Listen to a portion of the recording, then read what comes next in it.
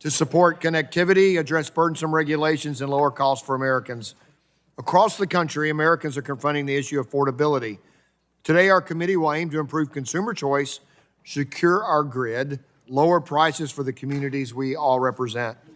For example, the Homeowner Energy Freedom Act would help address home affordability by repealing several costly programs from the misnamed Inflation Reduction Act. Under the Biden-Harris administration, the Department of Energy issued efficiency regulations for every appliance in American households. Energy efficiency is important as a general matter, but it's a major problem when regulations are drafted to meet arbitrary standards despite diminishing returns on actual cost-effective gains in efficiency. Don't Mess with My Home Appliance Act addresses this issue, for example, by requiring DOE to consider appliances' full life cycle costs, including maintenance, when determining if a new standard is justified. We cannot allow ill-considered standards to hurt our ability to power federal facilities like VA hospitals. The Reliable Federal Infrastructure Act will repeal the required phase-out of fossil fuel use in federal buildings, which would jeopardize our national security. It is essential that we don't turn away from needed, reliable, and affordable baseload power sources. Similarly, closing the digital divide and expanding access to reliable broadband will further drive American wireless and AI leadership. I see this firsthand in parts of my district that still lack the service they need to take full advantage of the digital economy. NTIA has now signed off nearly 30 states and territories' broadband plans in the BEAD program. And with billions of dollars heading out the door to get shovels in the ground and finally close the digital divide, we must also remove other barriers to deployment.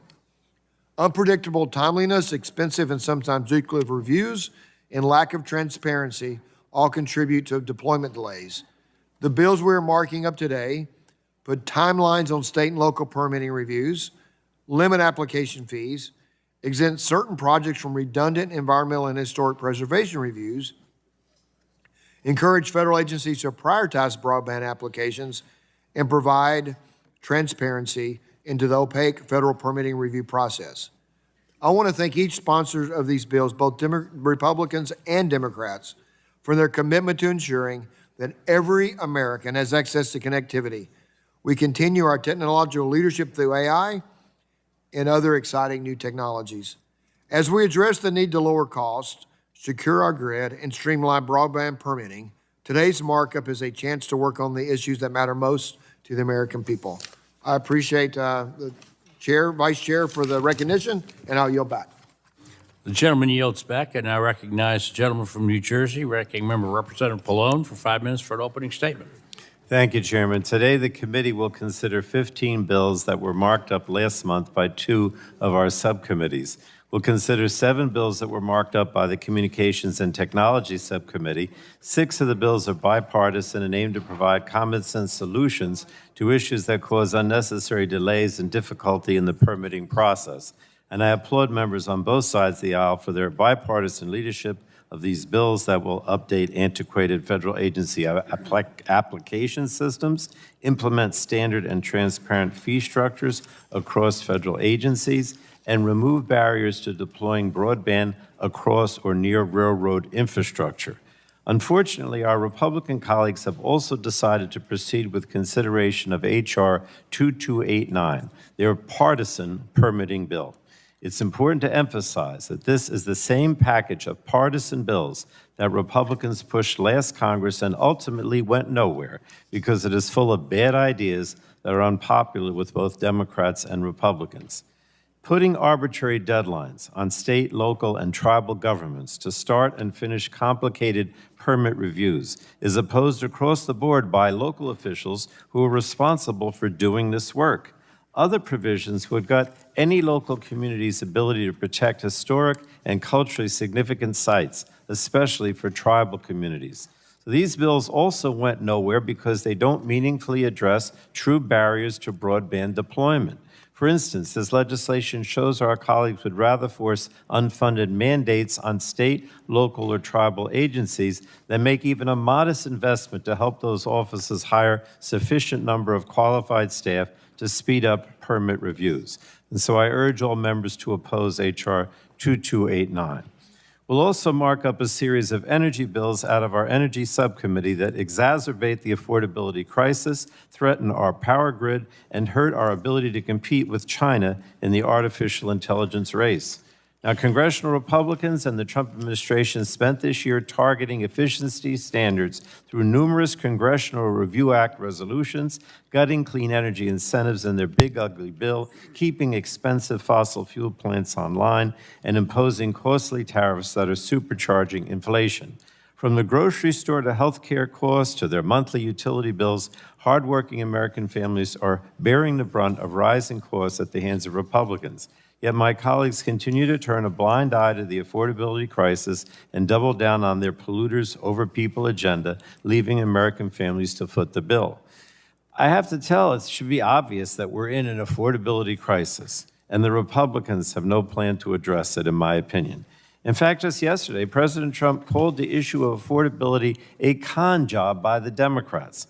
He should tell that to the families all across the nation that are struggling to make ends meet. And not only do Republicans have no plan, they're actually moving bills today that will make the affordability crisis worse.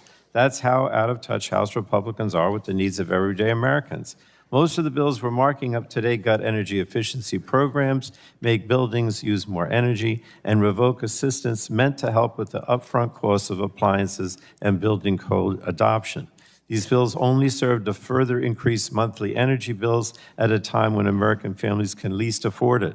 Electricity prices are already up 11% across the country, climbing twice as fast as inflation. And this jump is even bigger in some parts of the country. And instead of bolstering common sense energy efficiency measures that help to both lower costs and help us meet the growing demand for power driven by AI data expansion or data center expansion, Republicans are attempting to completely dismantle them.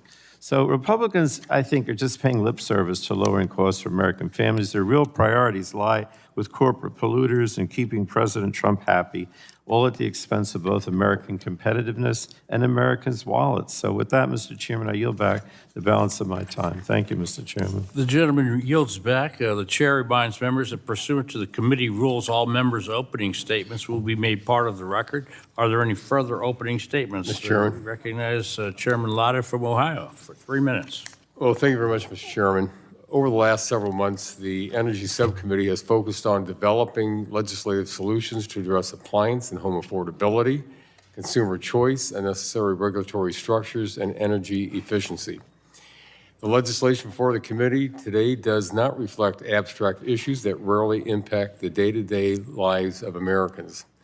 These policies have a real impact on the availability of necessities for families and businesses, and they will have an outsized positive impact on low-income communities. The Homeowner Energy Freedom Act will repeal Biden-era Inflation Reduction Act programs that have had a chilling effect on home building in adopting states, exacerbating the housing affordability crisis and making the dream of home ownership unattainable for millions of Americans.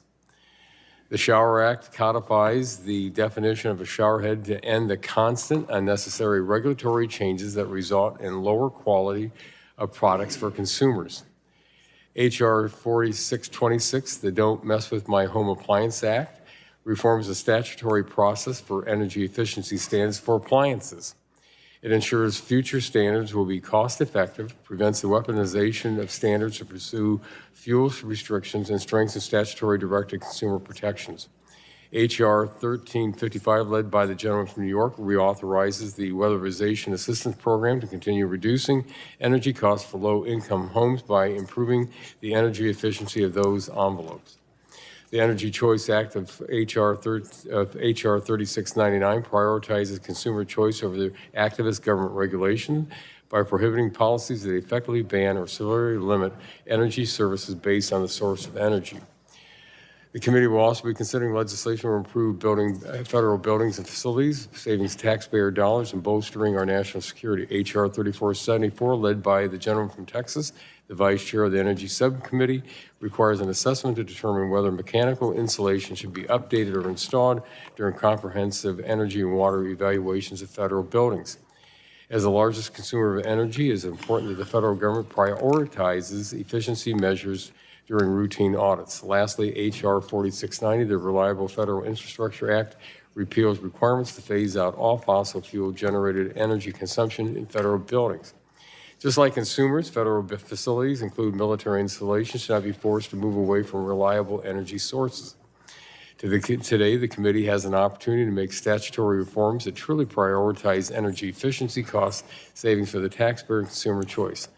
These Republican solutions, along with the gentleman from New York's, will help lower American electricity bills and make home ownership more attainable for Americans across the country. I urge my colleagues to support these pieces of legislation, and I yield back. The gentleman yields back. Are there any further opening statements? I recognize Madam Matsui for 3 minutes for our opening statement. Thank you, Mr. Chairman. I'm glad we're taking up bipartisan broadband permitting bills today because broadband is an essential service. If you can't get online or can't afford to stay online, you're shut out of modern life. As we begin this markup, our job is to clear real barriers to broadband deployment and maintain safeguards for communities. We can do both, but we need real solutions, not rubber stamps. Local permitting departments, many of them understaffed, are bracing for a once-in-a-generation wave of broadband construction. Instead of supporting that, the Trump administration has thrown BEAD into chaos, freezing funds, forcing states to redo plans, and ripping out affordability protections. And now President Trump is threatening to illegally freeze more than $20 billion in BEAD non-deployment funds unless states scrap their AI safeguards. This would force states to choose between closing the digital divide and protecting the residents from AI harms, like rogue mental health chatbots, pushing our children to hurt themselves. Once again, the Trump administration is pushing for changes that cause delays and cost consumers. We see the consequences in my district. California is investing big to close the digital divide, including over $38 million in last-mile grants for Sacramento County alone. But we still need BEAD dollars to finish the job, to reach the dead zones just outside of Sacramento, and to connect the Delta farming communities stuck without reliable service. If we take one step forward on permitting while this administration pushes BEAD, 2 steps back will only widen the digital divide. Now, encouraged by today's bipartisan bills that respect local input while making permitting more predictable and coordinated. The Digital Applications Act, which I co-lead, would create a one-stop online portal for broadband permitting on federal lands so providers can get timely decisions. On the other hand, I oppose a hyper-partisan American Broadband Deployment Act, which would slap local governments with rigid deadlines without added capacity and then automatically approve projects when the clock runs out. That may look like a shortcut, but it sidelines communities and risks more errors and delays. The real drag on deployment is the Trump administration's constant disruptions to BEAD, where Republicans fixate on outlier permitting horror stories instead of the big picture. Families in Sacramento and across our districts just want this to work, and we can deliver that if we choose to by advancing bipartisan solutions and rejecting efforts to undermine local communities so we can finally get shovels in the ground and give every household a fair shot in the digital economy. With that, I yield back the balance of my time. The gentlelady yields back. Are there any further opening statements? The chair recognizes the gentlelady from Florida, Representative Castor, for 3 minutes. Well, thank you, Mr. Chairman. Colleagues, the American people are facing an affordability squeeze, especially when it comes to their energy bills.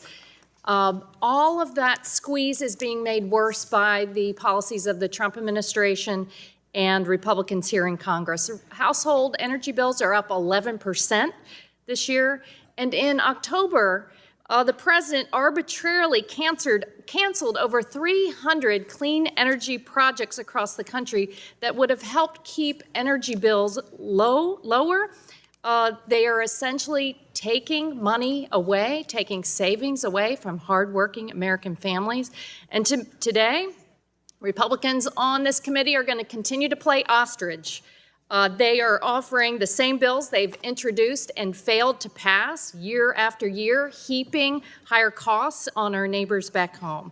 This Republican energy agenda is not helping people. It's making them sicker and poorer. It's taking away important tools that help consumers save money, like energy-efficient appliances and code upgrades. This is a continuation of what they have been doing all year. In July, this committee passed out the big, ugly bill. Every Republican in the committee voted to gut home energy efficiency tax credits that were helping Americans lower their energy bills. It has continued. The president has offered a budget for this year which zeroes out funding for the low-income home energy assistance program after the president already laid off everyone that works in that office to help hardworking Americans.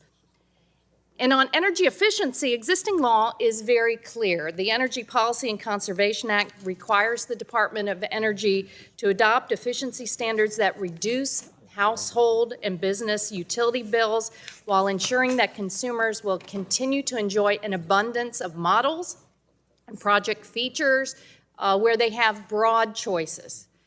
So while American families back home are clamoring for help from the Congress to help them lower the cost of living, Republicans are simply offering them inferior products. They're saying consume more energy. Why? So they can cater to their big oil and gas interests and the president's vanity projects. Modern energy efficient appliances lower energy costs, and they will help us power AI competition. Studies show that household energy electric upgrades like rooftop solar and storage or heat pumps, they could help meet the 100% of the projected electricity demand growth from data centers while cutting bills for families and strengthening the grid. American families deserve so much better than what the GOP majority is offering, and we're going to make that plain today. Thank you, and I yield back. The gentlelady yields back. And are there any other further opening statements? All right. The chair calls up H.R. 1343 and asks the clerk to report. H.R. 1343, a bill to require the Assistant Secretary of Commerce for Communications and Information to submit to Congress a plan for the Assistant Secretary. Without objection, the first reading of the bill is dispensed with, and the bill will be open for any amendment at any point so ordered. Does anyone seek to be recognized on the bill? We recognize a gentleman from Texas, Mr. Pfluger, for 5 minutes to speak. Thank you, Mr. Chairman. And I speak in support of my bipartisan bill, H.R. 1343, the Federal Broadband Deployment Tracking Act, which I'm also co-leading with my friend from Florida, Congressman Soto. I'm proud that this is the first of many bipartisan bills to be considered in today's markup, and I hope that this committee can come together to deliver some solutions on energy efficiency and broadband permitting that deliver real results for the American people. We've been talking about this a long time, but now I think this is the first step in actually making progress. This common sense bill would improve broadband deployment transparency and efficiency by streamlining the acceptance, processing, and disposal of Form 299 for communications use authorization. Form 299 is the common federal application used to request access to rights-of-way or site broadband facilities such as fiber and towers on federal lands and buildings. At the recent broadband permitting hearing, we heard several examples that underscored the need for this particular legislation. Several broadband infrastructure providers detailed instances in which they had crews ready and equipment purchased and federal funds allocated, but were left waiting for permits for extraordinarily long amounts of time. Last Congress, the House of Representatives unanimously passed the Federal Broadband Deployment Tracking Act. And passing this act would be a crucial step towards fixing the process and closing the digital divide, creating a more connected future for all Americans. I urge both sides of the aisle to support this legislation, as Americans cannot afford to be left behind any longer, and I yield back. Gentleman yields back. Is there any further discussion on the bill? We recognize the gentleman from Florida, Mr. Soto, for 5 minutes. Thank you, Chairman. And, we've talked about getting permitting reform done. There have been some big bills proposed, but it seems like it doesn't seem to happen. And so here's an opportunity to get something that could actually move forward some permitting reform in the area of rural broadband. A good bipartisan bill with Representative Pfluger from Texas. Appreciate working with him on that. We have $42 billion in rural broadband that's supposed to be there to help our ranchers and our farmers and other rural businesses. And there's been a 10-month delay, even under the new administration.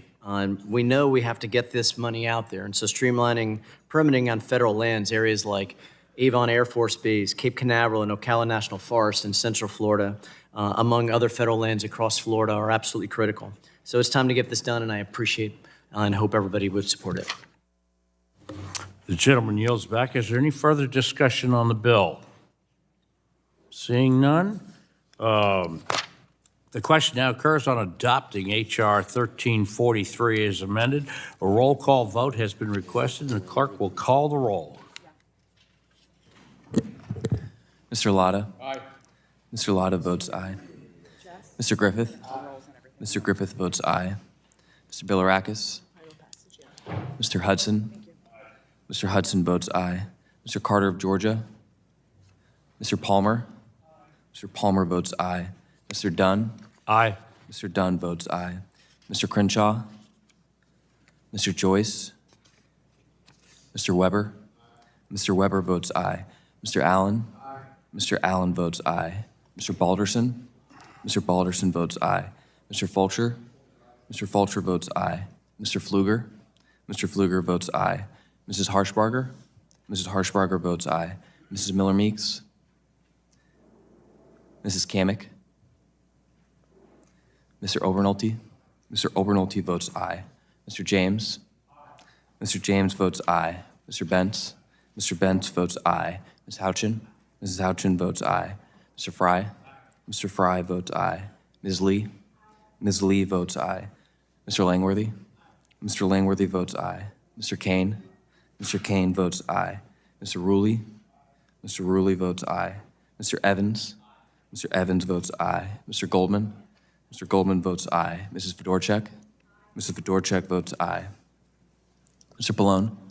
Mr. Pallone votes aye. Ms. DeGette? Ms. DeGette votes aye. Ms. Schakowsky? Ms. Schakowsky? Ms. Schakowsky votes aye. Ms. Matsui? Ms. Matsui votes aye. Ms. Castor? Ms. Castor votes aye. Mr. Tonko? Mr. Tonko votes aye. Ms. Clark? Ms. Clark votes aye. Mr. Ruiz? Mr. Peters? Mr. Peters votes aye. Mrs. Dingle? Mrs. Dingle votes aye. Mr. Veazey? Ms. Kelly? Ms. Barragan? Ms. Barragan votes aye. Mr. Soto? Mr. Soto votes aye. Ms. Schreier? Ms. Schreier votes aye. Mr. Han? Mr. Han votes aye. Ms. Fletcher? Ms. Fletcher votes aye. Ms. Ocasio-Cortez? Ms. Ocasio-Cortez votes aye. Mr. Auchincloss? Mr. Auchincloss votes aye. Mr. Carter of Louisiana? Mr. Carter of Louisiana votes aye. Mr. Menendez? Mr. Menendez votes aye. Mr. Mullen? Mr. Mullen votes aye. Mr. Landsman? Mr. Landsman votes aye. Ms. McClellan? Ms. McClellan votes aye. Chairman Guthrie?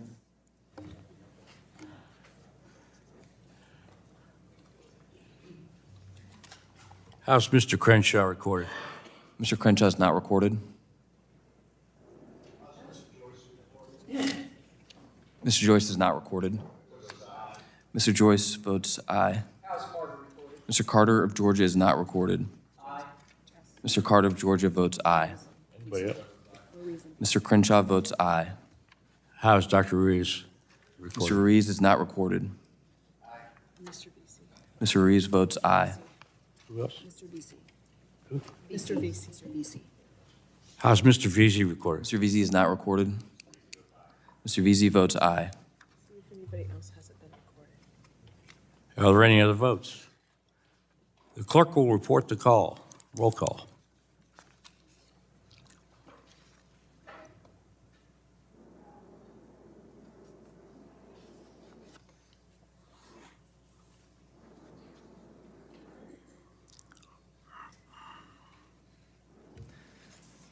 Mr. Chairman, on that vote, there were 49 yeas and 0 nays. The ayes have it, and the bill is adopted. We now call up H.R. 1588 and ask the clerk to report. H.R. 1588, bill to require the Assistant Secretary of Commerce for Communications and Information to report to Congress on any barriers to Without establish an objection, the online. first reading of the bill is dispensed with, and the bill will be open for amendment at any point so ordered. Does anyone wish to be recognized on the bill? Ms. Dingle. Yes, Ms. Dingle, please. You're recognized for 5 minutes.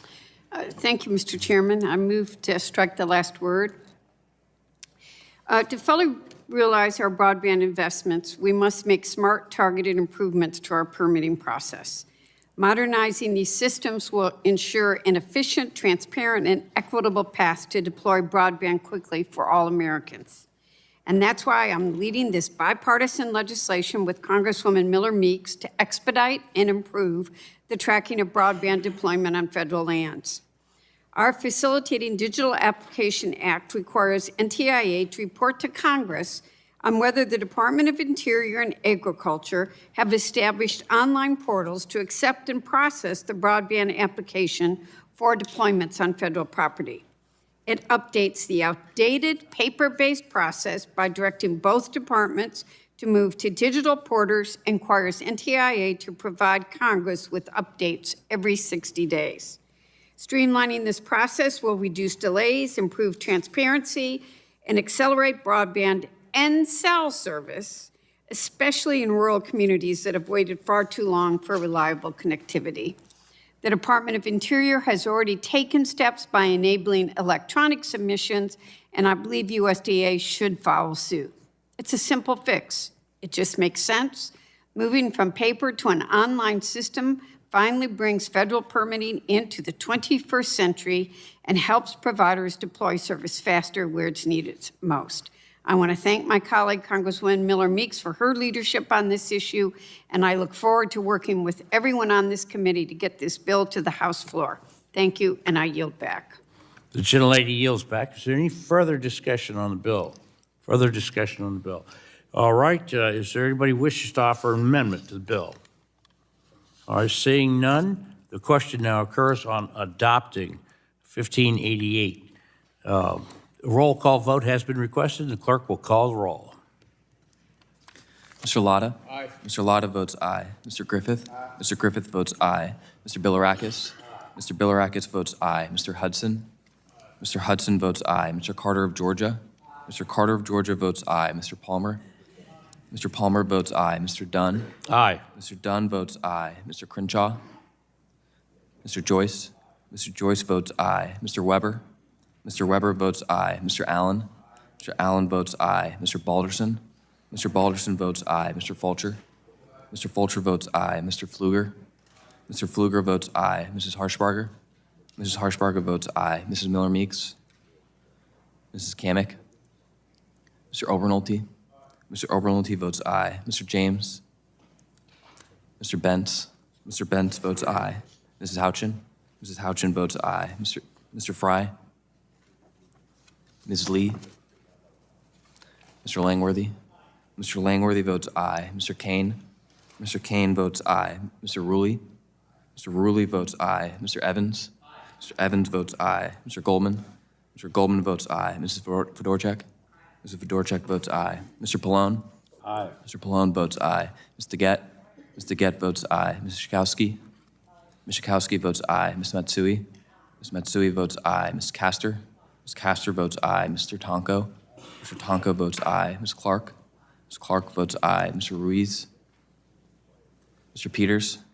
Mr. Peters votes aye. Mrs. Dingle? Mrs. Dingle votes aye. Mr. Veazey? Ms. Kelly? Ms. Barragan? Ms. Barragan votes aye. Mr. Soto? Mr. Soto votes aye. Ms. Schreier? Ms. Schreier votes aye. Mr. Hand? Mr. Hand votes aye. Ms. Fletcher? Ms. Fletcher votes aye. Ms. Ocasio-Cortez? Ms. Ocasio-Cortez votes aye. Mr. Auchincloss? Mr. Auchincloss votes aye. Mr. Carter of Louisiana? Mr. Carter of Louisiana votes aye. Mr. Menendez? Mr. Menendez votes aye. Mr. Mullen? Mr. Mullen votes aye. Mr. Landsman? Mr. Landsman votes aye. Ms. McClellan? Ms. McClellan votes aye. Chairman Guthrie? Miller Meeks and James are here now. How is Mr. James recorded? Mr. James is not recorded. Mr. James votes aye.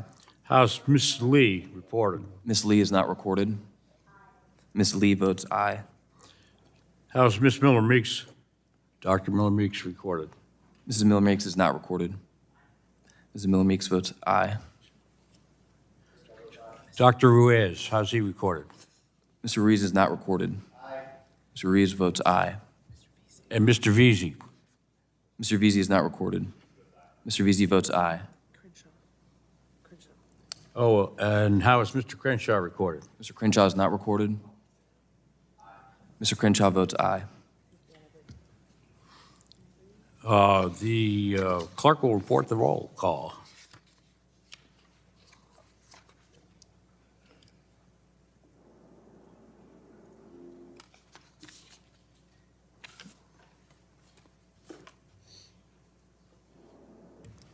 Mr. Chairman, on that vote, there were 50 ayes and 0 noes. The ayes have it. The bill is adopted. The chair now calls up H.R. 1665 and asks the clerk to report. H.R. 1665, a bill to require the Department of the Interior and the Department of Agriculture to establish online portals to accept, process. Without objection, the first reading of the bill is dispensed with, and the bill will be open for amendment at any point so ordered. Does anyone seek to be recognized on the bill? Ms. Matsui, you are recognized for 5 minutes. Thank you, Mr. Chairman. I move to strike the last word. Reliable, affordable broadband is no longer a luxury, it is a necessity. As we work to close the digital divide, the federal government must be a partner, not an obstacle to deploying broadband. That's why I'm proud to co-lead the Digital Applications Act with Congresswoman Kamek. This bill creates a one-stop online portal to accept, process, and track broadband permitting applications on federal lands. This tackles one of the challenges slowing broadband deployment, the parts of federal permitting that are fragmented and outdated. Right now, companies deploying broadband on federal lands often face a maze of inconsistent timelines, forms, and agencies. By making this process more transparent, predictable, and accountable, we help providers focus on what matters most, getting broadband built for families, small businesses, schools, and health clinics. This is real streamlining, practical, efficient, and respectful of safeguards and local needs. It is exactly the type of bipartisan targeted solution we should be advancing to close the digital divide and ensure every community can fully participate in our digital economy. With that, I urge my colleagues to support the bill, and I yield back the balance of my time. Gentlelady yields back. Is there any further discussion on the bill? Further discussion? Any amendments to the bill? Seeing none, the question now occurs on adoption of 1665 as amended. Roll call has been requested, and the clerk will call the roll. Mr. Latta? Aye. Mr. Latta votes aye. Mr. Griffith? Mr. Griffith votes aye. Mr. Bilirakis? Mr. Hudson? Mr. Hudson votes aye. Mr. Carter of Georgia? Mr. Carter of Georgia votes aye. Mr. Palmer? Mr. Dunn? Aye. Mr. Dunn votes aye. Mr. Crenshaw? Mr. Crenshaw votes aye. Mr. Joyce? Mr. Joyce votes aye. Mr. Weber? Mr. Weber votes aye. Mr. Allen? Mr. Allen votes aye. Mr. Balderson? Mr. Balderson votes aye. Mr. Fulcher? Mr. Fulcher votes aye. Mr. Pfluger? Mr. Pfluger votes aye. Mrs. Harshbarger? Mrs. Harshbarger votes aye. Mrs. Miller Meeks? Mr. Miller Meeks votes aye. Mrs. Kamek? Mr. Obernolte? Mr. Obernolte votes aye. Mr. James? Mr. Bentz? Mrs. Houchin? Mrs. Houchin votes aye. Mr. Fry? Ms. Lee? Ms. Lee votes aye. Mr. Langworthy? Mr. Kane? Mr. Kane votes aye. Mr. Ruley? Mr. Ruley votes aye. Mr. Evans? Mr. Evans votes aye. Mr. Goldman? Mr. Goldman votes aye. Mrs. Fedorchak? Mrs. Fedorchak votes aye. Mr. Pallone? Aye. Mr. Pallone votes aye. Ms. DeGette? Ms. DeGette votes aye. Ms. Schakowsky? Ms. Schakowsky votes aye. Ms. Matsui? Ms. Matsui votes aye. Ms. Castor? Ms. Castor votes aye. Mr. Tonko? Mr. Tonko votes aye. Ms. Clark? Ms. Clark votes aye. Mr. Ruiz? Mr. Ruiz votes aye. Mr. Peters? Mr. Peters votes aye. Mrs. Dingle? Mrs. Dingle votes aye. Mr. Veazey? Mr. Veazey votes aye. Ms. Kelly? Ms. Kelly votes aye. Ms. Barragan? Ms. Barragan votes aye. Mr. Soto? Mr. Soto votes aye. Ms. Schreier? Ms. Schreier votes aye. Mr. Han? Mr. Han votes aye. Ms. Fletcher? Ms. Fletcher votes aye. Ms. Ocasio-Cortez? Ms. Ocasio-Cortez votes aye. Mr. Auchincloss? Mr. Auchincloss votes aye. Mr. Carter of Louisiana? Mr. Carter of Louisiana votes aye. Mr. Menendez? Mr. Menendez votes aye. Mr. Mullen? Mr. Mullen votes aye. Mr. Landsman? Mr. Landsman votes aye. Ms. McClellan? Ms. McClellan votes aye. Chairman Guthrie? How is Mr. Bentz recorded? Mr. Bentz is not recorded. Mr. Bentz votes aye. How's Chairman Palmer recorded? Mr. Palmer is not recorded. Mr. Palmer votes aye. How's Chairman Bilirakis recorded? Mr. Bilirakis is not recorded. Mr. Bilirakis votes aye. And Mr. Langford, James, and James. Is Ms. Cameron? James. Mr. James, are you recorded? Is Mr. James recorded? Mr. James is not recorded. Mr. James votes aye. Mr. Langworthy? Mr. Langworthy is not recorded. Mr. Langworthy votes aye. All right, the clerk will report the vote.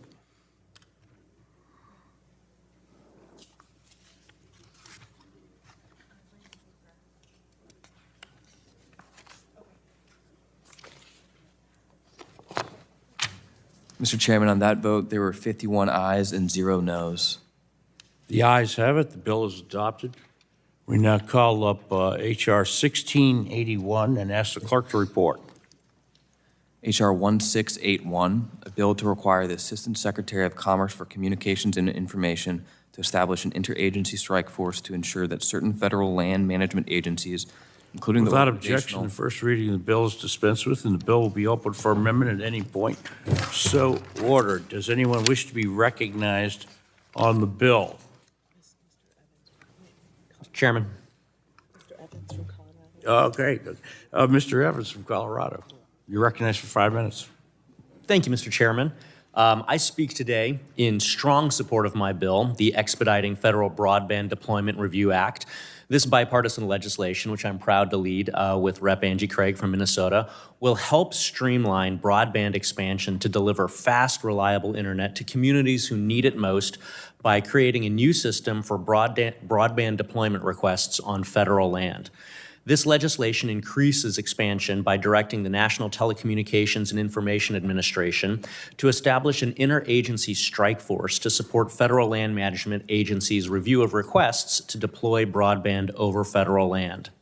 Colorado is the heart of the Rocky Mountain West, with more than 24 million acres of federal land.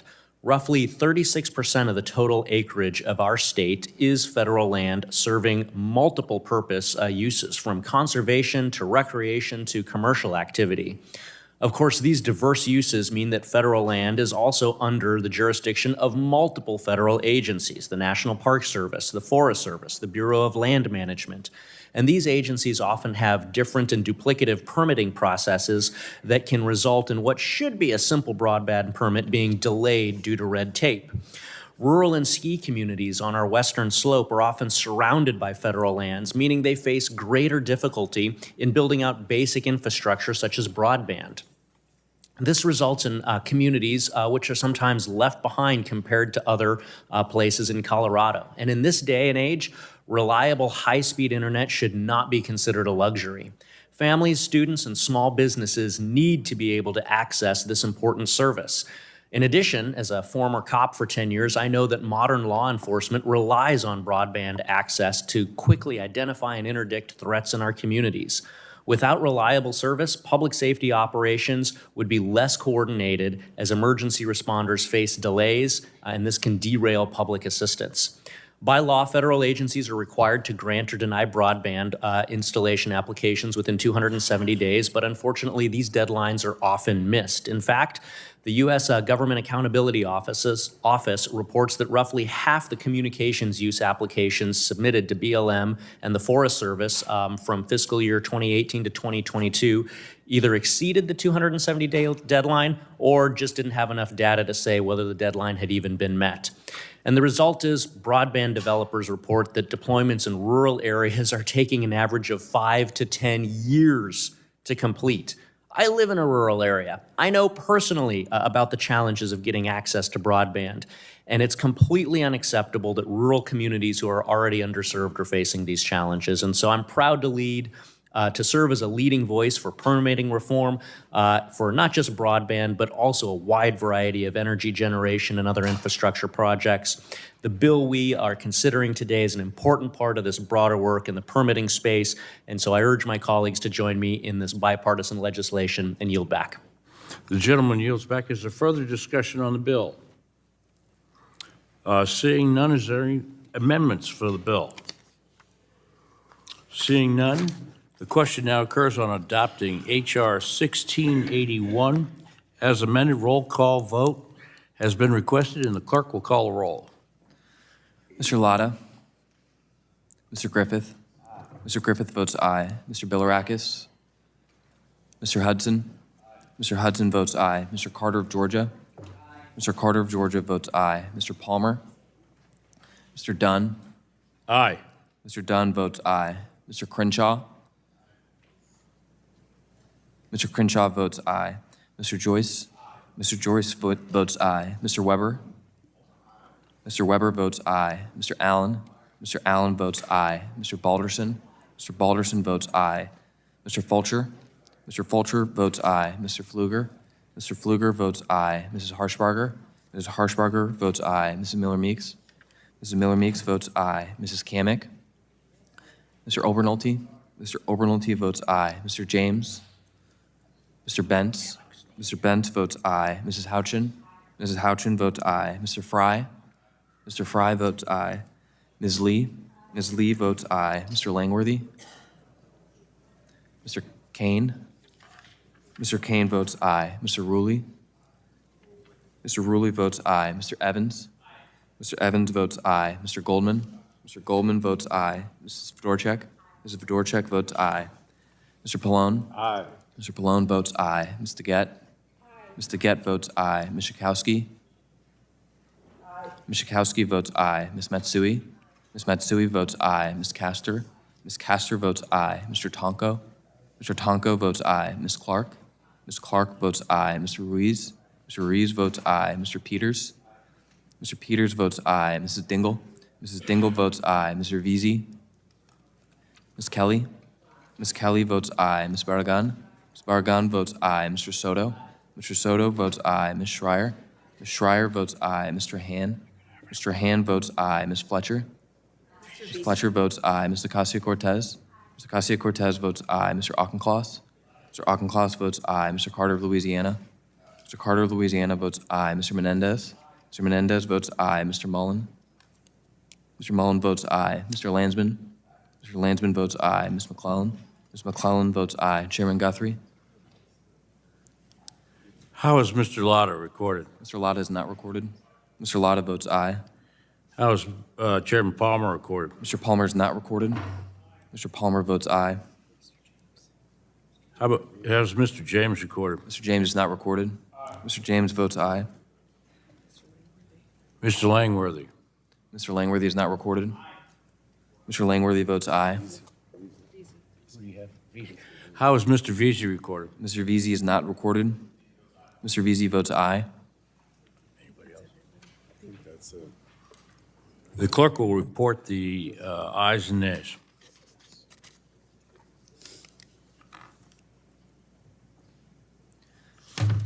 Mr. Chairman, on that vote, there were 51 ayes and 0 noes. The ayes have it. The bill is adopted. The chair calls up H.R. 1731 and asks the clerk to report.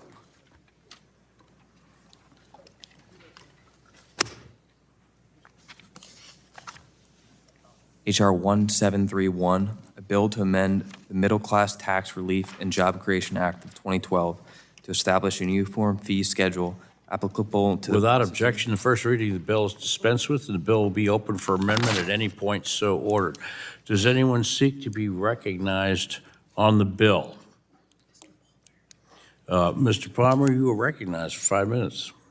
Thank you, Mr. Chairman. I'd like to speak in support of the Standard Fees Act. The application process for placing communications facilities on federal property has long been characterized by complex and often ambiguous fees. Federal government manages a significant amount of land near unserved communities. Closing the digital divide requires deploying on this land. The Standard Fees Act is an important step forward in streamlining our nation's permitting process for telecommunications infrastructure. If passed, the Standard Fees Act would establish a common fee for processing of applications for deploying communication facilities on federal property. The fee would be competitively neutral and would be allowed to cover the cost of granting an easement, right-of-way, or lease. A standard fee schedule will help providers as they plan deployment and help control the cost of deployment. This fee schedule will ensure that federal broadband money is wisely spent and that providers are focusing their resources on closing the digital divide. I'm pleased to be joined by my colleague from New York, Mr. Ryan, on this bill. I encourage my colleagues to support the bipartisan bill, and I yield back. The gentleman yields back. Is there any further discussion on the bill? Further discussion? Seeing none, are there any amendments to the bill? Seeing none, the question now occurs on adopting H.R. 1731 as amended. A roll call vote has been requested, and the clerk will call a roll. Mr. Latta? Mr. Griffith? Mr. Griffith votes aye. Mr. Bilirakis? Mr. Hudson? Mr. Hudson votes aye. Mr. Carter of Georgia? Mr. Palmer? Mr. Palmer votes aye. Mr. Dunn? Aye. Mr. Dunn votes aye. Mr. Crenshaw? Mr. Crenshaw votes aye. Mr. Joyce? Mr. Joyce votes aye. Mr. Weber? Mr. Weber votes aye. Mr. Allen? Mr. Allen votes aye. Mr. Balderson? Mr. Fulcher? Mr. Fulcher votes aye. Mr. Pfluger? Mr. Pfluger votes aye. Mrs. Harshbarger? Mrs. Harshbarger votes aye. Mrs. Miller-Meeks? Mrs. Miller-Meeks votes aye. Mrs. Kamick? Mr. Obernolte? Mr. Obernolte votes aye. Mr. James? Mr. Bentz? Mr. Bentz votes aye. Mrs. Houchin? Mr. Fry? Mr. Fry votes aye. Ms. Lee? Ms. Lee votes aye. Mr. Langworthy? Mr. Langworthy votes aye. Mr. Kane? Mr. Kane votes aye. Mr. Ruley? Mr. Ruley votes aye. Mr. Evans? Mr. Goldman? Mr. Goldman votes aye. Mrs. Fedorchak? Mrs. Fedorchak votes aye. Mr. Pallone? Aye. Mr. Pallone votes aye. Ms. DeGette? Ms. DeGette votes aye. Ms. Schakowsky? Ms. Schakowsky votes aye. Ms. Matsui? Ms. Matsui votes aye. Ms. Castor? Ms. Castor votes aye. Mr. Tonko? Mr. Tonko votes aye. Ms. Clark? Ms. Clark votes aye. Mr. Ruiz? Mr. Ruiz votes aye. Mr. Peters? Mr. Peters votes aye. Mrs. Dingle? Mrs. Dingle votes aye. Mr. Veazey? Mr. Veazey votes aye. Ms. Kelly? Ms. Kelly votes aye. Ms. Barragan? Ms. Barragan votes aye. Mr. Soto? Mr. Soto votes aye. Ms. Schreier? Ms. Schreier votes aye. Mr. Han? Mr. Han votes aye. Ms. Fletcher? Ms. Fletcher votes aye. Ms. Ocasio-Cortez? Ms. Ocasio-Cortez votes aye. Mr. Auchincloss? Mr. Auchincloss votes aye. Mr. Carter of Louisiana? Mr. Carter of Louisiana votes aye. Mr. Menendez? Mr. Menendez votes aye. Mr. Mullen? Mr. Mullen votes aye. Mr. Landsman? Mr. Landsman votes aye. Ms. McClellan? Ms. McClellan votes aye. Chairman Guthrie? How is Mr. Lotta recorded? Mr. Latta is not recorded. Mr. Latta votes aye. How is Mr. James recorded? Mr. James is not recorded. Mr. James votes aye. How is Mr. Balderson recorded? Mr. Balderson is not recorded. Mr. Balderson votes aye. Anybody else seeking to be represented? How's Mr. Carter of Georgia? Mr. Carter of Georgia is not recorded. Mr. Carter of Georgia votes aye. All right, the clerk will report the ayes and nays.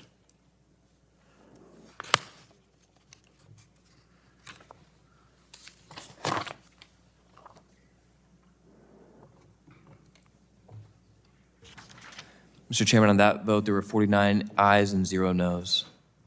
The ayes have it. The bill is adopted. We now call up H.R. 6046 and ask the clerk to report. H.R. 6046, a bill to amend the Communications Act of 1934 to streamline the deployment of telecommunications or broadband services facilities in the public right-of-ways and the right-of-way of railroad carriers and for other purposes. Without objection, the first reading of the bill is dispensed with, and the bill will be open for amendment at any point. So ordered. Does anyone wish to be recognized on the bill? The gentleman from Pennsylvania, Dr. Joyce, is recognized for 5 minutes to discuss the bill. Thank you, Mr. Chairman. The timely deployment of affordable high-speed internet to our rural communities is a critical matter for all of America. In communities across our country, like the district that I proudly represent in Pennsylvania, high-speed internet access is a prerequisite for accessing critical health care, economic, and government services. And without it, our families, our farms, our hospitals, our schools, actually all businesses are put at a complete disadvantage. And that is why we're here today, to consider legislation that will advance the public interest by working to eliminate the inefficiencies, the redundancies, and unnecessary red tape that have slowed down broadband deployment to date.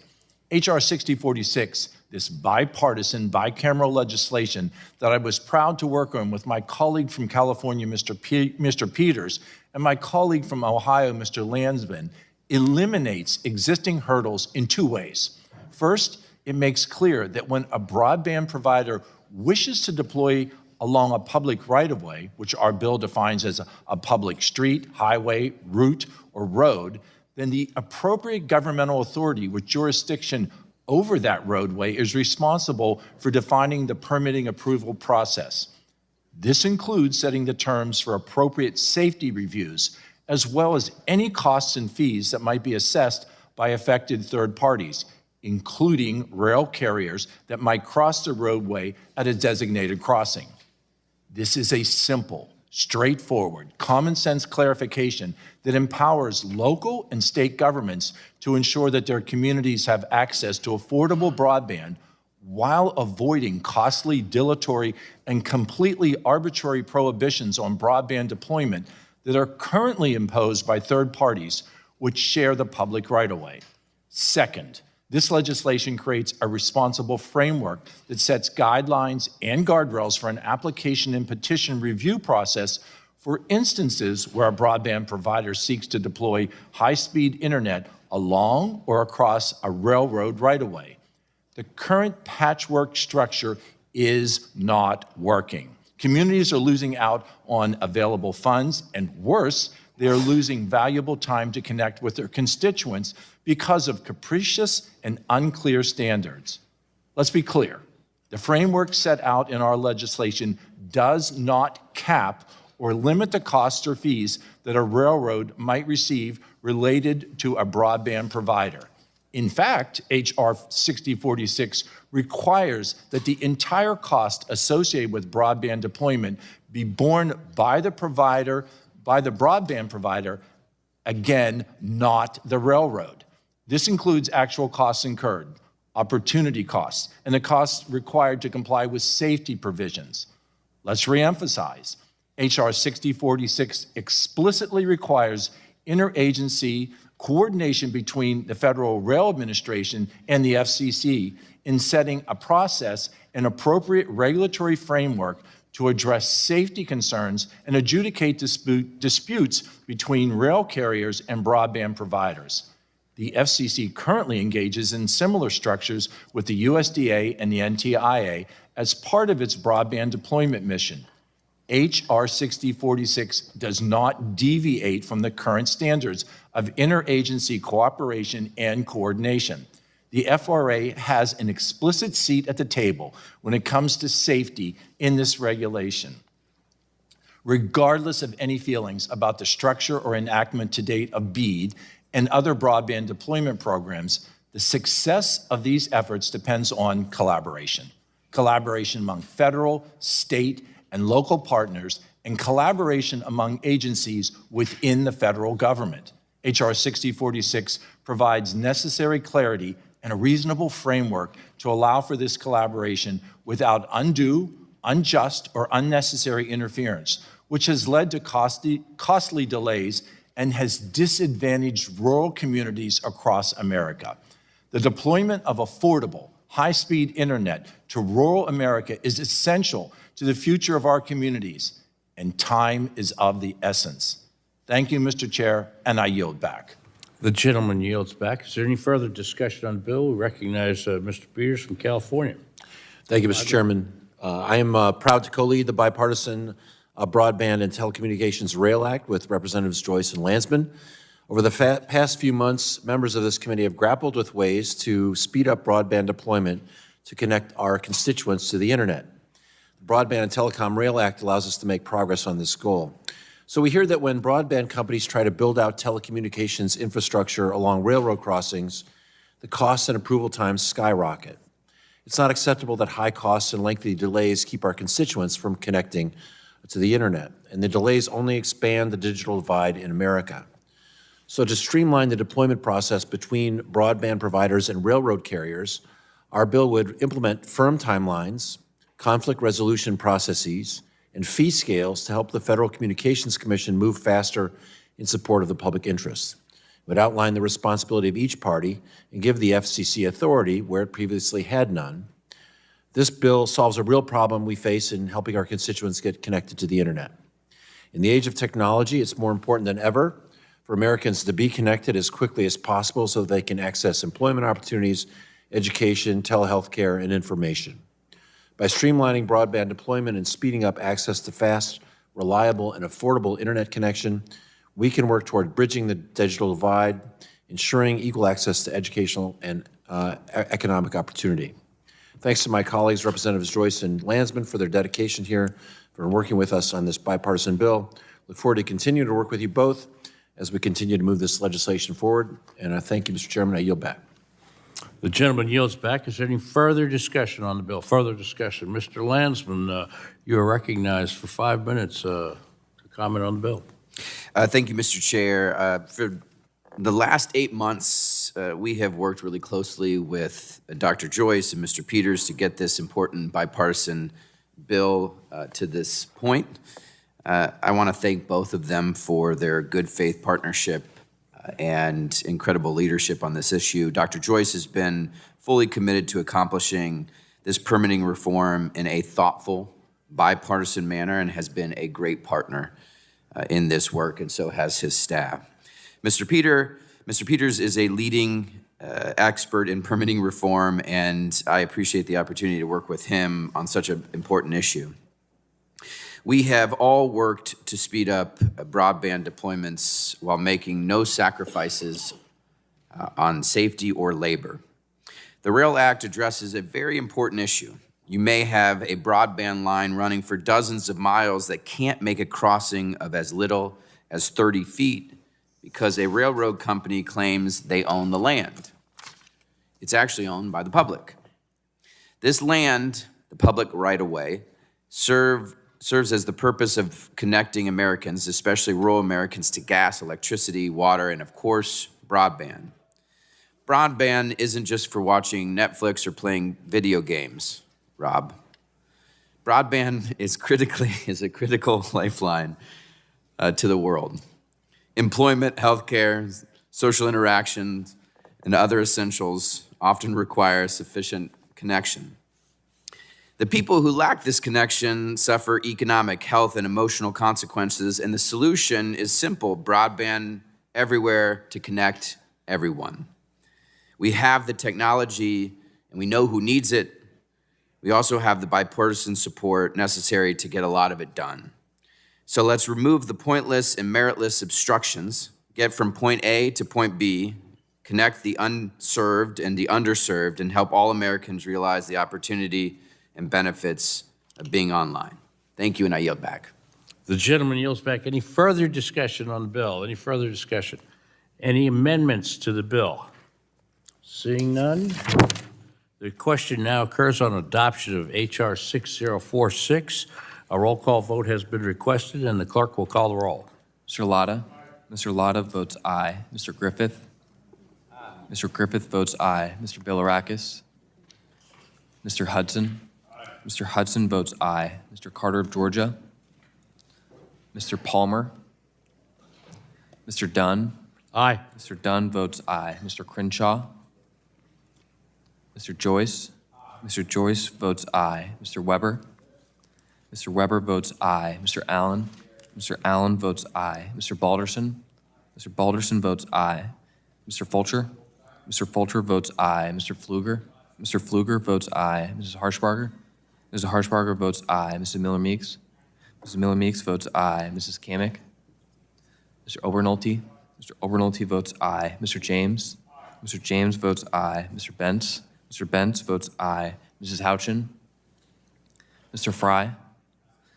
Fry votes aye. Ms. Lee votes aye. Mr. Langworthy votes aye. Mr. Kane votes aye. Mr. Ruley votes aye. Mr. Evans? Mr. Goldman votes aye. Mrs. Fedorchak? Mrs. Fedorchak votes aye. Mr. Pallone? Aye. Mr. Pallone votes aye. Ms. DeGette votes aye. Ms. Schakowsky votes aye. Ms. Matsui votes aye. Ms. Castor votes aye. Mr. Tonko votes aye. Ms. Clark votes aye. Mr. Ruiz votes aye. Mr. Peters votes aye. Mrs. Dingle votes aye. Mr. Veazey votes aye. Ms. Kelly votes aye. Ms. Badagan? Mr. Soto votes aye. Ms. Schreier votes aye. Mr. Hand votes aye. Ms. Fletcher votes aye. Ms. Ocasio-Cortez votes aye. Mr. Auchincloss votes aye. Mr. Carter of Louisiana votes aye. Mr. Menendez votes aye. Mr. Mullen votes aye. Mr. Landsman votes aye. Ms. McClellan votes aye. Chairman Guthrie? How is Chairman Bill Rockus recorded? Mr. Bilirakis is not recorded. How is Chairman Carter? Mr. Carter of Georgia is not recorded. Mr. Carter of Georgia votes aye. Chairman Palmer? Mr. Palmer is not recorded. Mr. Palmer votes aye. Is Crenshaw there? How is Ms. Fedorchak recorded? Houchin? Mrs. Houchin is not recorded. Okay, Mrs. Houchin votes aye. How is Mr. Crenshaw recorded? Mr. Crenshaw is not recorded. Mr. How Crenshaw is votes Ms. aye. Kamick recorded? Mrs. Kamick is not recorded. Ms. Kamick votes aye. And then Miss Barragan. Anybody? Miss Barragan. How is Dr. Reeves recorded? Mr. Ruiz is recorded as aye. Miss Barragan. How is Ms. Berrigan recorded? Ms. Barragan is not recorded. Ms. Barragan votes aye. Anybody else? The clerk will report the roll call.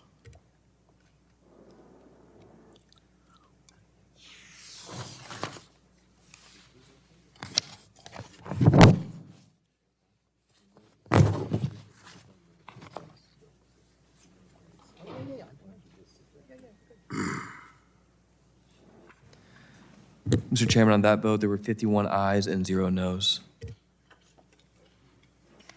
The ayes have it. The bill is adopted. The chair now calls up H.R. 2289 and asks the clerk to report. H.R. 2289, a bill to provide that an eligible facility's request under Section 6409A of the Middle Class Tax Relief and Job Creation Act of 2012 is Without not subject to objection, the first reading is dispensed with, and the bill will be open for amendment at any point so ordered. Does anyone seek to be recognized on the bill? Mr. Carter of Georgia, you are recognized for 5 minutes. Mr. Chairman, I move to strike the last word. Thank you, Mr. Chairman. I'd like to express my support for my bill, the American Broadband Deployment Act of 2025. This bill brings together proposals from my Republican colleagues to cut red tape and speed broadband deployment. It streamlines approvals for new infrastructure by ensuring fees reflect actual cost, setting clear and timely permitting deadlines, and giving providers relief if they are wrongfully denied access. It also simplifies upgrades to existing infrastructure, like adding 5G, replacing copper with fiber, and deploying Open RAN, especially in areas that have already undergone environmental or historic reviews. Finally, it removes unnecessary environmental reviews for projects in previously disturbed rights-of-way and for replacing untrusted Chinese equipment, reducing delays that often take years on federal lands.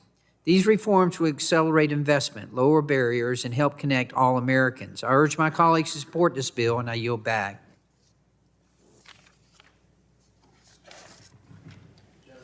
Gentleman yields back. Dr. Rios, you are recognized for 5 minutes. Thank you, Mr. Chairman. As we consider these permitting bills today, I want to raise serious concerns about provisions in this bill, H.R. 2289, that would create broad exemptions to the National Historic Preservation Act, exemptions that could put tribal history, cultural sites, and sacred lands at real risk. The National Historic Preservation Act is one of the few safeguards that ensures tribal nations have a voice when federal actions or major projects threaten places of deep cultural, spiritual, and historical significance.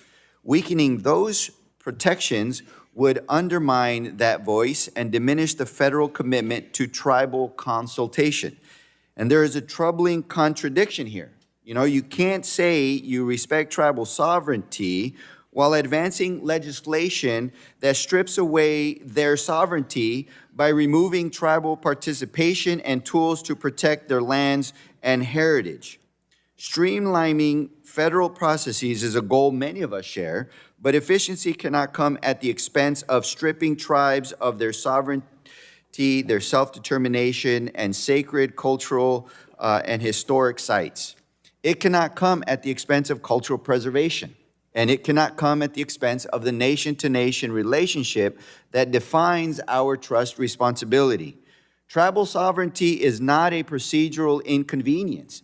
It is a matter of justice and fairness, and it's encoded in our Constitution. It reflects centuries of history and commitments made by the federal government, commitments that require transparency, consultation, and partnerships. Moving forward with this legislation that affects tribal lands without ensuring tribal participation, ensuring their sovereignty, strong protections, adequate resources, and meaningful consultation is not just misguided, it is inconsistent with the values and responsibilities that Congress is obligated to uphold. If we truly want to support tribal nations, then our policies must reflect that commitment. That means upholding their sovereignty, respecting their history, and ensuring that federal permitting decisions are made with tribal governments, not around them. That is how we achieve progress that lifts all communities instead of leaving some behind. I yield back. The gentleman yields back. Is there further discussion on the bill? For what purpose does the gentleman from Pennsylvania seek to be recognized? Mr. Chairman, I wish to be recognized on the underlying legislation. You're recognized for 5 minutes. Thank you, Mr. Chairman. My legislation, H.R. 5273, the Broadband Competition and Efficient Deployment Act, was included in Representative Carter's American Broadband Deployment Act of 2025. The Broadband Competition and Efficient Deployment Act removes the requirement to prepare an environmental or historic preservation review in order to add or upgrade wireline facilities. It is critical that we remove these unnecessary review requirements that tend to delay or even prevent broadband deployment in the rural areas where it is most needed. Thank you, Mr. Chairman and Representative Carter, for your hard work on this important legislation that takes the next step in ensuring broadband access for all Americans. I urge my colleagues to support this bill. Thank you, and I yield back. The gentleman yields back. A further discussion on the bill? Mr. Fry, you are recognized for 5 minutes. Thank you, Mr. Chairman. I move to strike the last word.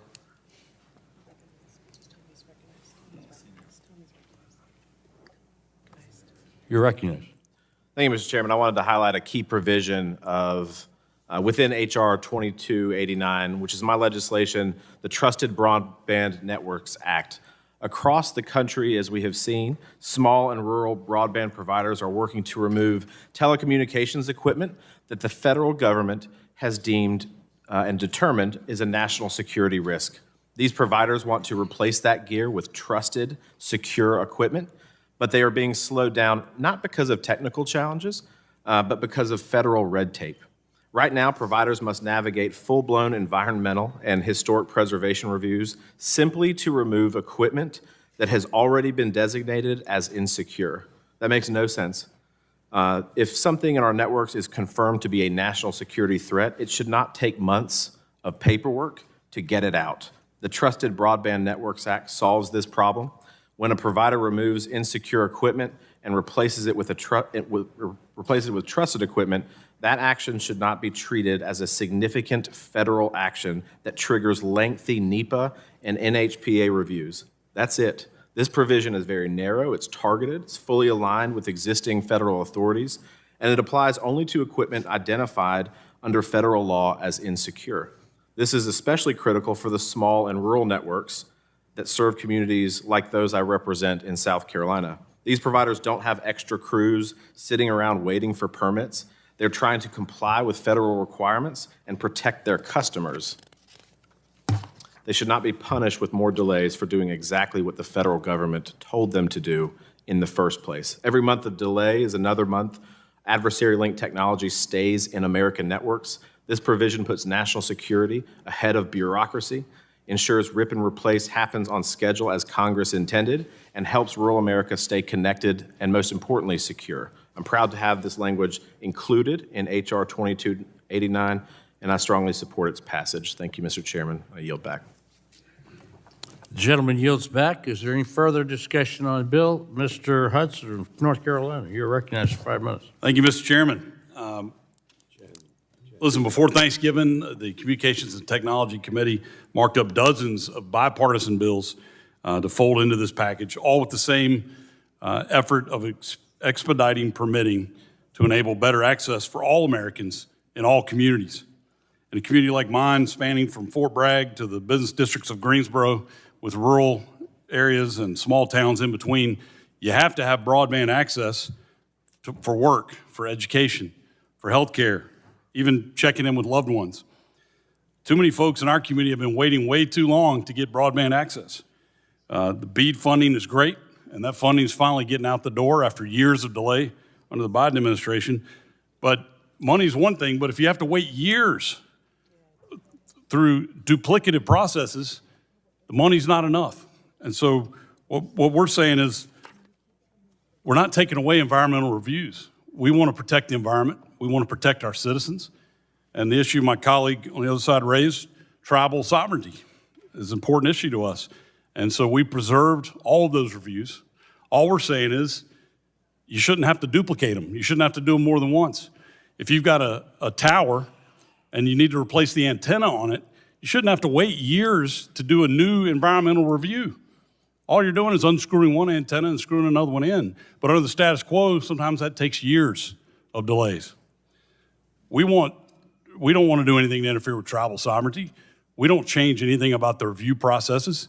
We just put a shot clock on it. So a tribe can certainly deem that something is not safe for the environment or for their people. But all we're saying is let's provide a shot clock. Let's give a time limit so there's a little bit of certainty so that we can get this broadband in the ground. So I look forward to seeing broadband to more Americans very quickly with the passage of this legislation, and I urge my colleagues to support it. Thank you. The gentleman yields back. The gentlelady from Virginia, Ms. McClellan, is recognized for 5 minutes. Thank you, Mr. Chairman. Speaking to the bill.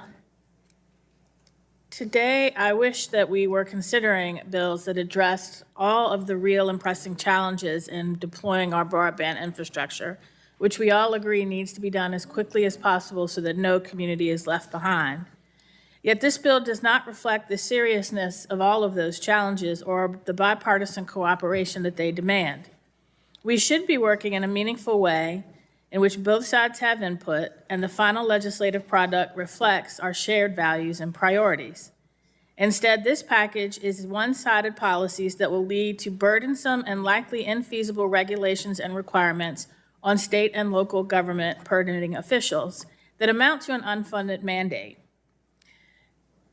I am sure that you heard during the committee hearings that the biggest barriers to broadband deployment are inconsistent pole attachment processes, disputes over rights-of-way, and a lack of sufficient personnel that are the real barriers to broadband project timelines, increase deployment costs, and undermine the timelines for getting communities connected.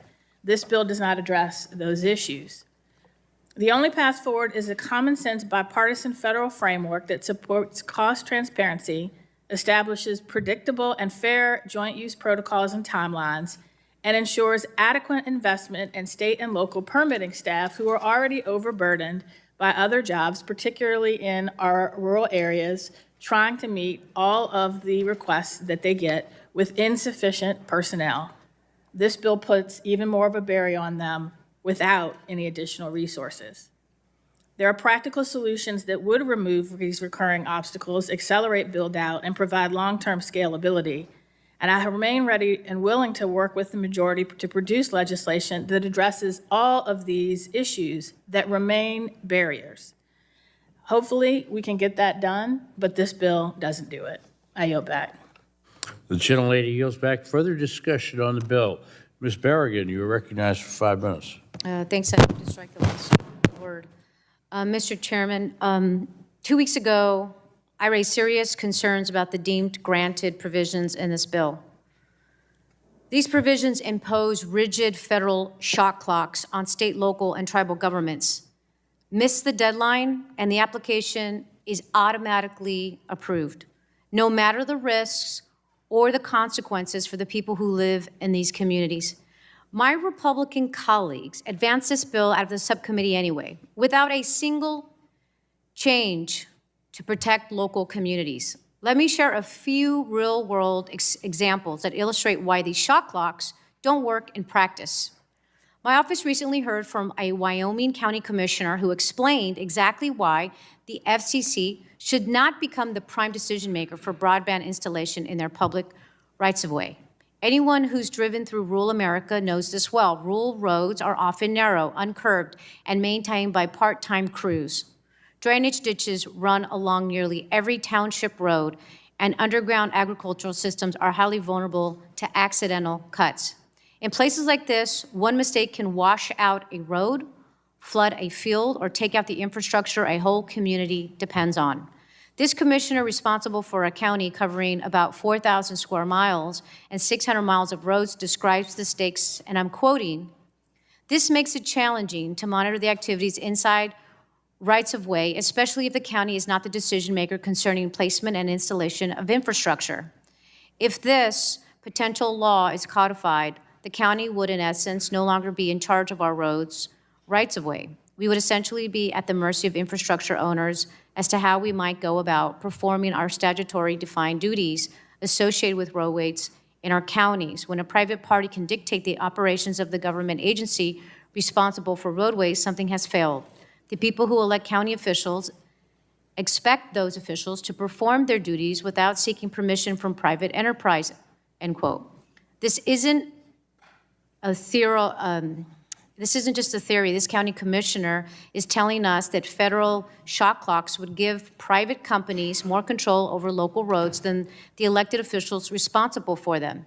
These are the same rural counties that my Republican colleagues claim to champion. That should alarm every member of the committee. We also heard from a suburban county in the Midwest. They typically complete permit reviews for simple broadband infrastructure projects in about 15 working days. This is not a slow county. They are efficient and proactive.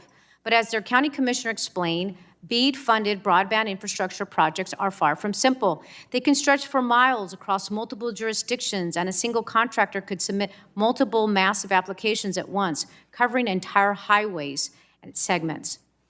Local officials need time to make sure that digging doesn't damage roads, disrupt water or sewer lines, or create safety hazards for drivers. Federal shot clocks would force these officials to rush approvals on large, complex projects, ignoring local expertise and putting communities at risk. The lesson is clear. The bill assumes local governments are too slow. But even in efficient counties, rigid federal deadlines could create real-world risk and unsafe outcomes. These are real stories from real counties, rural and suburban. They all show the same truth. The federal shot clocks force local governments to gamble with public safety and surrender control to private companies. We should empower local communities, not strip them of authority. We should respect local expertise, not override it, and we should never put local governments at the mercy of private companies. For these reasons, I strongly oppose this bill and urge my colleagues to do the same. I yield back. The gentlelady yields back. Further discussion. Mr. Griffith for Virginia, you're recognized for 5 minutes. Thank you very much, Mr. Chairman. I understand the concerns of local government, but for some reason, the local governments sometimes have failed to read the full text of the bill, because it says they must approve or deny. And if they deny, they need to state a reason.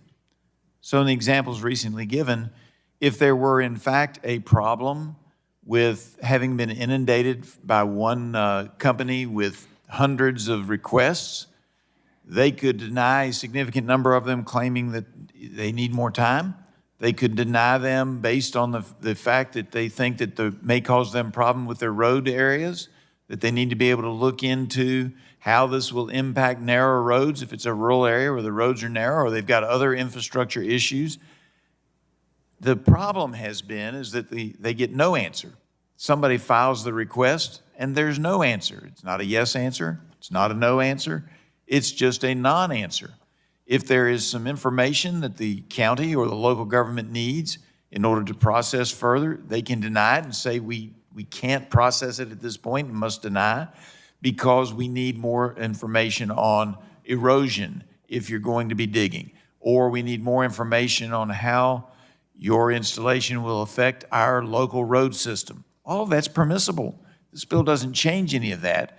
It just says, instead of placing the request into a black hole, you have to give us an answer. You can answer yes, you can answer no. If you choose to put the application or the request for the permit into an obscure box somewhere and never get around to answering it, then the answer is going to be a yes under this bill. That's true. But they do not lose the ability to say no because we need more information on erosion, on impacts on our road system, on X, Y, or Z. All of that's permissible. It just says tell us why. Because what I suspect may happen is that if the request or the concern is one that can be answered by the permit applicant, they may go out and spend the money to get data to help the county make that decision. But right now, they don't have a clue. They don't know why they're not getting an answer. They just know they're not getting an answer. And that leads them to suspect, Mr. Chairman, it leads them to suspect that maybe they just don't want to deal with the issue at all, or maybe they have other interests in mind. I mean, there are some of our public utilities that also provide internet. Are they afraid of competition? Maybe. Those aren't legitimate. But concerns about roads, concerns about other infrastructure, concerns about erosion if there's digging taking place, nobody's going to question that those are legitimate and they can deny with this. And then if those issues can be resolved, the applicant can reapply at a later date. So these are not unreasonable, and they don't force an automatic yes if you give a negative answer. It only forces the automatic approval if you choose not to respond at all. I yield back. Gentleman yields back. Is there further discussion on the bill? Gentleman from New Jersey, you're recognized to speak on the bill. Thank you, Chairman. And here we are again. The party that claims to be in favor of small government and states' rights is once again explicitly undermining state and local government's authority to protect their communities from harm. Automatic approvals hold the potential to threaten the safety of local communities and the workforce installing this infrastructure. Republicans are imposing unrealistic timeframes on understaffed local governments to conduct permit application reviews, which, if not met, are automatically deemed approved without granting them any additional resources. House Republicans are doing nothing to support local and state governments after imposing these unrealistic shot clocks. That's probably why organizations that represent local government, such as the United States Conference of Mayors, the National League of Cities, the National Association of Counties, and the National Association of Telecommunications Officers and Advisors, strongly oppose the American Broadband Deployment Act, as they believe it represents another attempt by this Republican majority to take away authority and power from local governments to do that which they see is best. And so I've been hoping for consistency from my friends across the aisle. They have yet to show it. This party is going to harm all of the municipalities, counties, and states that we work with and have the good fortune of representing. For that reason, I'll be a no and urge my colleagues to vote no as well. I yield back. I would yield to my great colleague from California. Thank you. I just wanted to respond to the argument that was made that local government could just deny it. They're not forced to approve it. They could just deny it. Under this argument, they won't have the ability to say, hey, we need more time. You're just saying, keep denying these applications, and they're going to have to reapply every 60 to 150 days until they have enough time in the process. That would be an expensive ordeal, and talk about inefficiency. So I think that's just a poor argument, and why I continue to oppose. With that, I yield back to the gentleman. Thank you. And I would just ask my colleague from Virginia, he talked about all these instances where these requests are put into a black box. I'm just wondering what data he is looking at that shows what percentage of these requests end up with no response, and what percentage of time that these requests are made does that happen? And if he has that information that he can provide to all of us on this committee.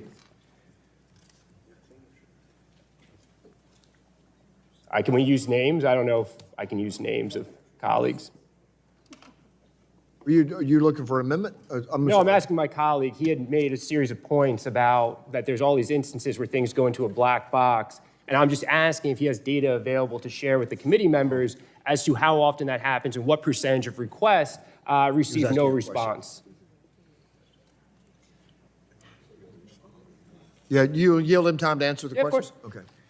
I would say to the gentleman that I don't have specific data, but that the complaints are numerous, and it is a consistent problem, and it's part of what we're trying to solve in the bill is to make it so that broadband is more accessible in large parts of the country, particularly in areas like mine that are extremely rural and have less opportunities and less competition. We're trying to bring more competition and more opportunities to have broadband available.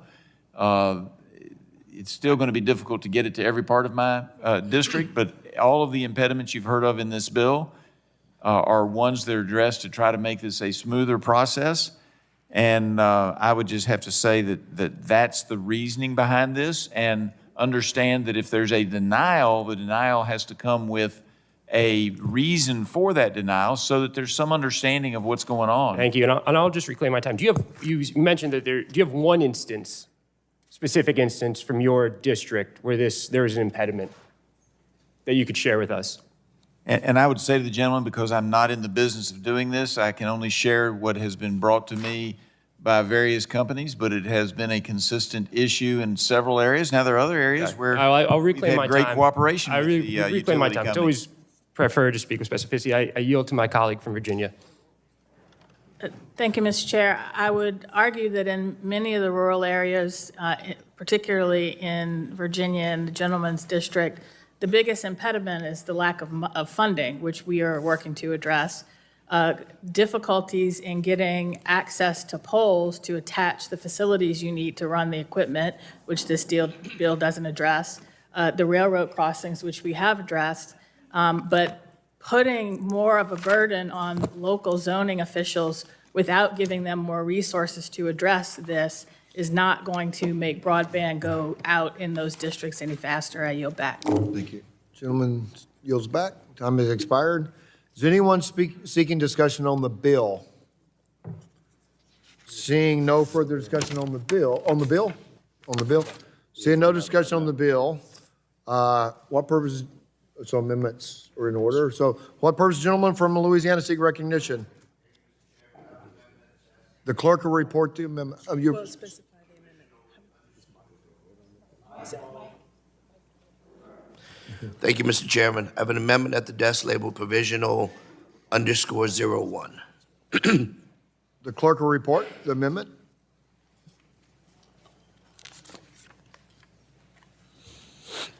Amendment to the committee print for H.R. 2289, offered by Mr. Carter of Louisiana.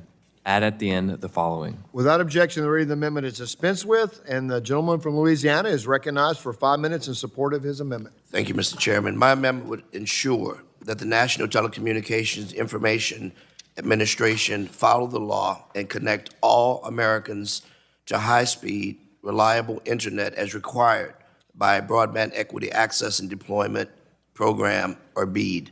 Specifically, my amendment would require NTIA to certify that all BEAD projects that it has approved can meet the needs of the future and build networks that are fast and reliable. And it requires NTIA to provide evidence to support those decisions. In January of this year, Louisiana became the first state in the nation to secure federal approval for our plans to deploy $1.3 billion in BEAD funding. This achievement is a testament to the bipartisan nature of Louisiana's approach to universal connectivity. The state was ready to have shovels in the ground in March and completed its plan under Republican Governor Jeff Landry, who called the program a generational investment that will create thousands of jobs, drive billions in economic growth, and transform Louisiana's communities in all 64 parishes. Unfortunately, the Trump administration has spent the last 12 months sabotaging the BEAD program, upending years of planning and forcing all states, including Louisiana, to scrap their work and to start over. The Trump administration has increasingly veered away from the statutory language of bipartisan infrastructure law, changing the BEAD program to prioritize short-term cost savings and Elon Musk's Starlink over faster, more reliable, future-proof connectivity of fiber networks. While Louisiana's new plan for BEAD-funded infrastructure deployment has finally been approved, again, under the Trump administration's new rules, many Louisianans will now receive second-tier internet service.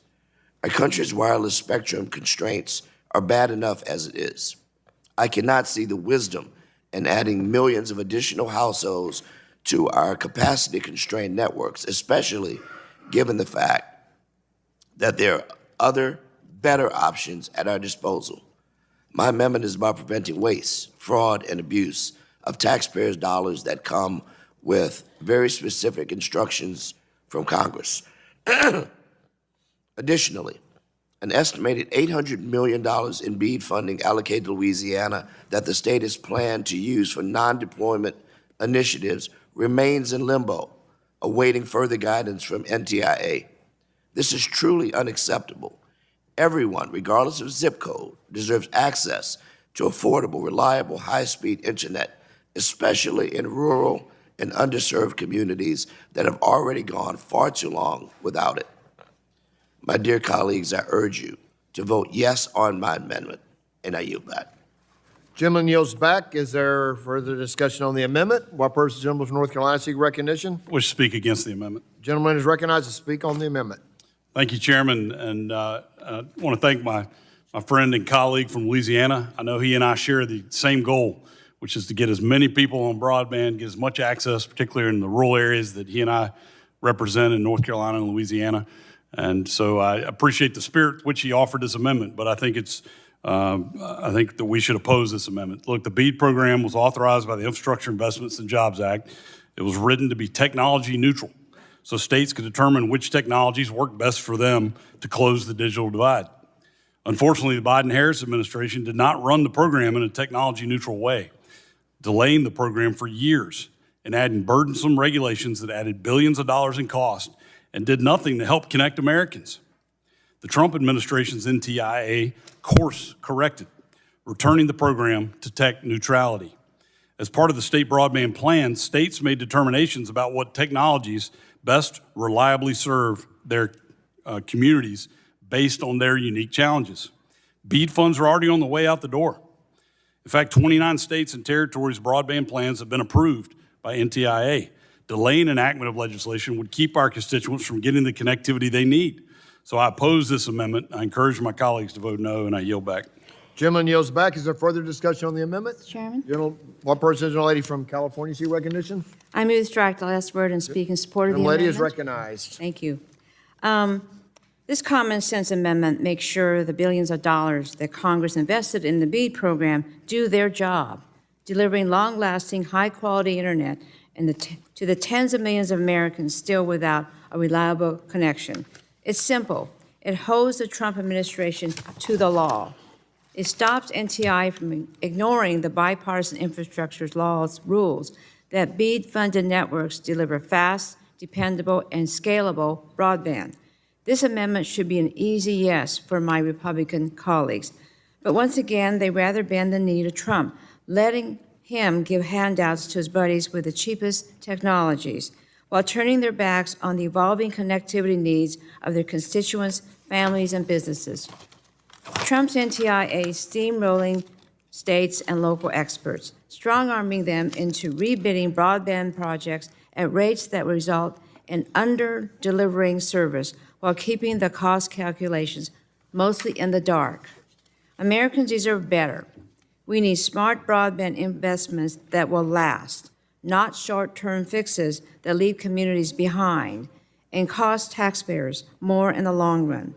That's especially clear in my district, where communities in the California Delta are still living with dead zones and unreliable service, even as they power our state's agricultural economy. BEAD was intended to change that by finally delivering stable, high-quality broadband these families can count on day in and day out.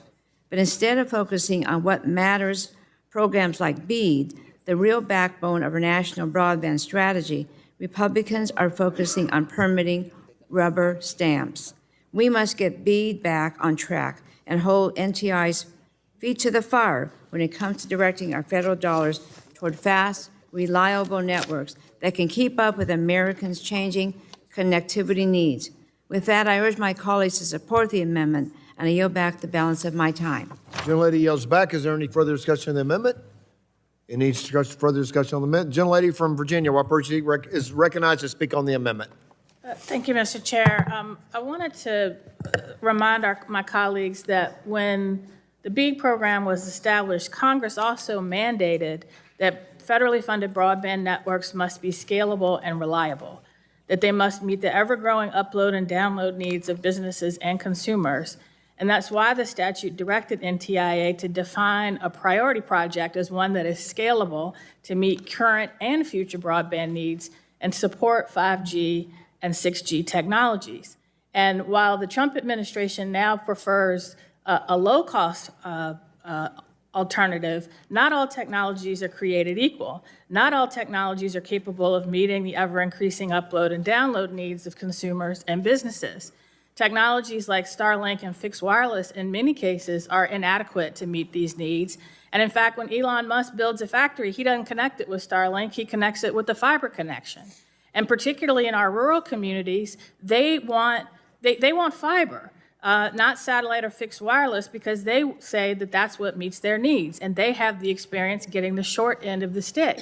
And so, yes, the BEAD program is supposed to be technology neutral, but it also needs to make sure that that technology is scalable, reliable, and will meet the needs not just of today, but of tomorrow.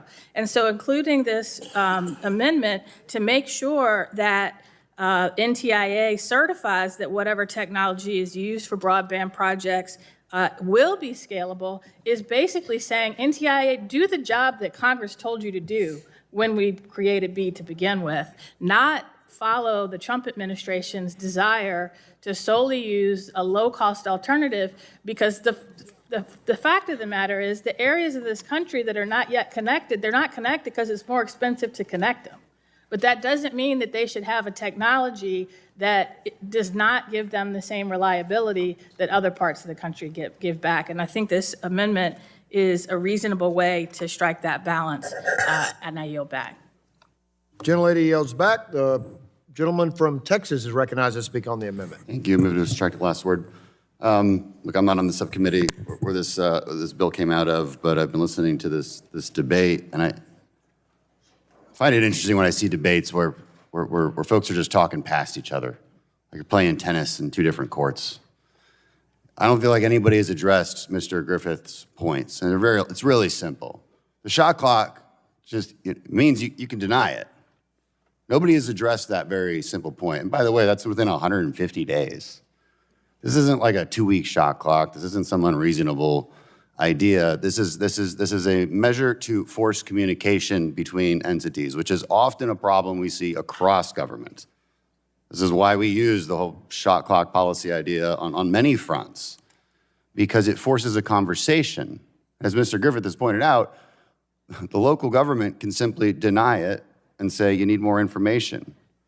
This is not an infringement on local rights. It's trying to help people get what they need, which I thought we all agreed upon.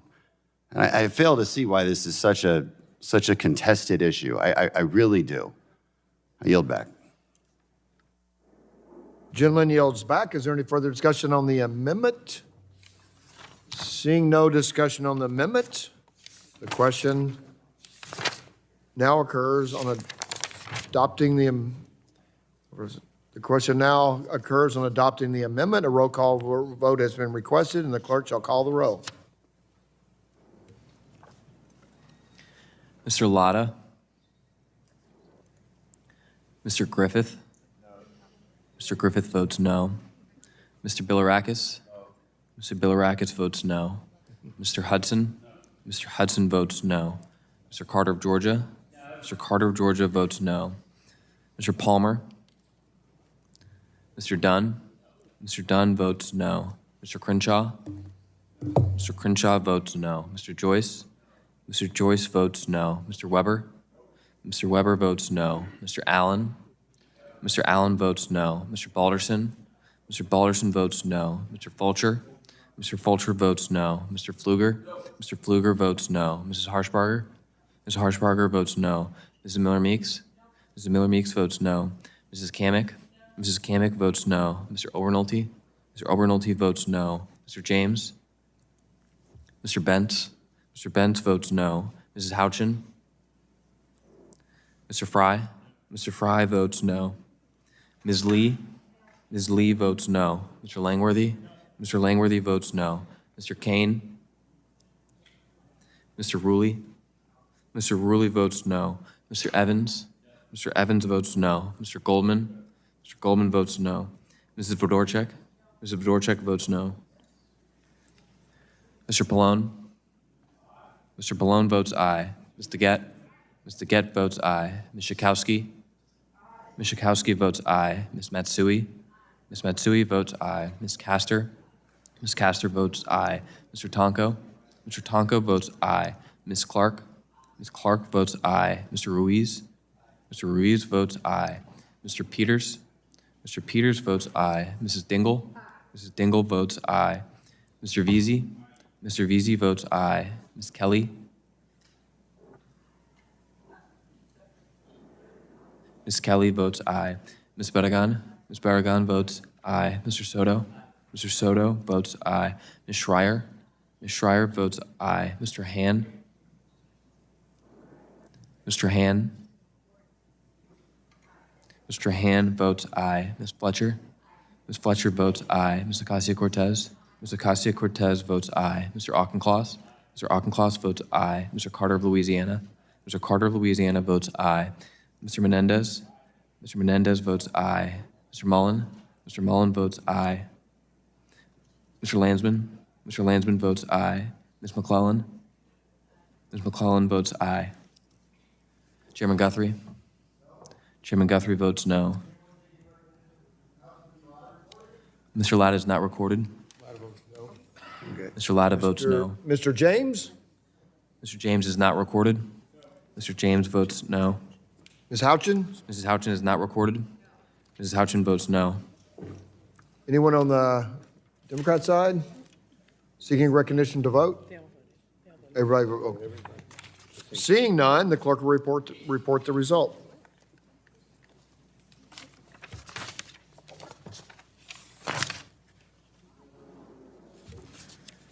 Mr. Chairman, on that vote, there were 24 ayes and 28 noes. The amendment is not agreed to. Are there further amendments? The lady from California, what purpose you seek recognition? Mr. Chairman, I have an amendment at the desk. It's labeled Identify the amendment. Consumer_02. The clerk will report the amendment.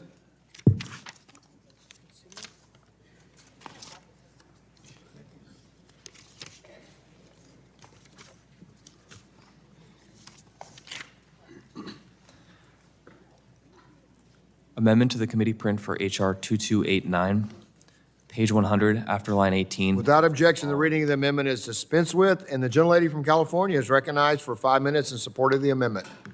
Thank you. I'm offering this amendment today to ensure that American families share in the cost savings created by this bill.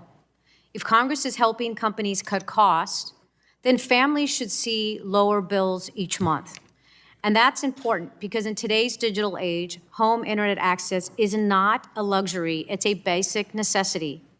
It's essential for student success. Homework, class materials, and tutoring are all online, not just during the school day, but in the evenings, on weekends, and over breaks. Broadband also serves as a lifeline to healthcare. Telehealth allows patients, especially in rural communities, to see providers without traveling hours or waiting months for an appointment with the nearest specialist. It opens doors to job searches, online applications, remote work, and the digital economy. We all agree high-speed internet is critical for participation in modern life. Yet in 2025, nearly 6.8 million households still lack reliable internet. Why? Because most families simply cannot afford it. Let me tell you about Terry Johnson, a dedicated mother determined to keep her daughter, Quintona, on track at school. In 2020, the COVID pandemic hit, and Quintona's entire world shifted online. She tried to keep up in virtual school using her cell phone, but her data plan wasn't up to the task. So Terry took Quintona and her 3 small children to a McDonald's parking lot where the whole family sat for hours so that her oldest daughter could connect to free internet to do her schoolwork. Schools like this are all too common. Since COVID, a lot has happened. Congress created the Affordable Connectivity Program, providing a $30 per month subsidy so low-income families could finally afford home internet. But Republicans refused to work with Democrats to keep the program funded, and those subsidies vanished. Under a Democratic FCC chair, the FCC helped schools and libraries lend out mobile internet devices free of charge, a program that Trump's FCC chair quickly eliminated. My home state of California stepped up with a $30 state internet service subsidy, but most states don't offer anything similar. And at the federal level, the only assistance available to low-income families is $9.25 per month. The average home internet bill in the U.S. is $78. But we all know it's much higher in so many places across the country.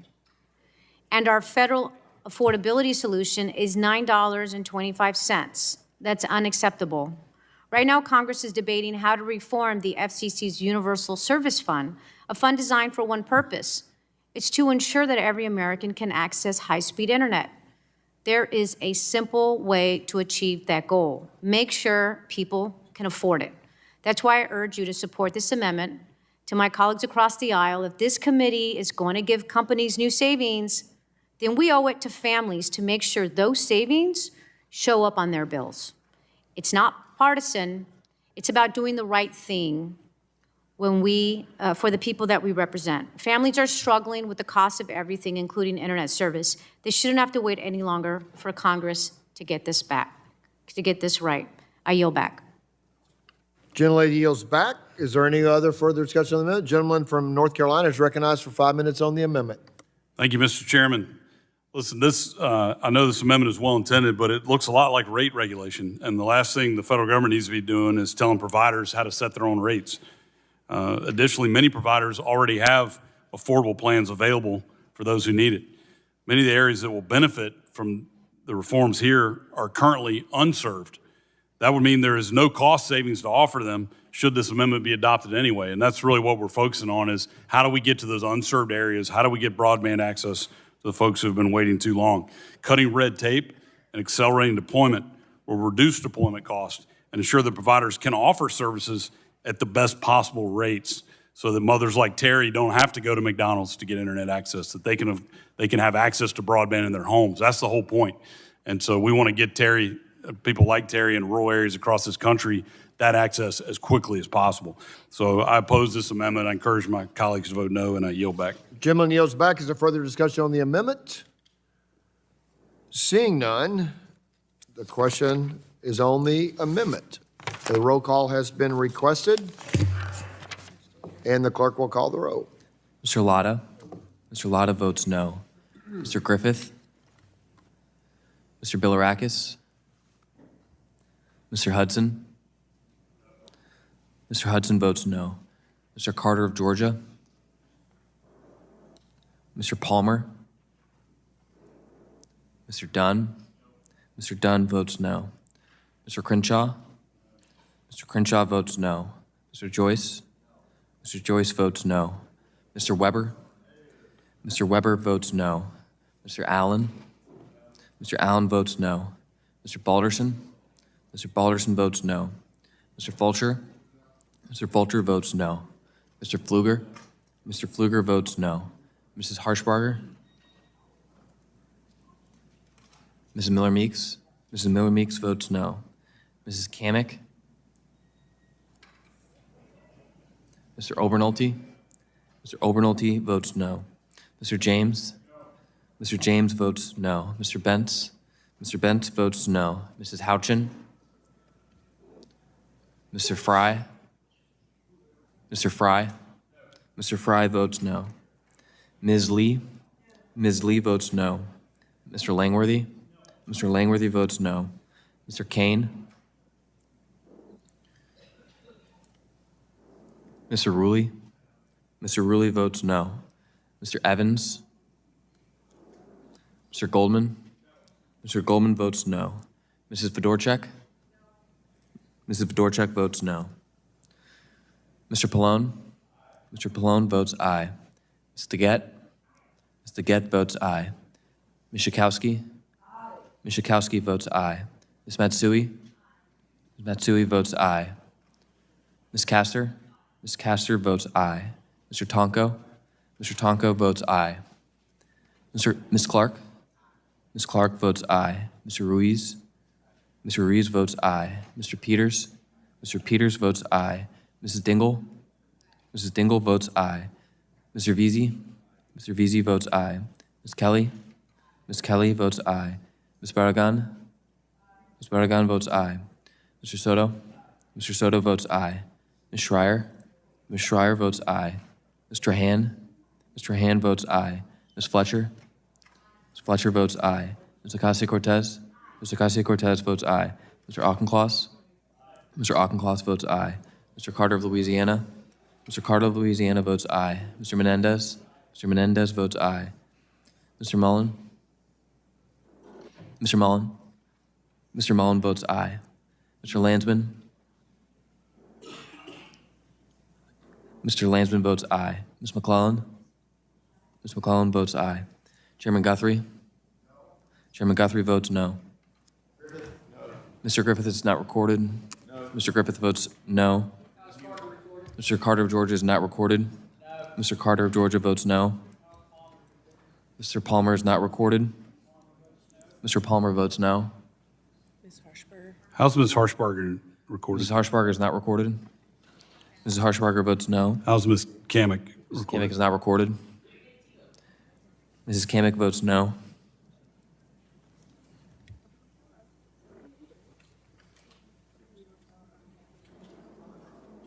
Okay, is that everybody?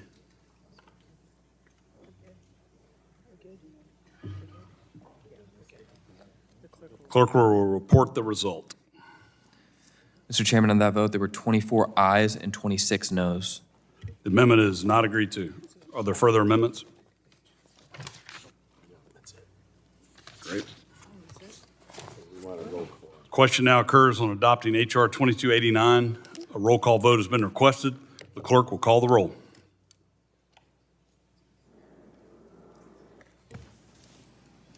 Mr. Lotta? Aye. Mr. Lotta votes aye. Mr. Griffith? Mr. Bilirakis? Mr. Hudson? Aye. Mr. Hudson votes aye. Mr. Carter of Georgia? Mr. Palmer? Mr. Palmer votes aye. Mr. Dunn? Mr. Dunn votes aye. Mr. Crenshaw? Mr. Crenshaw votes aye. Mr. Joyce? Mr. Joyce votes aye. Mr. Weber? Mr. Weber votes aye. Mr. Allen? Mr. Allen votes aye. Mr. Balderson? Mr. Fulcher? Mr. Fulcher votes aye. Mr. Pfluger? Mr. Pfluger votes aye. Mrs. Harshbarger? Mrs. Harshbarger votes aye. Mrs. Miller-Meeks? Mrs. Miller-Meeks votes aye. Mrs. Kamick? Mrs. Kamick votes aye. Mr. Obernolte?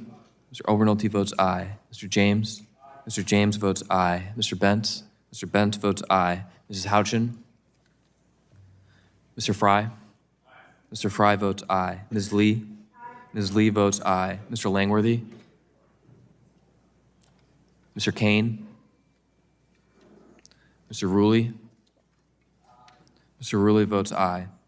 Mr. Evans? Mr. Goldman? Mr. Goldman votes aye. Mrs. Fedorchak? Mrs. Fedorchak votes aye. Mr. Pallone? No. Mr. Pallone votes no. Ms. Taguette? Ms. Taguette votes no. Ms. Schakowsky? Ms. Schakowsky votes no. Ms. Matsui? Ms. Matsui votes no. Ms. Castor?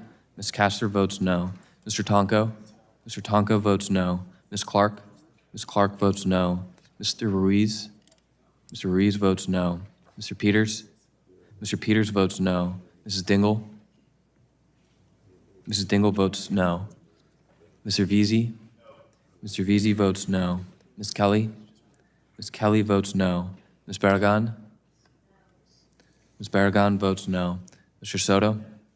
Mr. Soto votes no. Ms. Schreier? Ms. Schreier votes no. Mr. Han? Mr. Han votes no. Ms. Fletcher? Ms. Fletcher votes no. Ms. Ocasio-Cortez? Mr. Auchincloss? Mr. Auchincloss votes no. Mr. Carter of Louisiana? Mr. Carter of Louisiana votes no. Mr. Menendez? Mr. Menendez votes no. Mr. Mullen? Mr. Mullen votes no. Mr. Landsman? Perfect. I can go do Ms. McClellan?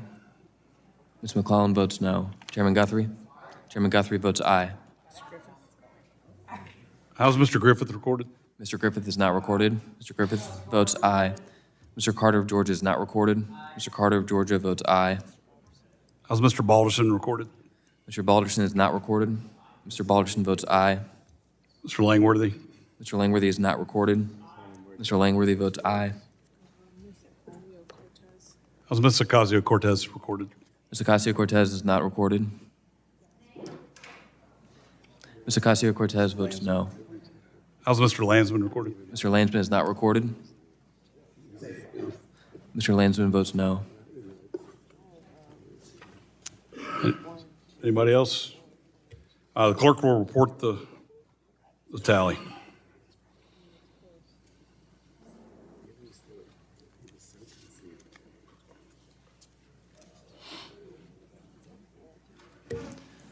Mr. Chairman, on that vote, there were 26 ayes and 24 noes.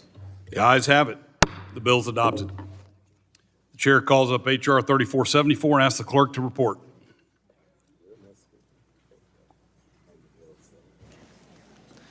H.R. 3474, a bill to clarify that the installation of mechanical insulation property is an energy or water efficiency measure that may be used in federal buildings for purposes of Section 540. Without objection, the first reading of the bill is dispensed with, and the bill will be open for amendment at any point.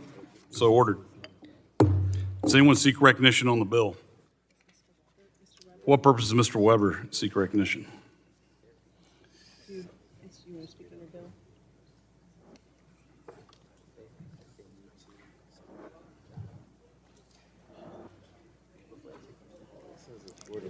$34.74.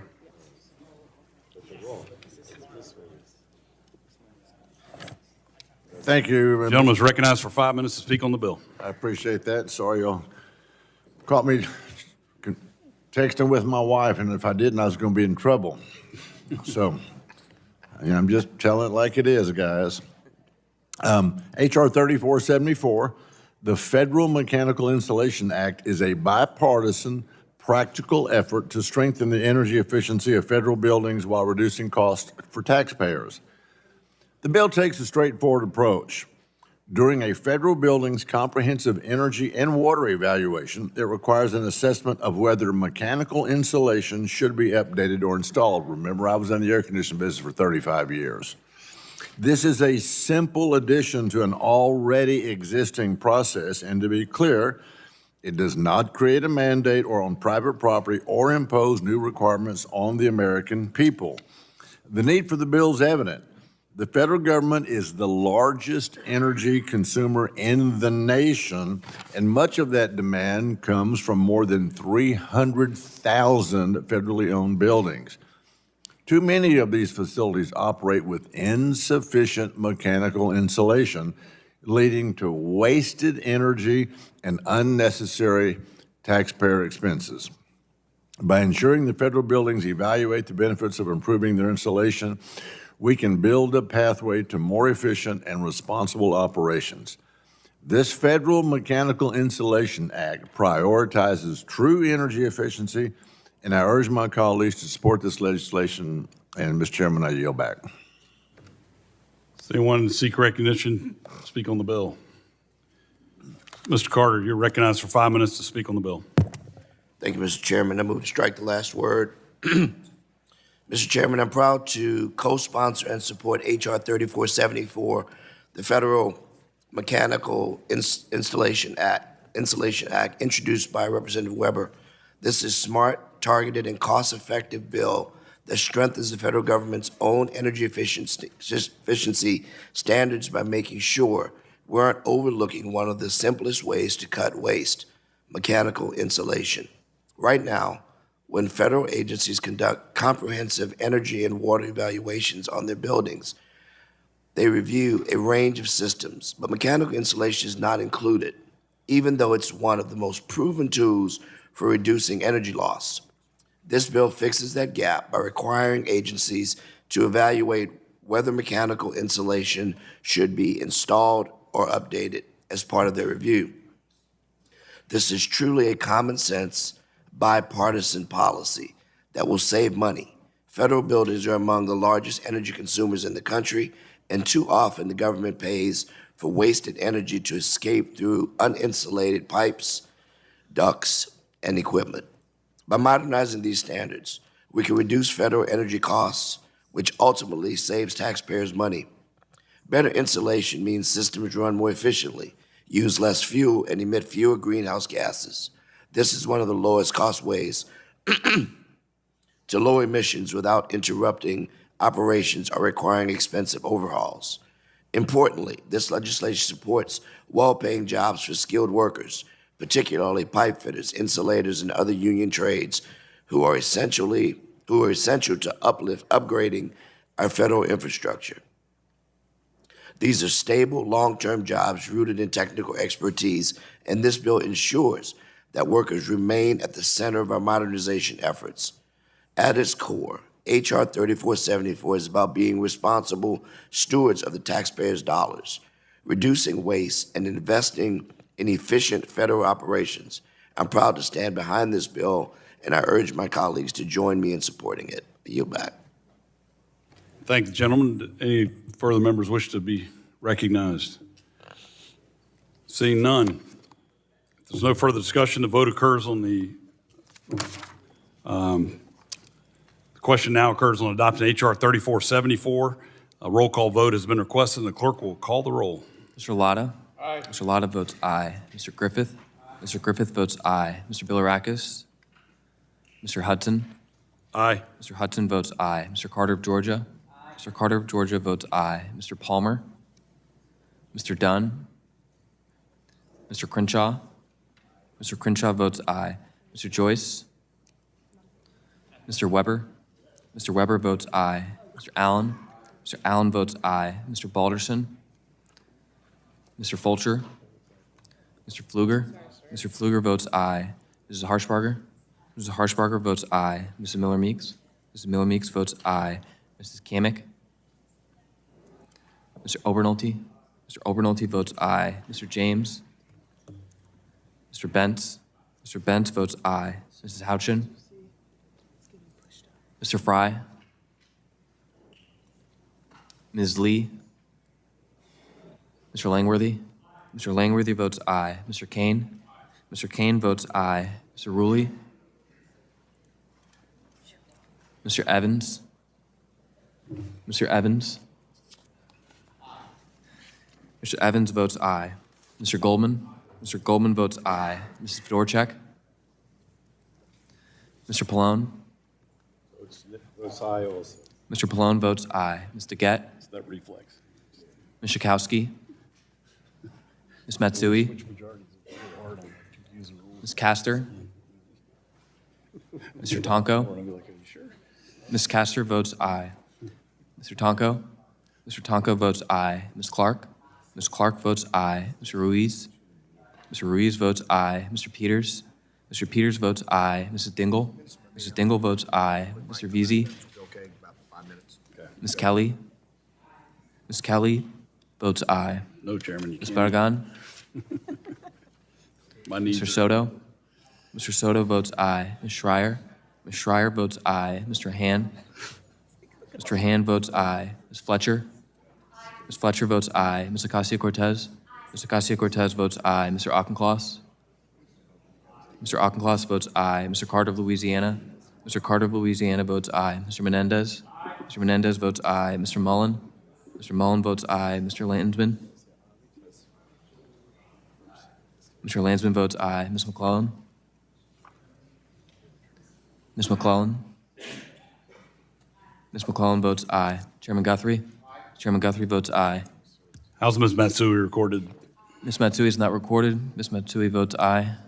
How's Ms. DeGette? Ms. DeGette is not recorded. Ms. DeGette votes aye.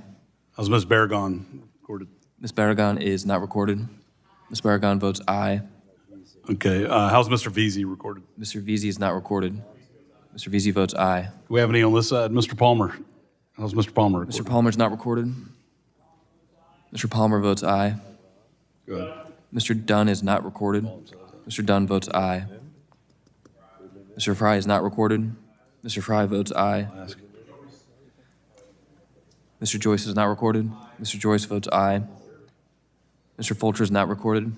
Mr. Fulcher votes aye. Mr. Balderson is not recorded. Mr. Balderson votes aye. Schakowsky. Ms. Kamick is not recorded. Ms. Kamick votes aye. Mr. James is not recorded. Mr. James votes aye. Ms. Lee is not recorded. Ms. Lee votes aye. Ms. Fedorchak is not recorded. Ms. Fedorchak votes aye. Is Ms. Kamick recorded? Ms. Kamick is recorded as aye. Is Ms. Schakowsky recorded? Ms. Schakowsky is not recorded. Ms. Schakowsky votes aye. Clerk will report.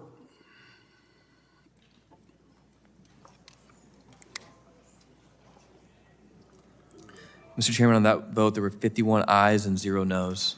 The ayes have it. Bill is adopted. Chair calls up H.R. 3699 and asks the clerk to report.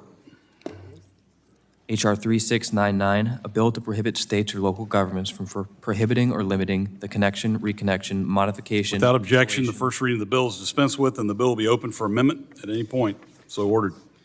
Does anyone seek to be recognized on the bill? Mr. Chairman. Purpose, the gentleman from New York seek to be recognized. Thank you, Mr. Chairman. We wish to speak on H.R. 3699. You're recognized for 5 minutes to speak on the bill. As we begin the full committee consideration of the Energy Choice Act, let's remember what this bill is fundamentally about. It's protecting affordability, preserving choice, preventing government from banning energy options that American families, businesses, schools, hospitals, and first responders depend on every single day. This legislation doesn't tell states what energy they must use. It stops them from telling Americans what energy they cannot use. Because when governments start banning energy sources, they don't make energy any cheaper. They make it more expensive. And the numbers couldn't be clearer. According to the National Association of Home Builders, full electrification mandates add between $15,000 and $22,000 for just the construction costs on a new home. That comes at a time when 75% of American households cannot afford a median-priced home. And every $1,000 increase in construction costs prices out roughly 140,000 families. And after families move in, the monthly bills tell an even harsher reality. A typical household using natural gas for winter heat pays about $602. The same home forced to rely solely on electric heat pays over $1,000, a 42% cost increase every single year, according to the U.S. Energy Information Administration's winter fuel outlook. Even NYSERDA, New York's own energy authority, acknowledges that converting an existing home to full electrification costs between $18,000 and $28,000 in retrofit costs and panel upgrade costs alone. These affordability problems aren't limited to homeowners. Schools, businesses, farms, and hospitals, they face even steeper climbs. According to the U.S. Department of Energy, heating a classroom with electricity costs 85% more than using natural gas. Restaurants forced to switch from gas to electric cooking face nearly a 3 times higher annual energy cost, according to the EPA. And farmers are hit especially hard. Nearly 80% of farm operations rely on propane, natural gas, or diesel for grain drying, greenhouse heating, irrigation pumps, and livestock protection. And switching to electric can double or triple those energy costs during harvest or cold snaps, leading to increased prices at the grocery store. And for hospitals, nursing homes, emergency shelters, facilities that cannot afford to lose power when lives are on the line, the Department of Energy's resilience assessment shows that electric-only backup power can be 10 to 15 times more expensive to install and maintain than propane, diesel, or natural gas systems. Energy bans don't lower costs. They eliminate the most affordable options first. And when government removes choices, families, small businesses, and critical institutions are the ones left paying more for less reliability. And let's be clear. Protecting energy choice does not strip states or localities of their authority. They still control siting, permitting, zoning, land use, safety, environmental review, every single tool that they have today. What this bill prevents is something different: the outright banning of a lawful energy source sold in interstate commerce that is essential to regional reliability and economic stability. When one state restricts an energy source, it doesn't just affect their residents, it spills across borders. It disrupts regional grids, and it drives up costs for families hundreds of miles away. That is exactly why the Constitution protects interstate commerce, to stop one jurisdiction from imposing energy policies that harm others. The Energy Choice Act protects affordability, reliability, and the rights of Americans to decide what energy works best for them. And when government bans choices, people pay prices. And that's what this bill prevents. And I yield back, Mr. Chairman. Gentleman yields back. Is there discussion on the bill? The gentlelady from California, is your recognition on the bill? Ms. Matsui, yours? Okay, I'm sorry. I was told. Wait a minute. I was told. Okay, thank you. Gentleman from Louisiana, seek recognition on the bill. Gentleman's recognized. Thank you, Mr. Chairman. I move to strike the last word. Mr. Chairman, I must voice strong opposition to H.R. 3699, the so-called Energy Choice Act, which is anything but. For all of the rhetoric in Congress about smaller government, states' rights, and empowering local decision-making, this bill does the exact opposite. It is a sweeping, big government federal power grab that strips state and local governments of their core authorities to keep their residents safe.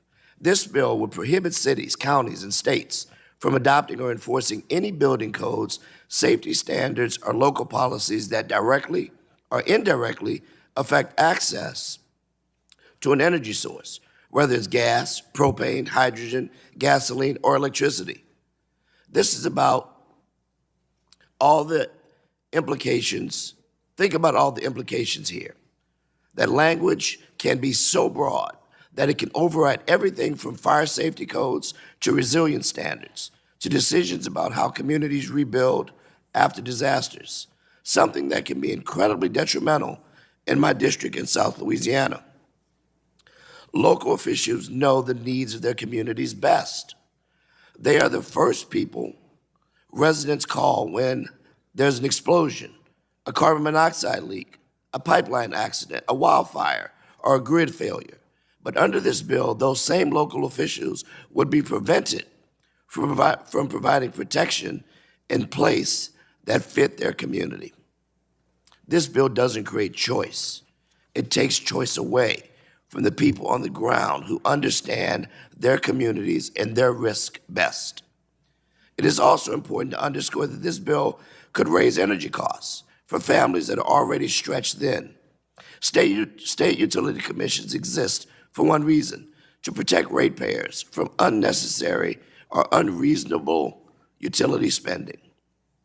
But if a commission wants to reject a costly, wasteful, or obsolete infrastructure project, this bill would stop them.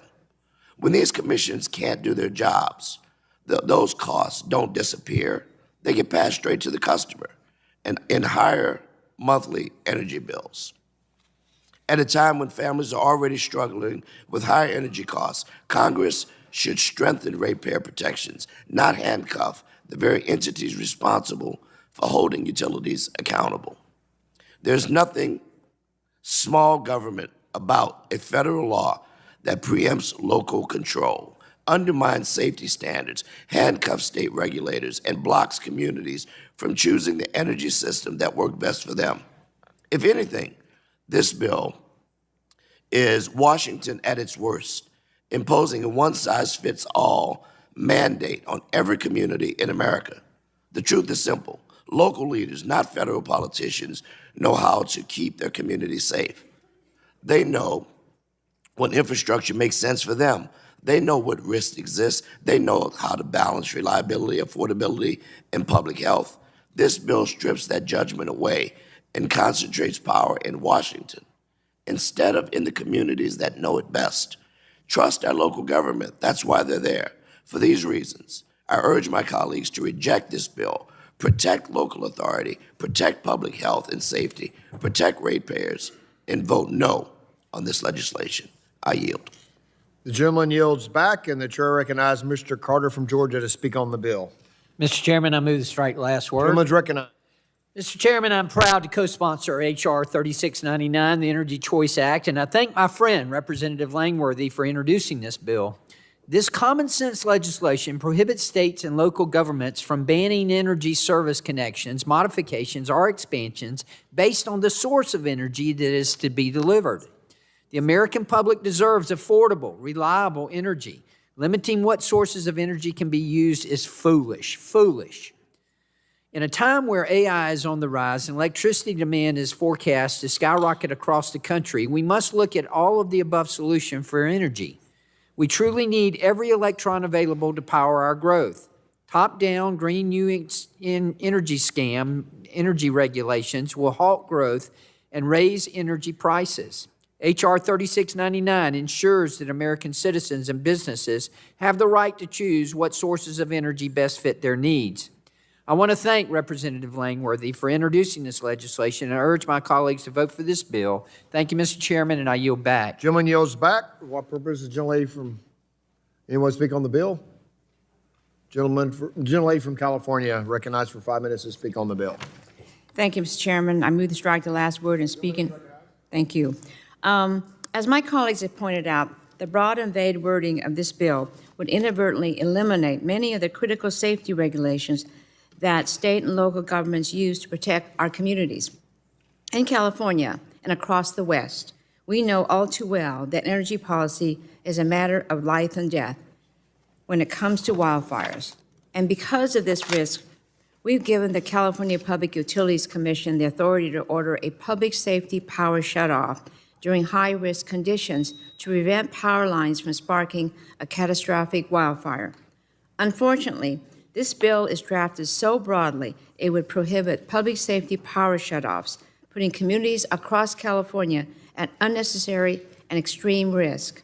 And it doesn't stop there. This same language would be used to attack emergency safety shutoffs during earthquakes. It could ban building codes that help prevent electrical fires. This is not a trivial matter. In California, we need every tool available to prevent deadly fires and keep families safe. This bill would rip those tools away and tie the hands of state and local officials who are working hard to keep us safe. I urge my Republican colleagues to put public safety ahead of the needs of their oil and gas buddies and oppose this bill. I yield back the balance of my time. Gentlelady yields back. The gentleman, anybody seek recognition to speak on the bill? The gentleman from Texas is recognized for 5 minutes to speak on the bill. Thank you, Mr. Chairman. Move to strike the last word.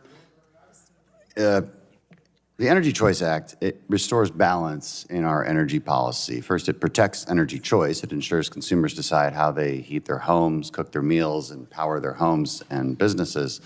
The bill does not pick energy source winners and losers. It ensures energy access remains diverse and competitive.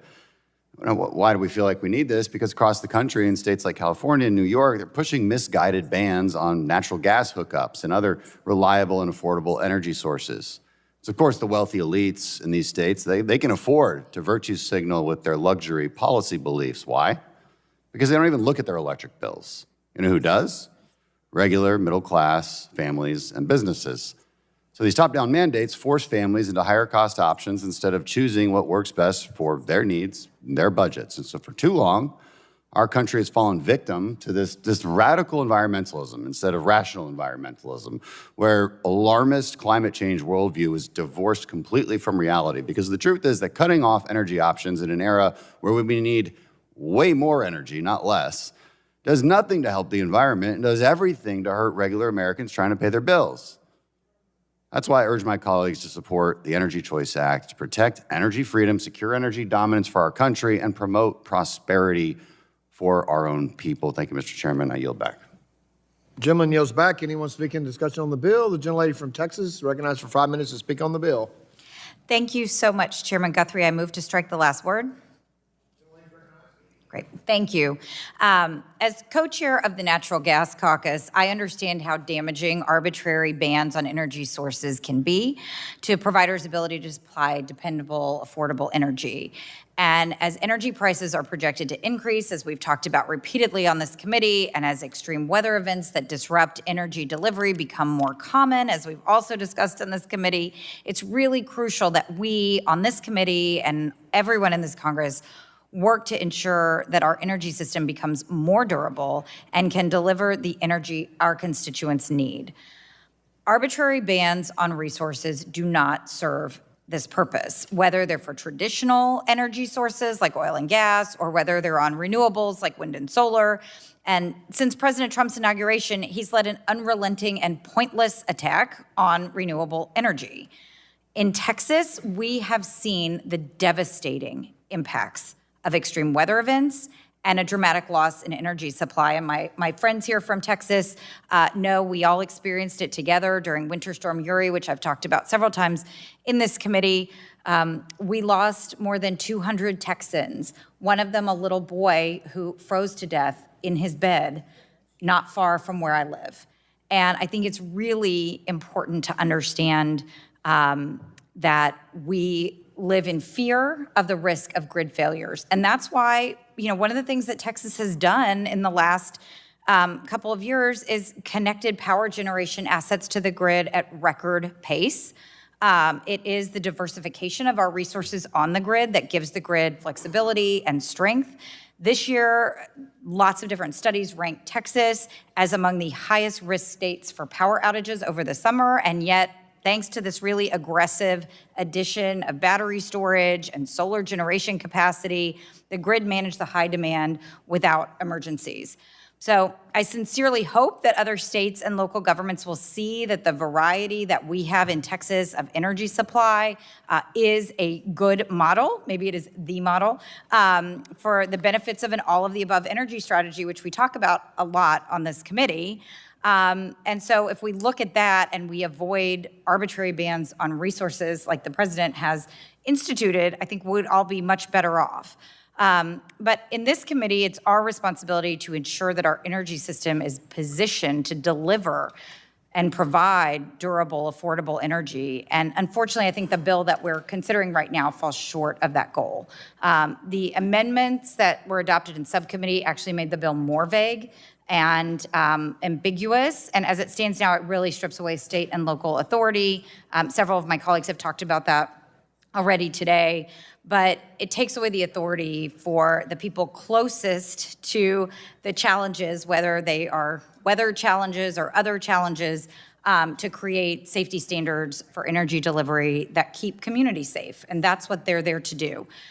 As the bill's written, it could prevent local governments from enforcing local building, fire, and electrical safety codes, from ordering emergency shutoffs during wildfires, floods, or grid failures, and from regulating neighborhood gas lines to prevent leaks and explosions. And so, since these activities could be seen as limiting the use of energy, this bill could prevent local governments from keeping our communities safe. It also conflicts with established laws that rely on partnership with state authorities like the Clean Air Act and pipeline safety laws, creating a legal and regulatory framework, and that really creates a lot of uncertainty. So, as I see it, the president's approach to energy and the tariff policies are already creating extreme uncertainty and confusion for energy industry stakeholders. I think we're all hearing that in different ways. And adding to that confusion and adding to that uncertainty really isn't going to help deliver dependable, affordable energy that we need. So I hope the committee can come together and work on real solutions for these issues. We talked about them, we've had a lot of hearings on them, and I think that we know the issues we're facing. Certainly, we need to address them. Things like this bill don't help us move forward. Other things that we need to do can help us move forward and help our local governments keep our communities safe. So thank you, Mr. Chairman. With that, I'll yield back. Thank you. The gentlelady yields back. Is there any discussion on the bill? Gentlelady from Florida is recognized for 5 minutes to speak on the bill. Thank you, Mr. Chairman. I yield my time to the gentleman from New York, Mr. Langworthy. Thank you, Mr. Chairman. Let's set the record straight. The Energy Choice Act does not trample over any local control over permitting, zoning, siting, or public safety. States and local governments still have full authority to decide where a project goes, how it's reviewed, what environmental standards it must meet, and whether an application is approved or rejected. They can deny a project for traffic impacts, noise, wetlands, height restrictions, community character. Every traditional land use and permitting rationale remains fully intact, as does the public safety components. What this bill prevents is something entirely different, a blanket ideological ban on an entire energy source that exists in interstate commerce. That's the key distinction. This legislation doesn't touch permitting. It doesn't touch zoning. It doesn't touch siting. It doesn't touch NEPA or state environmental review. Localities can still reject a solar project. They can still reject a wind turbine. They can still deny a pipeline or a substation if it violates zoning or environmental rules. What they can't do is outlaw the underlying fuel itself. Permitting authority stays with the states. Zoning authority stays with the localities. Land use authority stays exactly where it is today. The only thing that this bill stops is the use of bans to eliminate lawful, affordable, reliable energy sources and to force every family and business into a single, more expensive option. I may share some of the views of my colleague from Texas if I lived in Texas, but my state has decided to arbitrarily ban safe and reliable fuels that have created a life and death situation for people that live in my cold weather community. This is not preemption of local review. It is protection against energy and prohibition. I mean, and also on the idea of natural disaster being in danger here. I lived this in one of the harshest blizzards in my community, and as we see across upstate New York on a regular basis, that's what's created this dilemma for the people of the state of New York, where we had hurricane-force winds and 6 feet of snow all at once. And the grid went down and people froze to death in their homes. And now we have a state that in their infinite wisdom has banned future buildings having anything but fully electrical heat. Those people would have gotten a death sentence, and our death toll would have been 10, if not 100 times higher.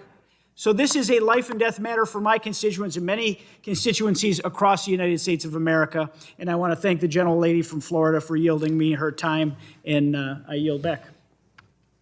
Gentlelady yields back. I yield back, Mr. Chairman. Gentlelady yields back. And further discussion on the bill. Gentleman from New Jersey is recognized for 5 minutes on the bill. Thank you, Chairman. I just want to, I appreciate my colleagues across the aisle, but my colleague from Georgia said that limiting sources of energy would be, quote, foolish. I agree. That's why I'm surprised when President Trump canceled Revolution Wind that Republicans were all silent on it. He even spoke to that we need an all-the-above strategy to energy production. We've had Secretary Wright here who has said he does not believe in all the above strategy. So when the administration's not here, you guys speak to the power and all of the above strategy on energy production. When you have the opportunity to press them on why they're canceling offshore wind, why they're rolling back investments in renewable energy that create greater energy production, you have nothing to say. Even our colleague from Texas was critical of, quote, cutting off energy options. But that's exactly what the Trump administration's doing. So where is the criticism of the Trump administration when they are taking us in the wrong direction, limiting options that states like Rhode Island, New Jersey, North Carolina want to have? You guys are all silent then. We know that we need more energy production, but we need to press the administration to stop picking winners and losers like you suggest that they do. And an important reminder from my colleague from Texas was talking about New York and California and all these woke states. Texas must be the most woke state because 30% of their energy production comes from renewable energy. So why won't we want that across the country? It's just ridiculous. But I'm glad they're finally saying the right things. I hope they say it when the administration's here, and I hope they push back on all the harm that this administration is doing, not just when it's convenient. And then with that, I yield back. Someone yields back. Further discussion on the bill? Gentlelady from Florida, I seek recognition on the bill, or have? Thank you, Mr. Chairman. I have an amendment at the desk. So it's appropriate time for amendments. Since there's no further discussion, gentlelady has amendment at the desk. You report your amendment, or identify It's the amendment. labeled MN_03. 03. The clerk will report. Amendment to the committee print for H.R. 3699. Without objection, the reading of the amendment is dispensed with, and the gentlelady from Florida is recognized for 5 minutes in support of the amendment. Well, thank you, Mr. Chairman. My amendment seeks to address some of the very serious flaws with the bill. The bill is overly broad. It has a very disruptive preemption of local and state policies. It's a concerning threat to the health and safety of our neighbors back home. And it really does nothing to address lowering costs for people back home. It likely makes it worse. And I want to thank my colleagues on this side of the aisle who have spoken with great clarity, Mr. Carter, Ms. Matsui, Ms. Fletcher, Mr. Menendez, for laying out the flaws in the bill. My Republican colleagues have portrayed the bill as an effort to promote community energy choice, to push back against so-called gas bans. But if you read the text of the bill, in reality, this is much more complicated. There is no energy choice. That is a misnomer. The bill is a sweeping federal power grab that overrides state and local rights. It impedes safety standards, and it makes it harder for utility commissions to fairly assign cost. It's full of vague language that would upend decades of established practice meant to protect the public, and it will create chaos when they go to implement it. This bill would make our communities less safe. My neighbors in Florida know how quickly our local utilities must respond to emergencies like Hurricanes Helene and Milton, which devastated my community last year. So in many communities that face other catastrophes, whether it's floods or wildfires or grid failures, utilities will order shutoffs. But this bill could block cities and counties from doing that. And municipalities often have other protections to deny high-risk hydrogen or propane installations near homes and schools, hospitals, but this bill would block those protections. This bill could prevent local governments from enforcing local building, fire, and electrical safety codes. It could interfere with approving or citing new gas stations. And it could make it harder to regulate neighborhood gas lines to prevent leaks and explosions. You know, builders and inspectors, utilities all depend on stable federal regulation to provide clear rules. But if this bill removes those rules, local officials will not have the guidance they need to approve permits or conduct inspections. States will have to enforce other federal laws, like the Natural Gas Pipeline Safety Act and the Clean Air Act, but this bill will conflict with those provisions. So all of this creates too much confusion, and as a result, projects will be stalled and cost will go up for homeowners and businesses. Speaking of costs, let's look at the text of the bill. A state or local government may not adopt, implement, or enforce a law or regulation that prohibits or limits the connection, reconnection, modification, or access to an energy service based on the type or source of energy. We discussed this in the Energy Subcommittee. This creates a lot of problems. For example, this could prevent state utility regulators from setting certain electricity rates for data centers or allowing incentives for curtailable loads. That could lead to slower AI build-out and higher rates for everybody. So my amendment helps alleviate some of this confusion. It clarifies the bill's scope, but it would still outlaw state and local governments from direct prohibition of an energy service, like implementing a natural gas ban. It would make the bill do what the majority actually says that it does.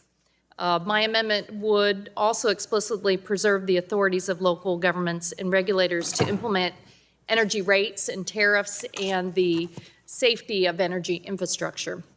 These are common sense clarifications that we should all agree on. State and local leaders know how to keep their communities safe. We should trust them to do that, not tie their hands and take choices away from them. So if my friends across the aisle are serious about defending local control and public safety and fair, responsible energy governance, they should support my amendment. In the end, the American people want cleaner, cheaper energy, safe energy. Let's not move in the opposite direction through this bill and heap higher costs on families back home. I urge my colleagues to support my amendment, and I yield back my time. Gentlelady yields back. Is there any discussion on the amendment? The gentleman from New York is recognized to speak on the amendment. Mr. Chairman, I move to strike the last word and speak. Gentleman is recognized to speak on the amendment. Thank you, Mr. Chairman. Once again, states do not lose a single ounce of their regulatory power under this bill, not one. The Energy Choice Act does not interfere with the state's ability to regulate utilities, prevent price gouging, hold rate cases, or protect consumers from unfair billing practices. States retain full authority over rate setting, utility commissions, service reliability standards, billing transparency, consumer protections, and emergency shutdown protocols. Every tool state regulators use today, they keep tomorrow. Public utility commissions will still be able to investigate abuses, enforce price caps during emergencies, crack down on predatory pricing, and regulate exactly how energy is delivered, billed, financed, and supplied. All of them remain untouched because this bill isn't about deregulating utilities. It's about stopping governments from banning entire energy sources based solely on what they are, not how safely or reliably they operate. Regulating for safety, pricing, reliability is constitutional and appropriate. Politically motivated fuel bans that distort interstate commerce are not. So yes, states can still regulate prices, audit utilities, impose consumer protections, intervene during emergencies, enforce competitive rates, and order shutdowns when needed. Nothing in this bill changes any of that. The Energy Choice Act protects access to lawful energy. It does not deregulate it. It preserves every state-level authority that ensures transparency, oversight, affordability, and consumer protection. I urge my colleagues to oppose this amendment because it is a distraction to the underlying legislation and unnecessary. This amendment would undermine the intent of this legislation to drive competition and to protect consumer choice to ensure lower costs for hardworking American families. States and localities across the country have responsibly enacted energy choice protections that ensure competition, and there has been no discernible effect on safety or rate schedules for the end-use sale of energy. In fact, states and localities that have enacted energy choice protections have seen lower energy costs for families and more affordable housing. The Energy Choice Act is critical to addressing affordability for the nation, and I urge my colleagues to oppose this amendment, and I yield back. Gentleman yields back. Anyone else seeking recognition on the amendment? Seeing none, which page? You want a roll call? All right. We will now take a vote on this, and a roll call has been requested. So if we could have a roll call vote, please. Mr. Latta? Mr. Griffith? No. Mr. Griffith votes no. Mr. Bilirakis? Mr. Hudson? Mr. Carter of Georgia? Mr. Palmer? Mr. Palmer votes no. Mr. Dunn? Mr. Dunn votes no. Mr. Crenshaw? Mr. Joyce? Mr. Joyce votes no. Mr. Weber? Mr. Weber votes no. Mr. Allen? Mr. Allen votes no. Mr. Balderson? Mr. Balderson votes no. Mr. Fulcher? Mr. Fulcher votes no. Mr. Pfluger? Mrs. Harshbarger? Mrs. Harshbarger votes no. Mrs. Miller Meeks? Mrs. Miller Meeks votes no. Mrs. Kamick? Mrs. Kamick votes no. Mr. Obernolte? Mr. Obernolte votes no. Mr. James? Mr. James votes no. Mr. Bentz? Mr. Bentz votes no. Mrs. Houchin? Mr. Fry? Mr. Fry votes no. Ms. Lee? Ms. Lee votes no. Mr. Langworthy? Mr. Langworthy votes no. Mr. Kane? Mr. Kane votes no. Mr. Ruley? Mr. Ruley votes no. Mr. Evans? Mr. Evans votes no. Mr. Goldman? Mr. Goldman votes no. Mrs. Fedorchak? Mrs. Fedorchak votes no. Mr. Pallone?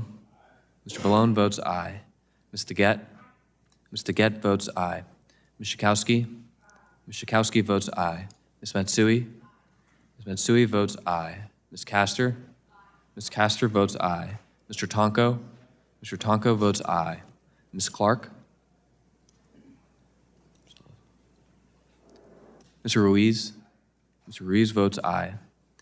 Mr. Peters? Mr. Peters votes aye. Mrs. Dingle? Mrs. Dingle votes aye. Mr. Veazey? Ms. Kelly? Ms. Barragan? Ms. Barragan votes aye. Mr. Soto? Mr. Soto votes aye. Ms. Schreier? Ms. Schreier votes aye. Ms. Trahan? Ms. Fletcher? Ms. Ocasio-Cortez? Mr. Auchincloss? Mr. Auchincloss votes aye. Mr. Carter of Louisiana? Mr. Carter of Louisiana votes aye. Mr. Menendez? Mr. Menendez votes aye. Mr. Mullen? Mr. Mullen votes aye. Mr. Landsman? Mr. Landsman votes aye. Ms. McClellan? Ms. McClellan votes aye. Chairman Guthrie?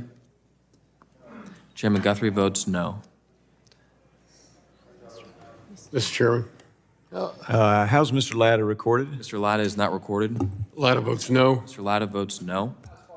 Mr. Carter of Georgia is not recorded. Mr. Carter of Georgia votes no. Mr. Crenshaw? Mr. Crenshaw is not recorded. Mr. Crenshaw votes no. Ms. Trahan? Ms. Trahan is not recorded. Ms. Trahan votes aye. Ms. Fletcher? Ms. Fletcher is not recorded. Ms. Fletcher votes aye. Ms. Ocasio-Cortez? Ms. Ocasio-Cortez is not recorded. Ms. Ocasio-Cortez votes aye. Mr. Pallone? You recorded? You got recorded, okay. Anyone else seeking recognition so their vote can be recorded? All right, seeing none, if the clerk would report the vote, please.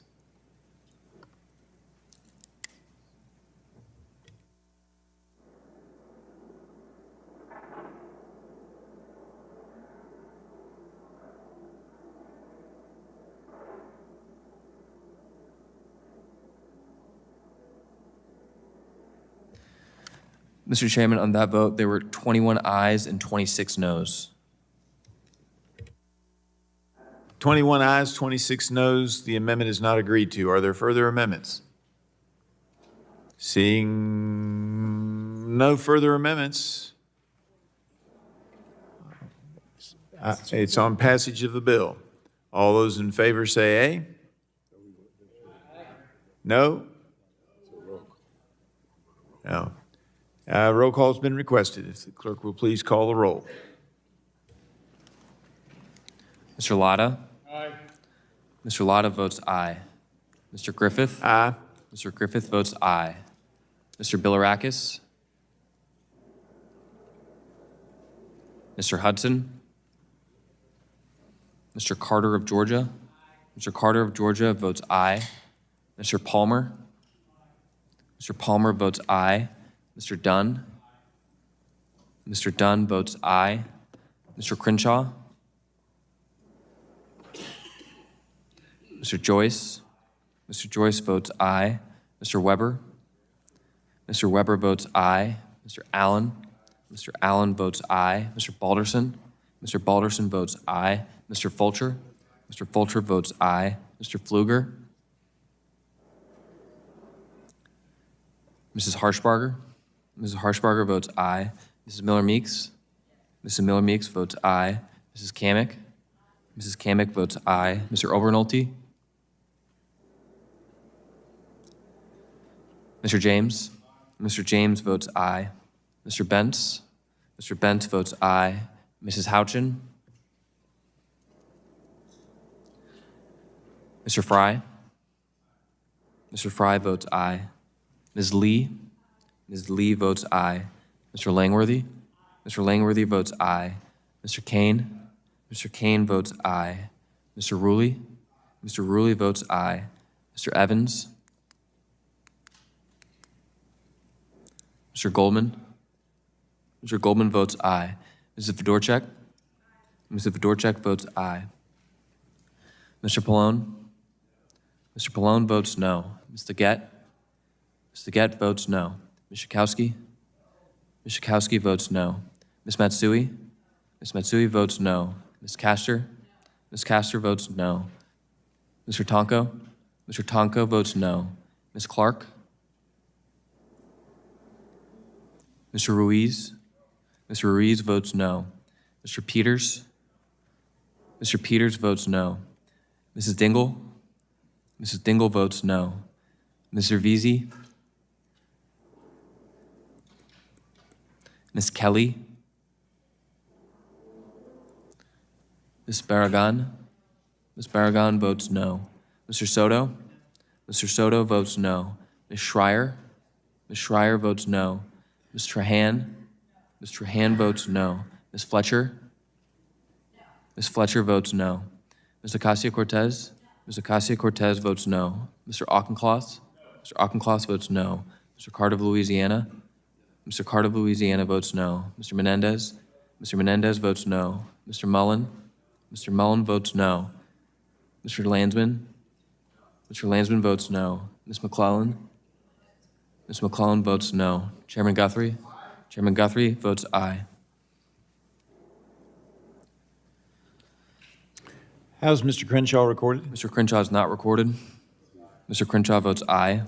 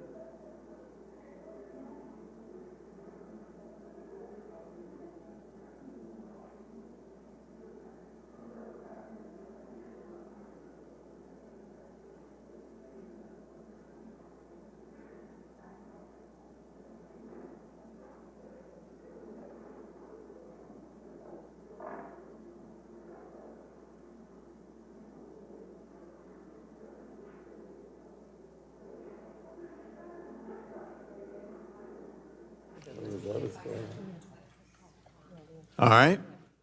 Clerk will report the vote. Mr. Chairman, on that vote, there were 24 ayes and 21 noes. 24 ayes, 21 noes. The bill is agreed to and forwarded on to the floor.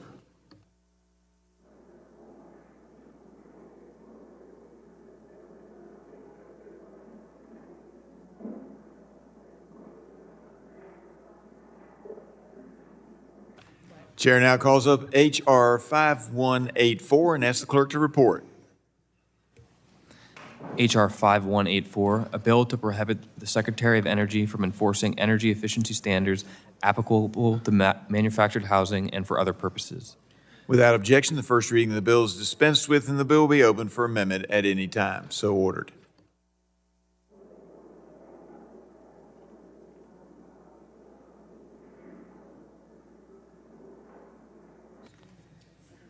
All right. Does anyone wish to speak on the measure? Recognize the gentlelady from Indiana, Ms. Houchin, for 5 minutes. Thank you, Mr. Chairman. I move to strike the last word. Thank you to Chairman Guthrie and Ranking Member Pallone. I'm speaking today in support of my bill, H.R. 5184, the Affordable Homes Act, which I introduced with Congressman Mike Flood. Across the country, the housing market continues to tighten, and families are feeling the impact. Manufactured housing is a proven, cost-effective solution serving first-time home buyers, young families, and seniors, yet Washington has created conflicting regulatory regimes that increase compliance costs and slow production. That's what the Affordable Homes Act aims to fix. It's straightforward and common sense. It restores HUD's long-standing role as the single regulator for manufactured housing construction standards and removes DOE's overlapping authority. The bill also reflects bipartisan collaboration. We adopted an amendment to allow DOE to retain an advisory role, ensuring agencies can share technical expertise without creating conflicting or unworkable requirements. The goal is clarity, not chaos, so manufacturers can build more homes and families can afford them. The bottom line is, when standards are clear, homes get built. The Affordable Homes Act delivers that clarity, and I urge my colleagues to support H.R. 5184, the Affordable Homes Act. Thank you, Mr. Chairman, and I yield back. Gentlelady yields back. Now recognize the gentleman from New Jersey, Mr. Pallone, for 5 minutes. Thank you, Mr. Chairman. Americans know all too well that we're in the midst of a housing crisis. Not only are we facing a shortage of housing, but also historically high home prices that Americans are struggling to afford. Manufactured homes, however, are an important component of our affordable housing stock. And I appreciate my Republican colleagues' concern for the cost of buying a new home. The current housing affordability crisis and shortage is concerning, and it's crushing American families' dreams. However, H.R. 5184 is far from a real solution to solving this crisis. In fact, I'm concerned it will only make matters worse. The bill attempts to revoke the Department of Energy's May 2022 Energy Conservation Standard for manufactured housing.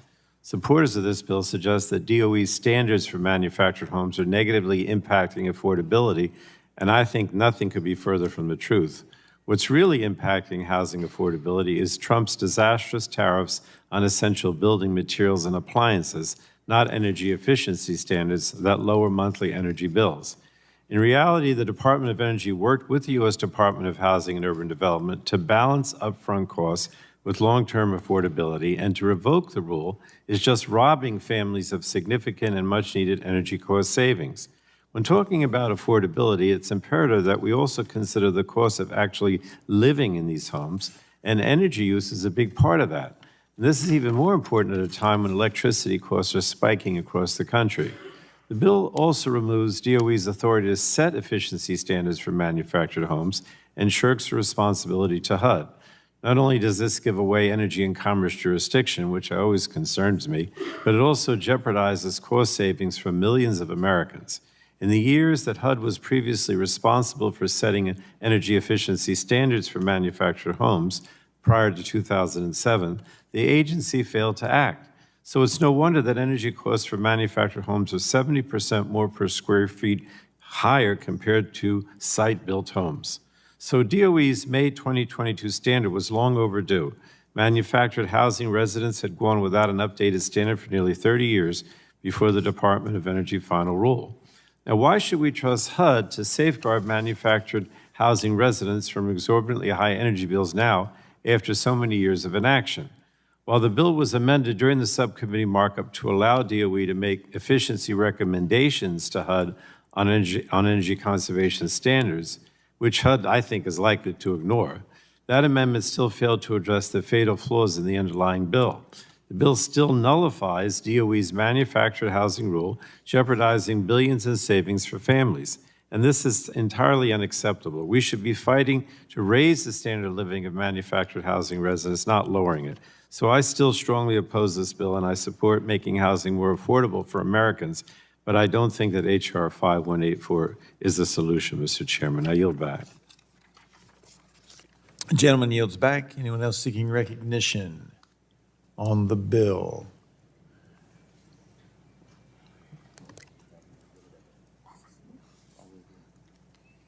We done a roll call. Oh, Jake wants to speak. Jake Auchincloss. Thank you. Mr. Auchincloss is recognized for 5 minutes. Thank you, Chair. I appreciate the majority and the Congresswoman from Indiana's willingness to work together on this issue and for supporting my amendment, which preserved the advisory role for the Department of Energy while giving HUD final authority to adopt standards for manufactured housing. That final authority and sole authority will create streamlined, clear regulations. And that's critical because housing is the single largest expense for American households, and decreasing housing costs is the most important domestic economic issue we face as a country. We need to build 5 million new units of housing this decade, and we are woefully behind. That's why I support this amended bill. Manufactured and modular housing promises to be a critical way to ensure housing supply at scale, at the same time as we are building out an industry that promises a lot of good jobs, but only if we remove the regulatory barriers to building manufactured housing at that scale. And streamlined regulations are a critical part of that. With the inclusion of my amendment, the bill will retain the Department of Energy's input on energy efficiency standards in an advisory capacity, as is appropriate for the department that has those experts on energy efficiency. So that means that DOE experts at the national labs will be able to provide input and research into creating those standards. Ultimately, though, HUD is going to have the final say in adopting the recommendations from DOE. That's appropriate because overall housing affordability takes precedent over just one component of affordability. HUD should be the agency that evaluates the overall impact on housing affordability for consumers. I'm absolutely in favor of ensuring that appliances and houses are efficient and saving money on total cost of ownership. There's a lot of factors that go into that total cost of ownership, construction and housing costs, as well as the overall energy usage. And HUD should be able to look at all of those factors holistically, taking an input from Department of Energy and making a determination that will save consumers the most money, including factoring in that expanded production of modular housing will save those consumers money. Boosting manufactured and modular housing is an opportunity to build our way out of our current housing crisis, and we should support common sense reform that will unleash housing production. I urge my colleagues to support this bill, and I would reserve the balance of my time, Chairman. Well, you can yield it. I'm not sure you can reserve it. I can't hold on to it in case someone says something else. No, but I think that was a good effort. I like the ingenuity. Will the gentleman yield? Then I'll yield it. Will the gentleman, I was going to say, would the gentleman yield to me? Yes. Can I yield. grab it back? Thank you. I just want to thank Mr. Auchincloss for working with us on this bill. I do think that the amendment made an improvement to the language that we had. I think it's going to be a good first step toward trying to get us into more housing around, which will ultimately reduce housing costs. So thank you. I yield back. Gentlelady yields back to the gentleman. What would the gentleman like to do at this point? I would yield to the gentleman from Ohio. Can I? Gentleman Thank you, from Ohio. Mr. Chair. So I have a couple questions, or just two. The May 22nd standard question, which is, so obviously the goal here is to build more housing, less expensive housing, which I support, and having the clear standard makes sense. The DOE advisory role is very smart, so I want to thank both of you.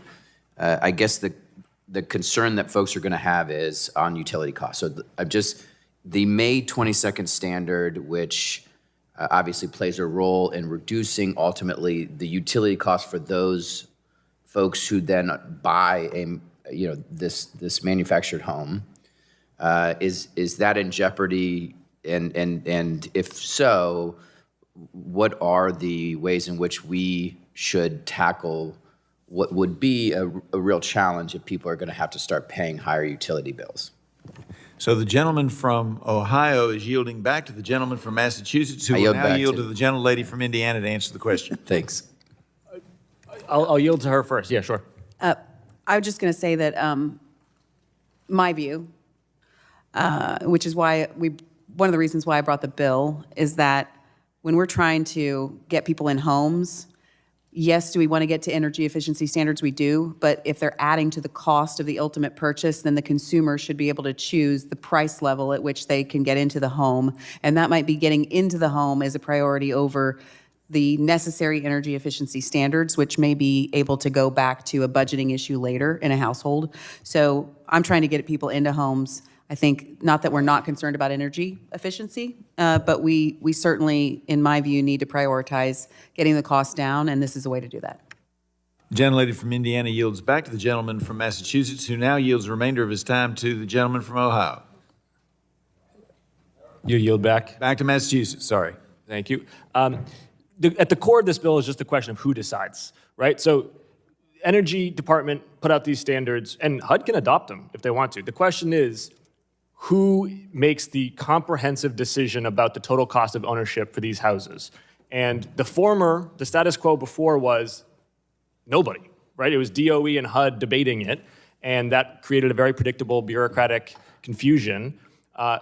What this bill does is it says HUD decides. Now, HUD, you have to go ask Department of Energy for their input, but ultimately, HUD, we trust you to take into account both energy efficiency issues, which matter for total cost of ownership, and the potential increase in cost of production and distribution, which also matters for total cost of ownership. And you, HUD, should balance that to lower overall costs for consumers.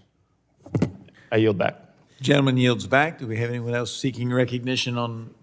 Gentleman from Ohio is recognized for 5 minutes. I just want to thank you both again. I do appreciate the intent here, and I'm on the fence, legitimately on the fence, and I appreciate the argument and the work. Clearly, standardizing the process here makes a lot of sense, and I know that the cost to build is a big part of why we have a housing crisis, and the cost of housing is so much higher than it should be.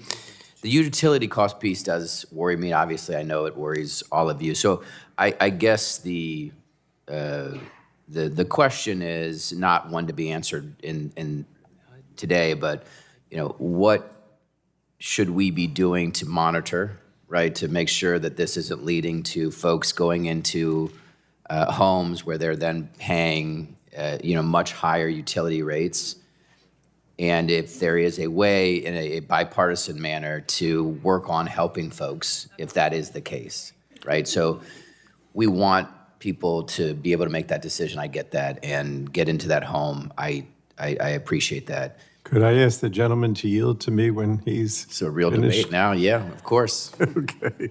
I just wanted you to know that the Department of Energy worked with HUD to set the 2022 energy conservation standard for manufactured housing.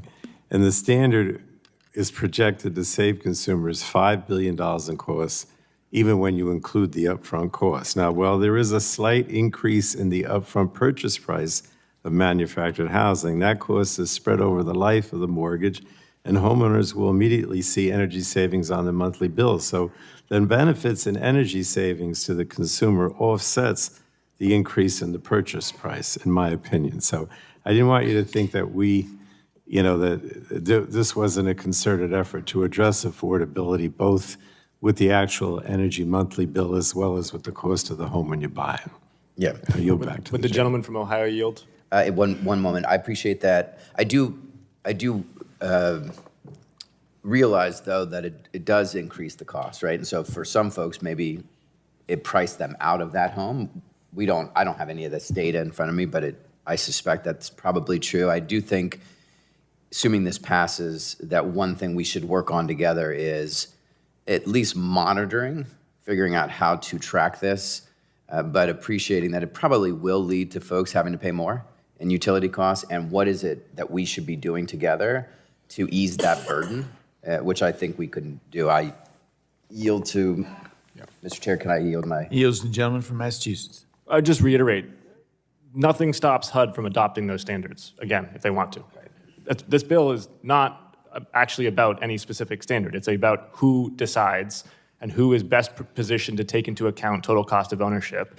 And when it's total cost of ownership for a house, I think the Department of Housing and Urban Development is best positioned to do that. Totally agree with you about the question of overall utilities costs. I think there the biggest impact we're going to have, frankly, is on transmission and generation questions that we're working on in this committee as well. And so we don't want to try to boil the ocean in this one bill. Fair enough. I yield back. Gentleman yields back. Anyone else seeking recognition? Seeing none, we will now vote on H.R. 5184, and a recorded vote is requested. All those in favor say aye. The clerk will call the roll. Aye. Mr. Lotta? Aye. Mr. Lotta votes aye. Mr. Griffith? Aye. Mr. Griffith votes aye. Mr. Bilirakis? Mr. Hudson? Mr. Carter of Georgia? Aye. Mr. Carter of Georgia votes aye. Mr. Palmer? Mr. Palmer votes aye. Mr. Dunn? Mr. Crenshaw? Mr. Joyce? Mr. Joyce votes aye. Mr. Weber? Mr. Weber votes aye. Mr. Allen? Mr. Allen votes aye. Mr. Balderson? Mr. Balderson votes aye. Mr. Fulcher? Mr. Fulcher votes aye. Mr. Pfluger?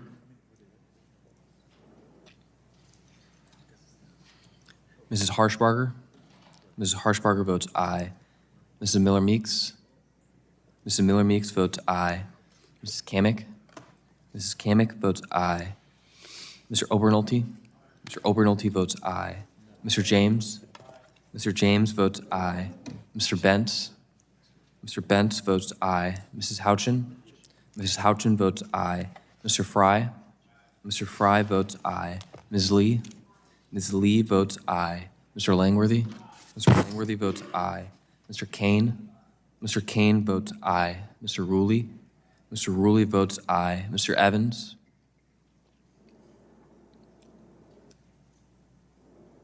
Mr. Goldman? Mr. Goldman votes aye. Mrs. Fedorchak? Mrs. Fedorchak votes aye. Mr. Pallone? No. Mr. Pallone votes no. Ms. Deget? Ms. Deget votes no.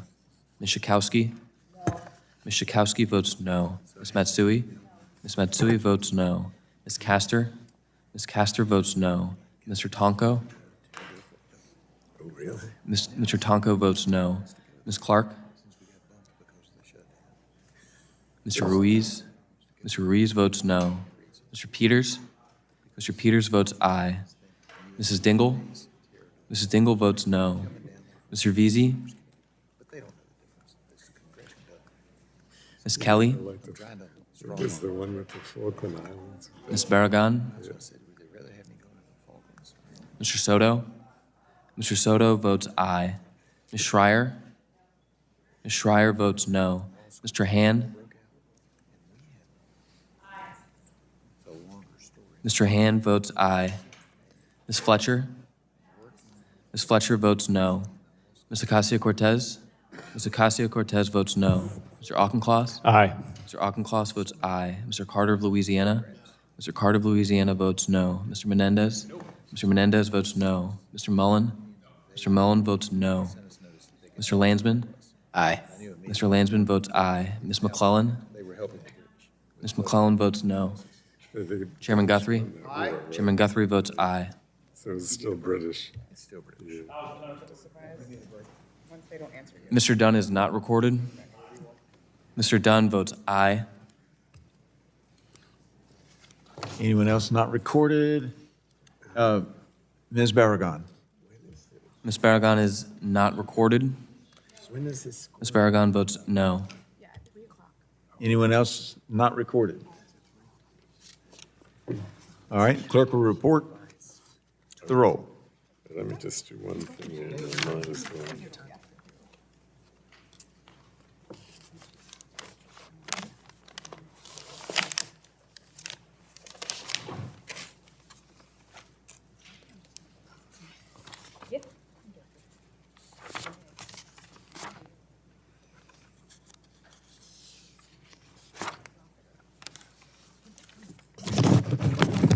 Yes, sir. Mr. Chairman, on that vote, there were 30 ayes and 16 noes. 30 ayes, 16 noes, the bill's agreed to.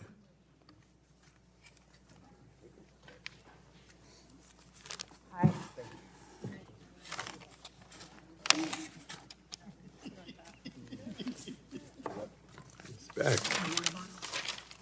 You want that? The chair calls up HR 4690 and asks the clerk to report. H.R. 4690, a bill to amend the Energy Conservation and Production Act to repeal certain federal buildings' energy efficiency performance standards and for other purposes. Without objection, the first reading of the bill is dispensed with, and the bill will be open for amendment at any point. So ordered. Does anyone seek to be recognized on the bill? Gentleman from New York is recognized for 5 minutes to speak on the bill. Thank you, Chairman Guthrie. This legislation is about restoring something Washington has been losing for far too long, which is common sense. When taxpayers fund federal buildings, they rightfully expect those buildings to be powered by the most reliable, affordable, and resilient energy systems available, not by whatever technology happens to be politically fashionable at the time. Unfortunately, that is exactly what current federal policy pushes agencies towards. Under existing standards written into the Energy Independence and Security Act and reinforced through DOE regulations, agencies are effectively told to avoid fossil fuels, even when those fuels are the best engineering choice, the cheapest option, and the only reliable source during emergencies. These mandates create a government-wide bias toward one preferred energy pathway, regardless of whether it works everywhere, regardless of whether the grid can support it, and regardless of what it costs the American taxpayers. Let's be clear, this is not about efficiency. It isn't about innovation. It's about ideology dictating infrastructure decisions that should be based on strictly performance and mission needs. And the consequences aren't just theoretical. These rigid rules drive up construction costs at the exact moment when federal agencies are already struggling with backlogs, inflation, and procurement delays. They restrict proven technologies like natural gas systems that provide dependable heat, hot water, and backup generation, technologies that keep facilities operating through winter storms, extreme heat, cyber incidents, and grid failures. When the power grid goes down, electrification mandates don't keep a hospital warm or a secure facility online. Resilient, diversified energy systems do. Think about the buildings affected. VA hospitals where veterans receive life-saving care, military installations that underpin our national defense, research laboratories that handle complex, sensitive, and sometimes dangerous work, emergency operations centers that coordinate responses in the worst moments. These buildings cannot afford to hope for the best. They cannot rely solely on an electric grid that is already strained and increasingly vulnerable to extreme weather and foreign adversaries. Yet current policy treats reliable fuels as outdated relics instead of essential components of a resilient energy strategy. Taxpayers are paying more and getting less reliability in return, not because of engineering necessity, but because some policymakers in Washington that think that they should be picking winners and losers in our energy markets. This approach is not responsible governance. It is not fiscally conservative. It certainly does not reflect the priorities of Americans who expect their government buildings to function in all conditions, not just when the weather is mild and the grid is stable. The Reliable Infrastructure Act corrects course. It restores neutrality in federal building standards, ensuring that agencies can evaluate all energy options based on cost, performance, and reliability. The bottom line is simple. Reliability is not partisan, affordability is not partisan, and protecting taxpayer dollars is not partisan. The bill reflects all three. I urge my colleagues to support this bill, and I yield back. Gentleman yields back. Is there any seeking to speak on the amendment? On the bill? Mr. Tonko from New York, you're recognized for 5 minutes to speak on the bill. Thank you, Mr. Chair. I move to strike the last word. Gentleman's recognized. Thank you. I believe it is appropriate for us to expect that the actions of our federal government carry with them some extra responsibility, that we should hold ourselves to a higher standard, and we should want our agencies to operate efficiently and as good stewards of taxpayers' dollars. We should want our agencies to lead by example, helping to support the use of innovative American-made technologies. We should want our private sector and individual citizens to believe that following the best practices of the building operations and management of our federal government is worth considering for their own purposes. And that really was the intent of Section 433 of the Energy Independence and Security Act when it was enacted in 2007. We heard at the subcommittee markup, both during the debate on this bill as well as Mr. Weber's bill, that the federal government is the largest property owner as well as the largest energy consumer in the United States. Shouldn't we want our government to take steps to operate their buildings more efficiently, to reduce their operational costs, to reach to innovation? Section 433 requires new and renovated federal buildings to make incremental progress toward phasing out their use of fossil fuels. And while the Department of Energy had been slow to implement the requirement since 2007, there has been so much recent progress to make these goals achievable. In the nearly 2 decades since this section's enactment, there have been technological advancements in the design and in the operations of buildings. There are cost-effective, well-performing alternatives for space heating, water heating, and many appliances. Heat pumps work. Their costs have come down, and their performance has improved significantly, including in colder climates. We should be excited for the possibility of American-made heat pumps heating and cooling our public buildings. Instead, this bill wants to lock us into the past, regardless of how much technological innovation does occur. If we can encourage reasonable steps for the federal government to reduce its wasteful consumption of fossil fuels, we should do so. I encourage members to oppose this bill, and with that, Mr. Chair, I yield back. Gentleman yields back. Is there further discussion on the bill? Seeing none, are there any amendments to the bill? Seeing none. The question now occurs on adopting H.R. 4690. A roll call has been requested by my friend from New Jersey, and the clerk will call the roll. Mr. Latta? Aye. Mr. Latta votes aye. Mr. Griffith? Mr. Griffith votes aye. Mr. Bilirakis? Mr. Hudson? Mr. Carter of Georgia? Mr. Carter of Georgia votes aye. Mr. Palmer? Mr. Palmer votes aye. Mr. Dunn? Mr. Crenshaw? Mr. Joyce? Mr. Joyce votes aye. Mr. Weber? Mr. Weber votes aye. Mr. Allen? Mr. Allen votes aye. Mr. Balderson? Mr. Balderson votes aye. Mr. Fulcher? Mr. Fulcher votes aye. Mr. Pfluger?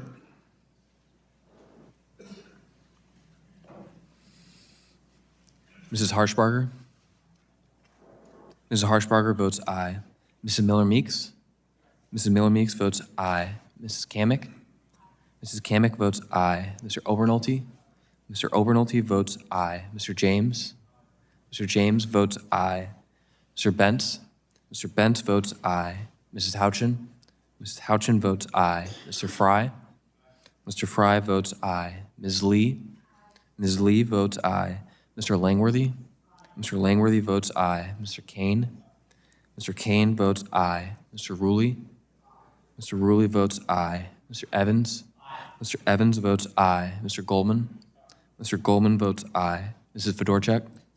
Mrs. Fedorchak votes aye. Mr. Pallone? Mr. Pallone votes no. Ms. DeGette? Ms. DeGette votes no. Ms. Schakowsky? Ms. Schakowsky votes no. Ms. Matsui? Ms. Matsui votes no. Ms. Castor? Ms. Castor votes no. Mr. Tonko? Mr. Tonko votes no. Ms. Clark? Mr. Ruiz? Mr. Ruiz votes no. Mr. Peters? Mr. Peters votes no. Mrs. Dingle? Mrs. Dingle votes no. Mr. Veazey? Ms. Kelly? Ms. Barragan?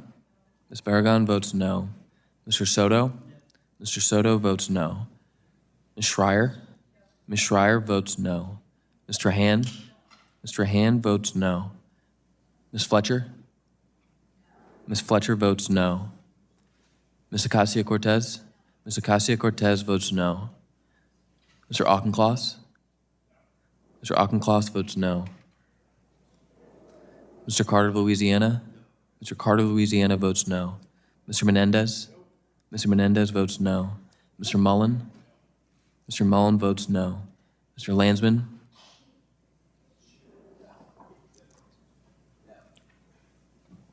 Mr. Landsman votes no. Ms. McClellan? Ms. McClellan votes no. Chairman Guthrie? Chairman Guthrie votes aye. Mr. Dunn is now recorded. Mr. Dunn votes aye. Mr. Pfluger is not recorded. Mr. Pfluger votes aye. Anyone on the Democrat side seeking recognition for voting? The roll call? Seeing none, the clerk will report.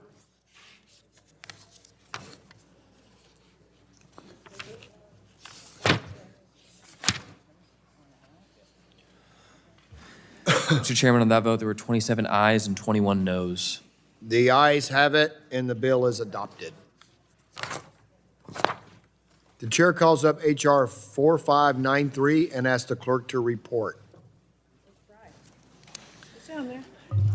H.R. 4593, a bill to amend the Energy Policy and Conservation Act to revise the definition of a showerhead.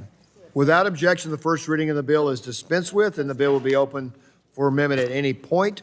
So ordered. Does anyone seek to be recognized on the bill? What purpose? The gentleman from South Carolina is recognized to speak on the bill for 5 minutes. Mr. Chairman, I move to strike the last word. Gentleman is recognized. Thank you, Mr. Chairman. Last, at the subcommittee level, I think some of my colleagues on the other side were a little bit bothered by some of the punny jokes that we had in my remarks, so I made sure to add more. There's nothing quite like a shower act in December. Let it flow, let it flow, let it flow. Some of our colleagues may want to freeze debate on this bill, but today we're actually going to talk about common sense. Under the previous administration, we witnessed federal bureaucrats take something as ordinary and uncontroversial as a showerhead and quite literally reinvent the definition of it, resulting in these pointless showerheads that sprinkle water on your head. Only in a bureaucracy could you create a rule that makes you spend a longer time in the shower using more water while still feeling less clean when you leave. Everyday Americans never asked for this. Plumbers never asked for this. Manufacturers certainly did not. But Washington regulators decided to start splashing around in micromanagement. And when bureaucrats start changing the meaning of everyday household products, families and businesses pay the price. And no one likes weak showerheads. Literally nobody likes weak showerheads. Weak showers are for sad motels and gyms built in the 1970s.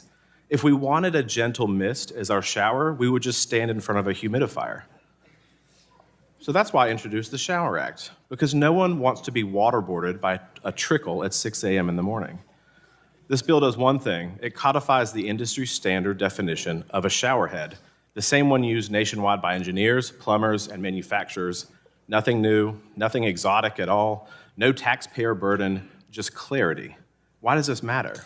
Because when political control changes hands, regulations shouldn't ricochet back and forth like a ping pong match. Now, we've heard loud and clear that some on the other side of the aisle think that this bill is a, quote, waste of time. I understand the political theater, I guess, but the opposition isn't really about plumbing, it's about politics. If the bill weren't supported by voices outside of this room that they don't like, and I'll give you one guess who that might be, Democrats would probably be tripping over themselves to take credit for streamlining consumer standards. So let's not pretend this is about water pressure, it's about political pressure. But the bottom line is simple. The Shower Act restores common sense, protects consumer choice, reins in needless bureaucracy, and costs the taxpayers exactly $0. It doesn't leave anyone high and dry, except maybe the regulators who wanted to keep rewriting the script. For consumers that choose a low-flow trickle showerhead, let them make that choice. That's up to them. For the rest of America, let them pick something that gets the job done. Your hair and your shampoo shouldn't require a 4-year evacuation plan. I urge my colleagues to support this straightforward bill. And with that, Mr. Chairman, I yield back. Thank you. We appreciate. We applaud you showering us with your wisdom. We appreciate it very much. So anyone want to speak? Anybody else wanting to speak on the bill? The gentlelady from Florida is recognized for 5 minutes to speak on the bill. Thank you, Mr. Chairman. I thought about filing an amendment to rename the bill the Completely Out of Touch Act. but I think that's fairly obvious. This bill and most of the energy bills before us today simply demonstrate how out of touch the policies of Republicans in Congress are. You know, you would have thought that after 2 months, when the Speaker shut down the House of Representatives and members were at home for 2 months, that they would have rushed back to the Congress to work on anything to lower the cost of living. But alas, no. Their priority is to talk about shower heads. I know the president doesn't want to talk about affordability. He said that explicitly. In fact, yesterday he said this whole affordability thing is a con job. The president and House Republicans appear to be completely distracted from what is important. The president has focused on giving the White House a makeover. He tore down the entire East Wing to make way for a 90,000 square foot, $300 million ballroom funded by corporations who have something to gain from this administration. That ballroom has gone from 500 square feet to 650 square feet to 999 square feet. Now it's proposed to over 1,300 square feet. You can't make this up. He's covered the Oval Office and seemingly every surface he can find with bargain bin gold gilding.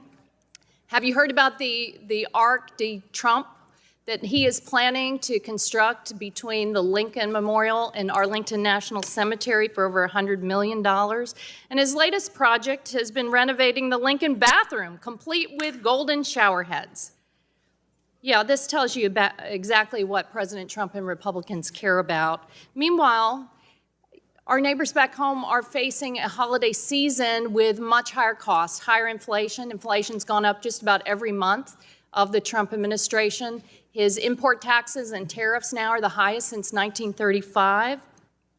It's estimated that all of the tariffs now are adding about $1,700 per household across the country, and you laugh.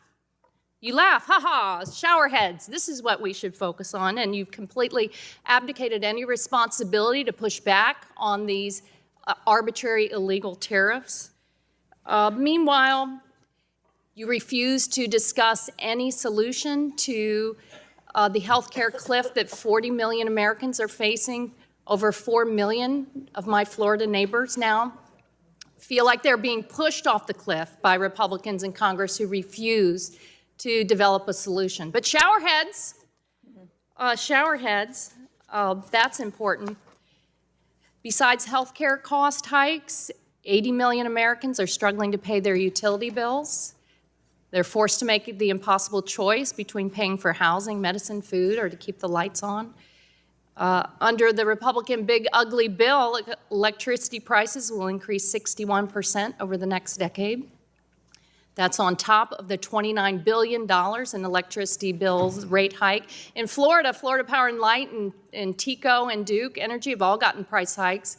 They've called them the largest in the history of the country, billions of dollars in rate hikes. But shower heads, you know, there are real problems that we can solve together. People deserve so much better than what this Republican Congress is providing. This committee should serve the American people, not genuflect to the president over his shower heads. We don't need to redefine what constitutes a shower head. The only thing that this bill does is create more regulatory uncertainty. It could lead to rollbacks. It's contrary to the law, the Energy Policy and Conservation Act. It likely will benefit foreign manufacturers. This bill also requires enforcement at the Department of Energy, but the president has fired arbitrarily public servants who served there. Well over 3,500 employees have left. And you know, there is one simple solution. It's called going down to your hardware store to address the line buildup in your line. Mm-hmm. You don't need to pass a law. You don't need to ignore the real needs of our families and small businesses back home. You don't need to laugh and bring this and turn a blind eye to the grift and corruption that runs deep in this administration. We can work together and solve real problems. I'm not going to give up hope on that, but this pushes us farther away from that goal today. I urge my colleagues to oppose this bill, and I yield back. Thank you. The gentlelady yields back. Is there further discussion on the bill? The gentlewoman from Iowa, you're recognized for 5 minutes to speak on the bill. Thank you, Mr. Chair. Despite my petite stature, I use more water per square inch than most members. And despite the gentle lady from Florida putting a damper on this bill, I would say you won't get in hot water by voting. So I encourage my colleagues to support it.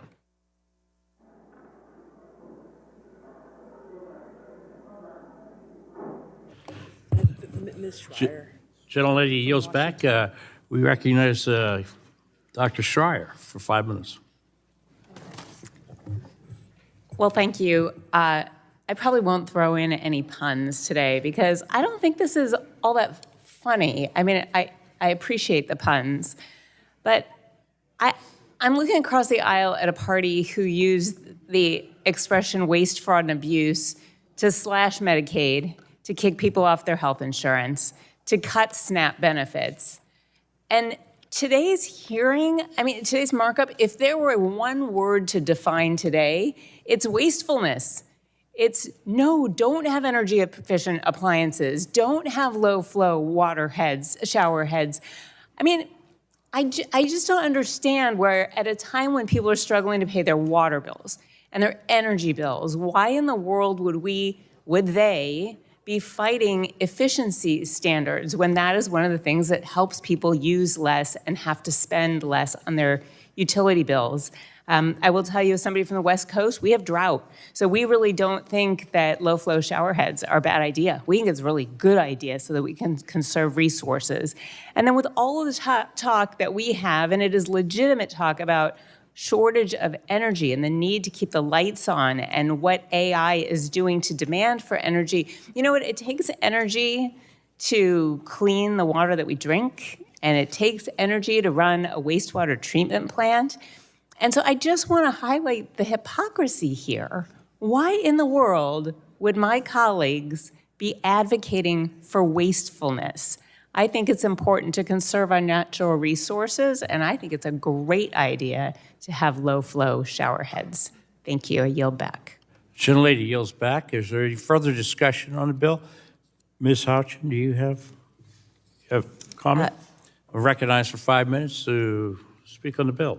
Mr. Chairman, I'm going to yield my time to Mr. Fry. Gentlelady yields back. Any further discussion? No. She yielded to Mr. Fry. Oh, Mr. Fry, I'm sorry. Thank you, Mr. Chairman. I would just like to remind my colleague on the other side that went off on the Trump administration. The affordability issue was caused by the Biden administration and congressional Democrats turning a blind eye to what was happening in America when inflation rose 11, 12, 20%.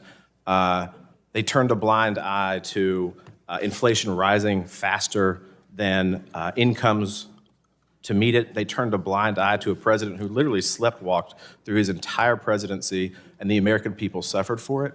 It is because of Democrats that we are even in a healthcare discussion right now, because Obamacare was told that premiums would rise if you pass it, and guess what it did? And Democrat votes passed it again in the COVID era before my time here in Congress, when everyone said, if you do this, premiums will rise, and guess what? They did.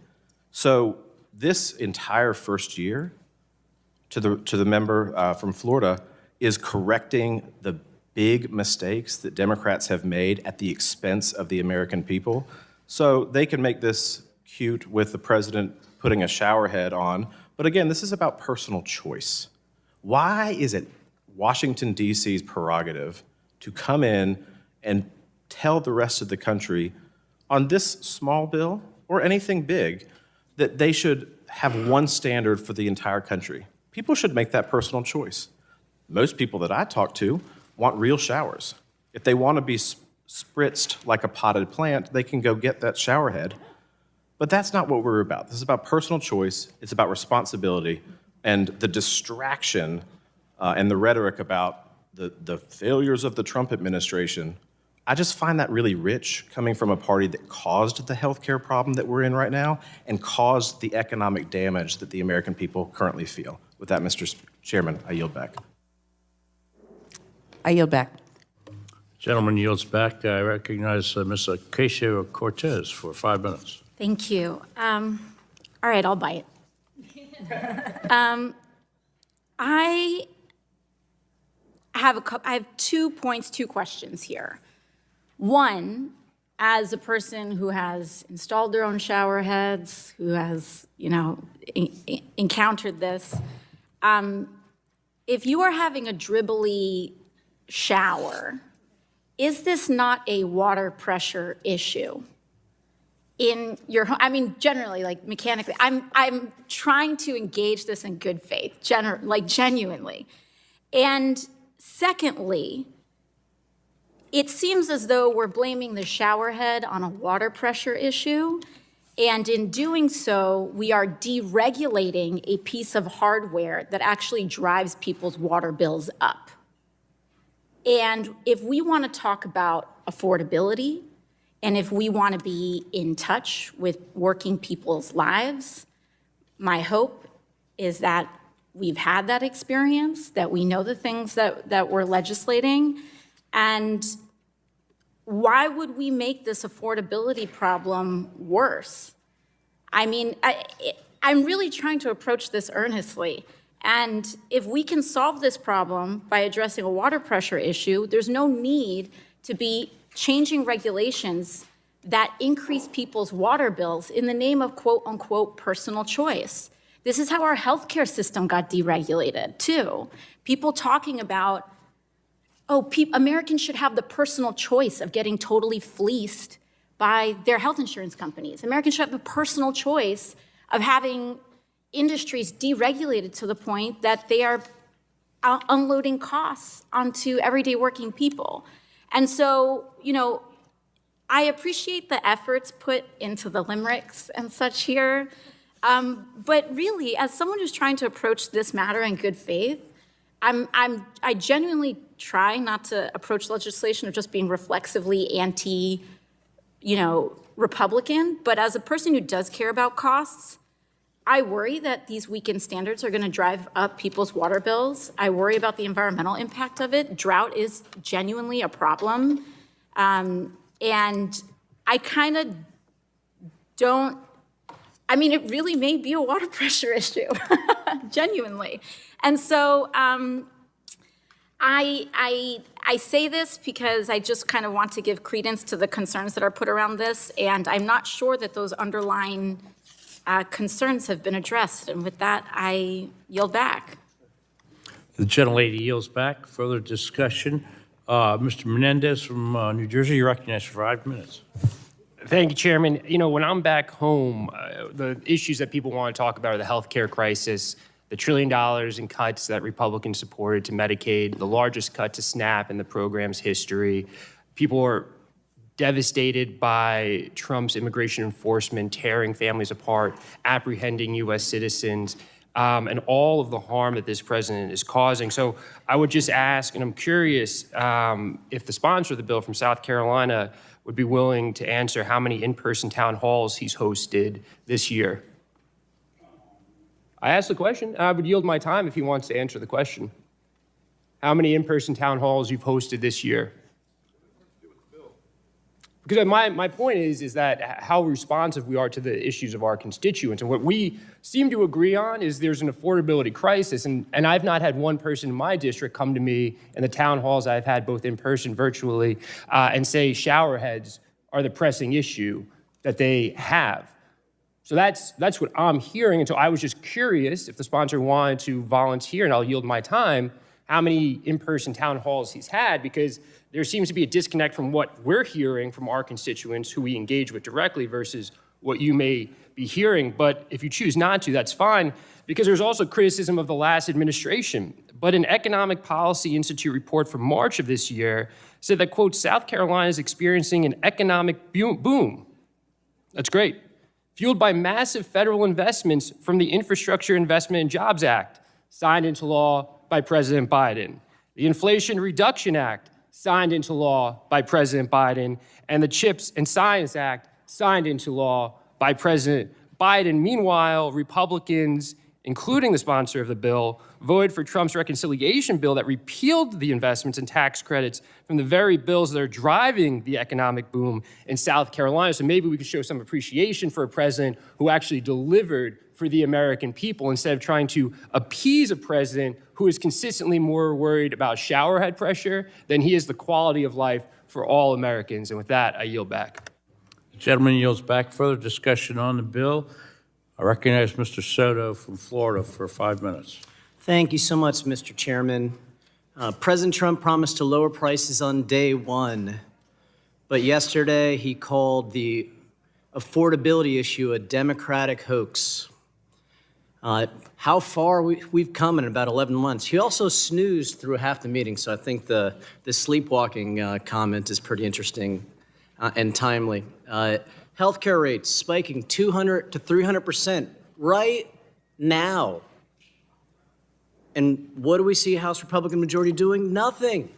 We have a couple members who are moderates who are trying to help with the proposal, but I don't know that it's ever going to come to the floor because the speaker's dead set against it. We see energy rates spiking, and Trump cancels renewable energy projects, wind projects, hydro projects, solar projects, all at a time when demand is spiking because of data centers, which we should be supporting with more all the above energy. And then food costs are rising, but no farm bill since 2018. Tariffs are decimating farmers and ranchers. But don't worry, they'll oppose trickle-down showerheads and support trickle-down economics. Big ugly law gets passed, record cuts to Medicaid and SNAP to fund tax breaks for billionaires. The irony is we're begging for us all to work together to resolve some of these issues, and all it takes is a few folks to have courage to sign the discharge petition that is literally on the floor right now. 4 Republicans can join that, and we could at least address the healthcare issue that this committee and this Congress has failed to address. I have the second most Obamacare of any district in the nation. There are more Republicans on the ACA than Democrats, especially in Florida and Texas. And so, you know, I'm sure we could have great debates over shower heads, but the real issue is healthcare costs right now, and that's what we should be working on, and I yield back. The gentleman yields back. Further discussion on the bill. Further discussion on the bill. Any amendments for the bill? No amendments. All right. The question now occurs on adopting H.R. 4593 as, well, the roll call has been requested, and the clerk will call the roll. Mr. Latta.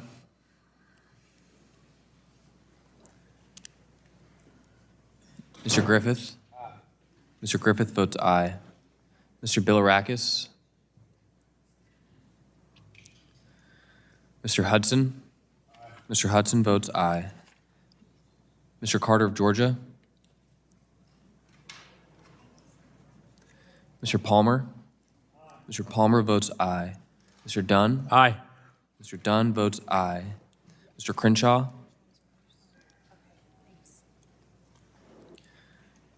Mr. Joyce. Mr. Joyce votes aye. Mr. Weber.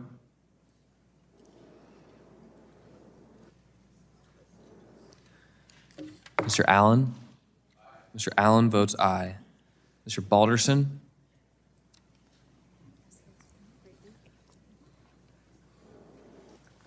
Mr. Fulcher. Mr. Fulcher votes aye. Mr. Pfluger. Mr. Pfluger votes aye. Mrs. Harshbarger. Mrs. Harshbarger votes aye. Mrs. Miller Meeks.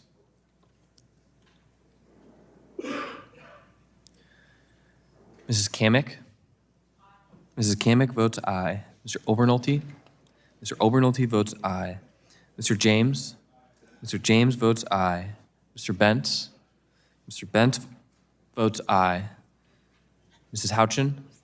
Mrs. Houchin votes aye. Mr. Fry. Mr. Fry votes aye. Ms. Lee. Ms. Lee votes aye. Mr. Langworthy. Mr. Langworthy votes aye. Mr. Kane. Mr. Kane votes aye. Mr. Ruley. Mr. Ruley votes aye. Mr. Evans. Mr. Evans votes aye. Mr. Goldman. Mr. Goldman votes aye. Mrs. Fedorchak. Mrs. Fedorchak votes aye. Mr. Pallone. Votes no. Mr. Pallone votes no. Ms. Deget? Ms. Deget votes no. Ms. Schakowsky? Ms. Schakowsky votes no. Ms. Matsui? Ms. Matsui votes no. Ms. Castor? Ms. Castor votes no. Mr. Tonko? Mr. Tonko votes no. Ms. Clark?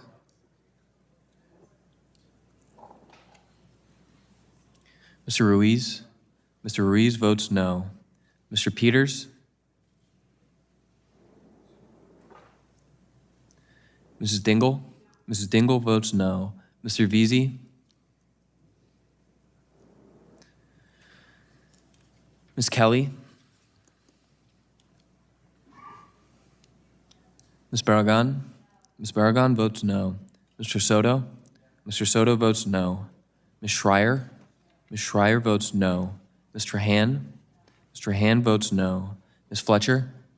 Ms. Fletcher votes no. Ms. Acacia-Cortez? Ms. Acacia-Cortez votes no. Mr. Auchincloss? Mr. Auchincloss votes no. Mr. Carter of Louisiana? Mr. Carter of Louisiana votes no. Mr. Menendez? Mr. Menendez votes no. Mr. Mullen? Mr. Mullen votes no. Mr. Landsman? Mr. Landsman votes no. Ms. McClellan? Ms. McClellan votes no. Chairman Guthrie? Chairman Guthrie votes aye. So how is Mr. Lotta required? Mr. Lotta is not recorded. Mr. Lotta votes aye. How's Mr. Carter? Mr. Carter of Georgia is not recorded. Mr. Carter of Georgia votes aye. Mr. Weber is not recorded. Mr. Weber votes aye. Mr. Balderson? Mr. Balderson is not recorded. Mr. Balderson votes aye. Dr. Miller Meeks? Ms. Miller Meeks is not recorded. Mr. Miller Meeks votes aye. Does anybody else seek recognition for recording their vote? The clerk will report the roll call.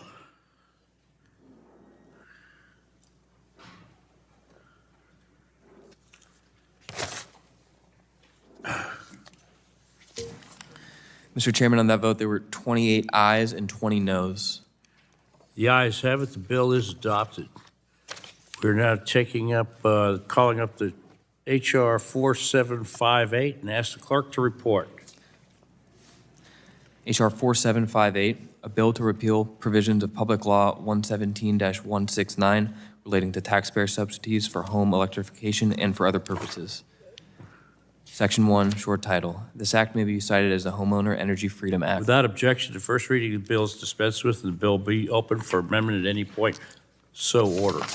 Does anyone seek to be recognized? Mr. Goldman, you're recognized for 5 minutes to discuss the bill. Thank you, Mr. Chairman. For many Americans, the price of a home is simply too high. Recent reporting finds that the average first-time home buyer is now 40 years old. In their rush to impose unpopular Green New Deal policies, the Biden administration spent billions in taxpayers' dollars to mandate that green energy appliances must be installed in their new homes. Some home builders estimate that these policies have increased the cost of a new home by $31,000. These policies push home ownership and the American dream out of the reach for many families and many Americans. My bill, the Homeowner Energy Freedom Act, would address home affordability by repealing several costly and burdensome programs in the so-called Inflation Reduction Act. This common sense bill will help lower the cost of home ownership for all Americans. Building on this committee's work to rescind unobligated IRA funds, I urge my colleagues to support H.R. 4758 and repeal these reckless programs. And I yield back. Gentleman yields back. Anyone else seek to be recognized discussing on the bill? On the bill. All right. Any amendments for the bill? Okay. I have an amendment at the desk. Absolutely. We're happy to have you. You're recognized for 5 minutes. No. It's AMD HR 4578 SC02. I'm sorry. Do I understand you're advancing an amendment? Okay. The clerk will report the amendment. Amendment to H.R. 4758, add at the end the following new section. Section 3, certification. This act and the amendments made by this act shall not. Without objection, the reading of the amendment is dispensed with, and the gentlelady is recognized for 5 minutes who's in support of the amendment. Thank you so much, Mr. Chairman. Mr. Chairman, when he was sworn in, President Trump promised to cut energy prices, quote, by half within 12 months. Well, we're now 10 months in, and data shows energy costs have actually increased by 11% nationally since January. President Trump failed to bring down prices for an overwhelming majority of ratepayers, given that 87% of voters are concerned about rising utility prices. And so what this amendment simply does is to protect the 80 million Americans who are already struggling to pay utility bills.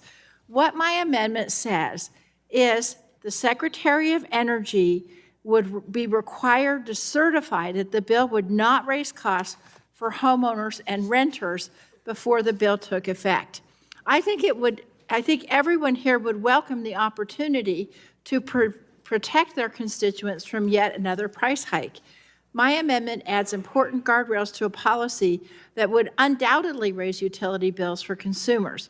This bill rescinds assistance programs for implementing energy codes, in some cases amounting to as much as $14,000 in rebates to purchase electric appliances, weatherize buildings, and reduce energy inefficiencies. So let's discuss the claims that building codes and efficiency standards are too costly. The difference in cost for an Energy Star washer in 2003 was on an average over $500 more expensive in today's dollars. Now, of course, that's a significant upfront cost. It's worth noting, however, that currently the difference in upfront costs between Energy Star and non-Energy Star appliances is much narrower. Today, an Energy Star washer is only $50 to $200 more, and even less for other appliances. That being said, I don't agree with my colleagues' concerns about upfront costs. In fact, that's why I oppose this bill. It repeals the very credits and rebates that mitigate the upfront costs of appliances and adopting energy-efficient building codes. Some of my colleagues fail to see that regardless of the narrowing difference in upfront costs, the real benefit is the cost saved over the life of the appliance. And that's why people like Energy Star. For a washer, for example, the cost of an Energy Star model can be recovered in 4 to 6 years. For refrigerators, inherently energy-intensive products that run 24/7, an Energy Star model has a ROI of 3 to 5 years. I could go on. And so if my colleagues on the other side of the aisle worry about increasing costs, why would we repeal policies that save money on utility bills and simply provide the option to adopt efficiency standards? As a reminder, states and localities can choose to adopt energy building codes. They're not mandated by federal law. And worse yet, repealing these incentives will harm low and moderate income households most, disproportionately impacting the 1/4 of low-income households already experiencing energy insecurity. So if you agree, we don't want Americans' utility bills to increase, then vote for my amendment so we can specifically say to everybody, your costs will not increase no matter what happens in this bill. I urge my colleagues to adopt the amendment, and I yield back. Gentlelady yields back. Is there any further discussion on the amendment? Gentleman from Texas is recognized for 5 minutes to speak on the amendment. Thank you, Mr. Chairman. I just want to point out that when President Trump and his administration came in, they did agree to cut energy prices. In 2024, April, the average gas price was $3.91 a gallon. In 2025, October, the average gas price was $3.06 a gallon. So that indeed is lowering energy prices in our country. And this amendment is a tactic to delay implementation of the Homeowner Energy Freedom Act until the Secretary of Energy certifies it won't increase costs for homeowners and renters. I oppose this amendment because the Homeowner Energy Freedom Act is focused on improving housing affordability by reducing forced and expensive green energy mandates on new homes. These green new energy building codes on homes will add well over $20,000 to the cost of new homes in certain regions. These green new energy provisions effectively force builders and developers to install electric appliances rather than natural gas alternatives.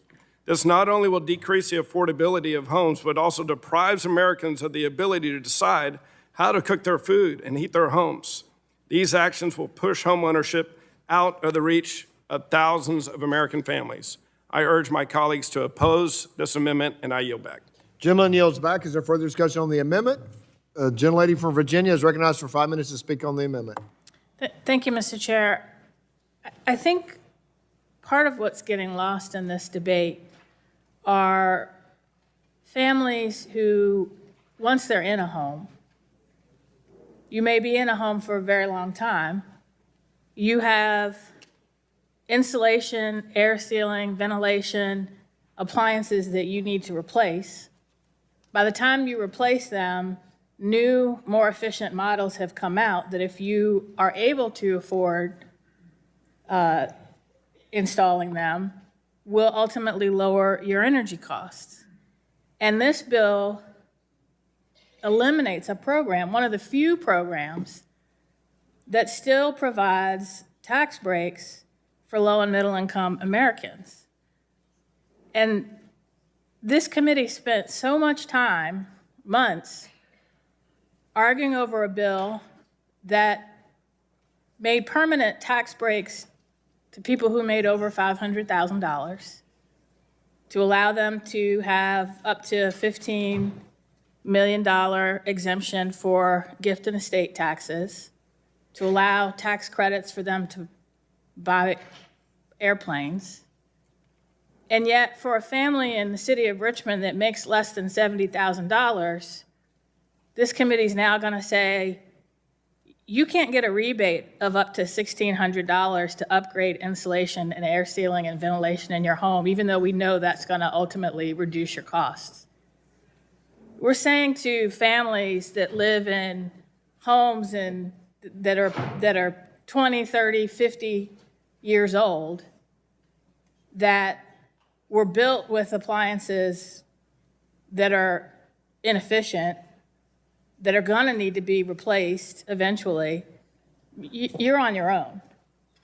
And I don't understand for the life of me why that provision is in this bill when it's not a mandate.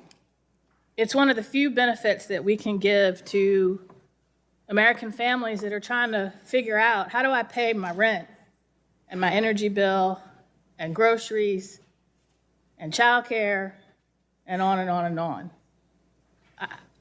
And that's why I think at a minimum, we ought to at least take a look at what is the effect of repealing this rebate program going to have on energy bills for these families going forward.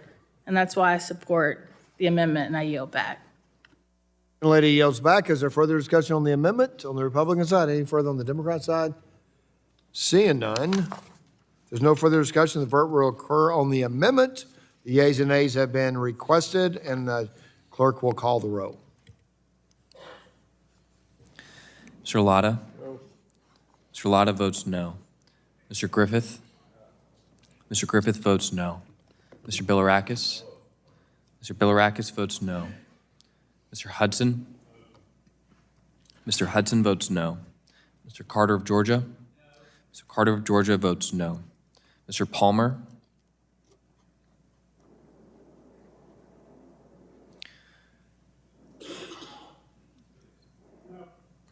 Mr. Palmer votes no. Mr. Dunn?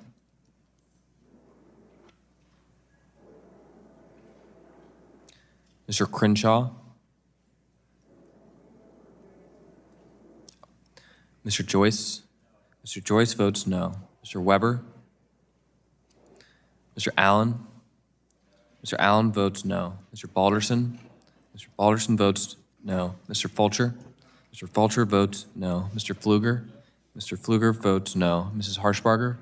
Mrs. Harshbarger votes no. Mrs. Miller-Meeks? Mrs. Kamick? Mrs. Kamick votes no. Mr. Obernolte?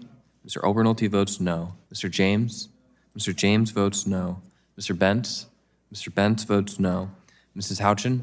Mrs. Houchin votes no. Mr. Fry? Ms. Lee? Ms. Lee votes no. Mr. Langworthy? Mr. Langworthy votes no. Mr. Kane? Mr. Kane votes no. Mr. Rulli? Mr. Rulli votes no. Mr. Evans? Mr. Evans votes no. Mr. Goldman? Mr. Goldman votes no. Mrs. Fedorchak? Mr. Pallone? Mr. Pallone votes aye. Ms. DeGette? Ms. DeGette votes aye. Ms. Schakowsky? Ms. Schakowsky votes aye. Ms. Matsui? Ms. Matsui votes aye. Ms. Castor? Ms. Castor votes aye. Mr. Tonko? Mr. Tonko votes aye. Ms. Clark? Mr. Ruiz? Mr. Peters? Mrs. Dingle? Mrs. Dingle votes aye. Mr. Veazey? Ms. Kelly? Ms. Barragan? Ms. Barragan votes aye. Mr. Soto? Mr. Soto votes aye. Ms. Schreier? Ms. Schreier votes aye. Mr. Han? Mr. Han votes aye. Ms. Fletcher? Ms. Fletcher votes aye. Ms. Ocasio-Cortez? Ms. Ocasio-Cortez votes aye. Mr. Auchincloss? Mr. Auchincloss votes aye.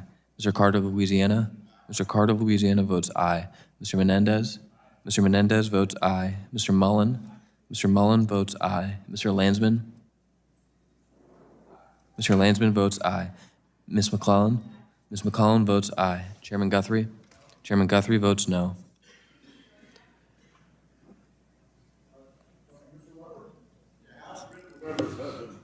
Mr. Weber is not recorded. I am not. Mr. Weber votes no. So Ms. Fedorchak?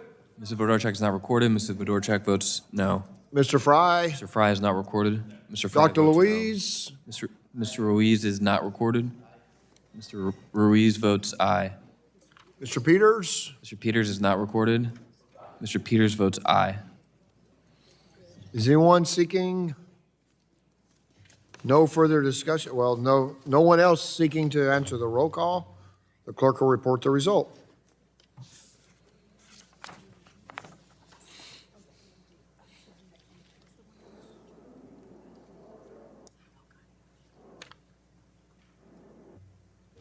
Mr. Chairman, on that vote, there were 21 ayes and 27 noes.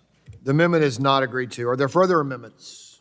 Gentlelady from Virginia is recognized. For all purposes, gentlelady from Virginia seek recognition. Mr. Chair, I have an amendment at the desk labeled AMD_HR 4758_SC01. The clerk will report the amendment. Amendment to HR 4758, add at the end the following new section. Section 3, certification. Without objection, the reading of the amendment is dispensed with, and the gentlelady from Virginia is recognized for 5 minutes in support of the amendment. Thank you, Mr. Chair. This amendment would protect a growing energy efficiency sector of our economy by requiring that the Energy Secretary certify that the provisions of this bill will not negatively impact job growth in the energy efficiency sector before the bill can take effect. This bill directly targets rebates for low and middle income homeowners to replace outdated and inefficient appliances with newer energy efficiency models and weatherize their home through new insulation and help to reduce their monthly bills. This bill also targets a grant program that invests in the energy efficiency and electrification workforce training and assistance for states to adopt the latest energy building codes that improve the quality of housing stock and protect consumers from high energy costs by helping to manage demand. At a time when our constituents make tough financial decisions, it is imperative that we not recklessly undermine a growing and integral part of our economy. The energy efficiency sector supports approximately 2.3 million jobs and has been steadily growing since the Inflation Reduction Act. This represents a field that employs almost twice as many people as the fossil fuel industry. And these jobs involve everything from installing more efficient kitchen appliances, better insulation to improve HVAC systems, and more to help our homeowners and renters save money. And they're all over the country. Energy efficiency jobs represented in 99.9% of U.S. counties, not to mention that a majority of these energy efficiency firms are small businesses. So not only do energy efficiency measures help reduce demand on our grid, lower costs, promote resilience, and boost energy security, but they're an important driver of local job growth. And repealing these vital Inflation Reduction Act programs would dampen growth in this critical sector and negatively impact consumers and jobs. And so I urge my colleagues to support the amendment. Gentlelady yields back. Is there further discussion on the amendment? The gentleman from Texas recognized to speak on the amendment. Thank you, Mr. Chairman. The amendment is a tactic to delay implementation of the Homeowner Energy Freedom Act until the Secretary of Energy certifies it won't affect jobs in the energy efficiency industry. I oppose this amendment because the Homeowner Energy Freedom Act is focused on improving housing affordability by reducing unnecessary and costly green energy mandates. The truth is, job growth and creation should result from consumer choices in a free market, not government mandates that subsidize preferred industries. By mandating these programs, the Biden administration's policies put a thumb on the scale and drive up home prices. The Homeowner Energy Freedom Act is about preserving home affordability, consumer choice, and allowing the free market to operate in the best interests of all Americans. I urge my colleagues to oppose this amendment, and I yield back. Gentleman yields back. Is there further discussion on the amendment? Seeing none. If there's no further discussion, the vote occurs on the amendment. A roll call has been requested, and clerk will call the roll. Mr. Latta? No. Mr. Latta votes no. Mr. Griffith? Mr. Griffith votes no. Mr. Bilirakis? Mr. Bilirakis votes no. Mr. Hudson? Mr. Hudson votes no. Mr. Carter of Georgia? Mr. Carter of Georgia votes no. Mr. Palmer? Mr. Palmer votes no. Mr. Dunn? Mr. Crenshaw? Mr. Joyce? Mr. Joyce votes no. Mr. Weber? Mr. Weber votes no. Mr. Allen? Mr. Allen votes no. Mr. Balderson? Mr. Fulcher? Mr. Fulcher votes no. Mr. Pfluger? Mr. Pfluger votes no. Mrs. Harshbarger? Mrs. Harshbarger votes no. Mrs. Miller-Meeks? Mrs. Kamick? Mrs. Kamick votes no. Mr. Obernolte? Mr. Obernolte votes no. Mr. James? Mr. James votes no. Mr. Bentz? Mr. Bentz votes no. Mrs. Houchin? Mrs. Houchin votes no. Mr. Fry? Mr. Fry votes no. Ms. Lee? Ms. Lee votes no. Mr. Langworthy? Mr. Langworthy votes no. Mr. Kane? Mr. Kane votes no. Mr. Ruley? Mr. Ruley votes no. Mr. Evans? Mr. Evans votes no. Mr. Goldman? Mr. Goldman votes no. Mrs. Fedorchak? Mr. Pallone? Mr. Pallone votes aye. Ms. DeGette? Ms. DeGette votes aye. Ms. Schakowsky? Ms. Schakowsky votes aye. Ms. Matsui? Ms. Matsui votes aye. Ms. Castor? Ms. Castor votes aye. Mr. Tonko? Mr. Tonko votes aye. Ms. Clark? Mr. Ruiz? Mr. Ruiz votes aye. Mr. Peters? Mr. Peters votes aye. Mrs. Dingle? Mrs. Dingle votes aye. Mr. Veazey? Ms. Kelly? Ms. Bedegan? Ms. Bedegan votes aye. Mr. Soto? Mr. Soto votes aye. Ms. Schreier? Ms. Schreier votes aye. Mr. Han? Mr. Han votes aye. Ms. Fletcher? Ms. Fletcher votes aye. Ms. Acacia-Cortez? Ms. Acacia-Cortez votes aye. Mr. Auchincloss? Mr. Auchincloss votes aye. Mr. Carter of Louisiana? Mr. Carter of Louisiana votes aye. Mr. Menendez? Mr. Menendez votes aye. Mr. Mullen? Mr. Mullen votes aye. Mr. Landsman? Mr. Landsman votes aye. Ms. McClellan? Ms. McClellan votes aye. Chairman Guthrie? Chairman Guthrie votes no. One seeking to answer the roll call. Any on the Republican side, any on the Democrat side? Seeing none, the clerk will report.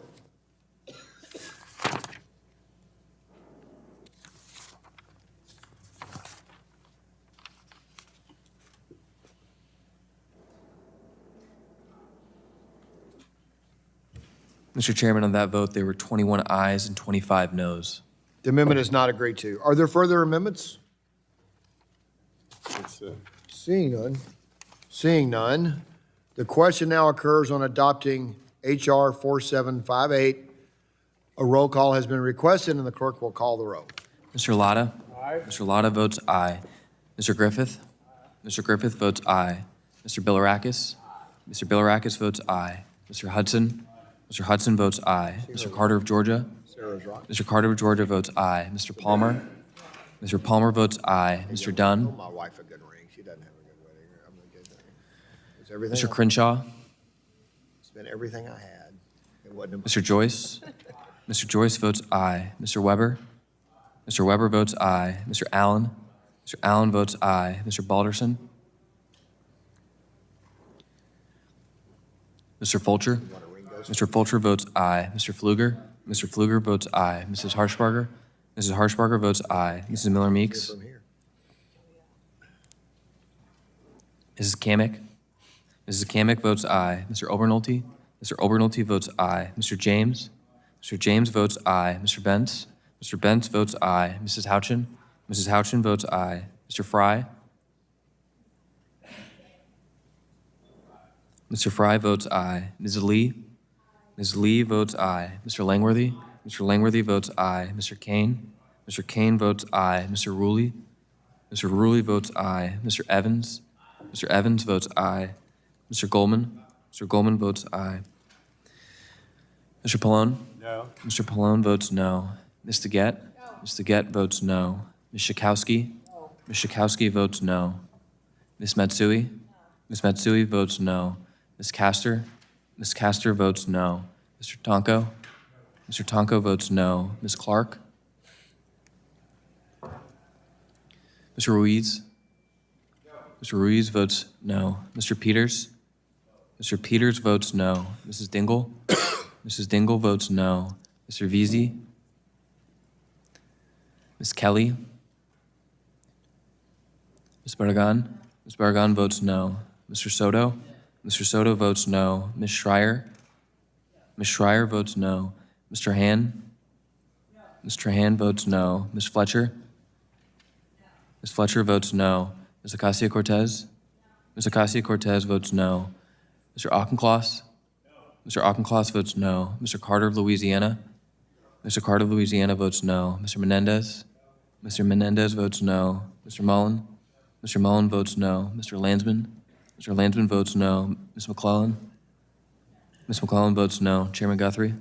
Aye. Chairman Guthrie votes aye. Anyone seeking to enter the roll call on the Republican side? Seeing none. Any on the Democrat side? Seeing none, the clerk will report.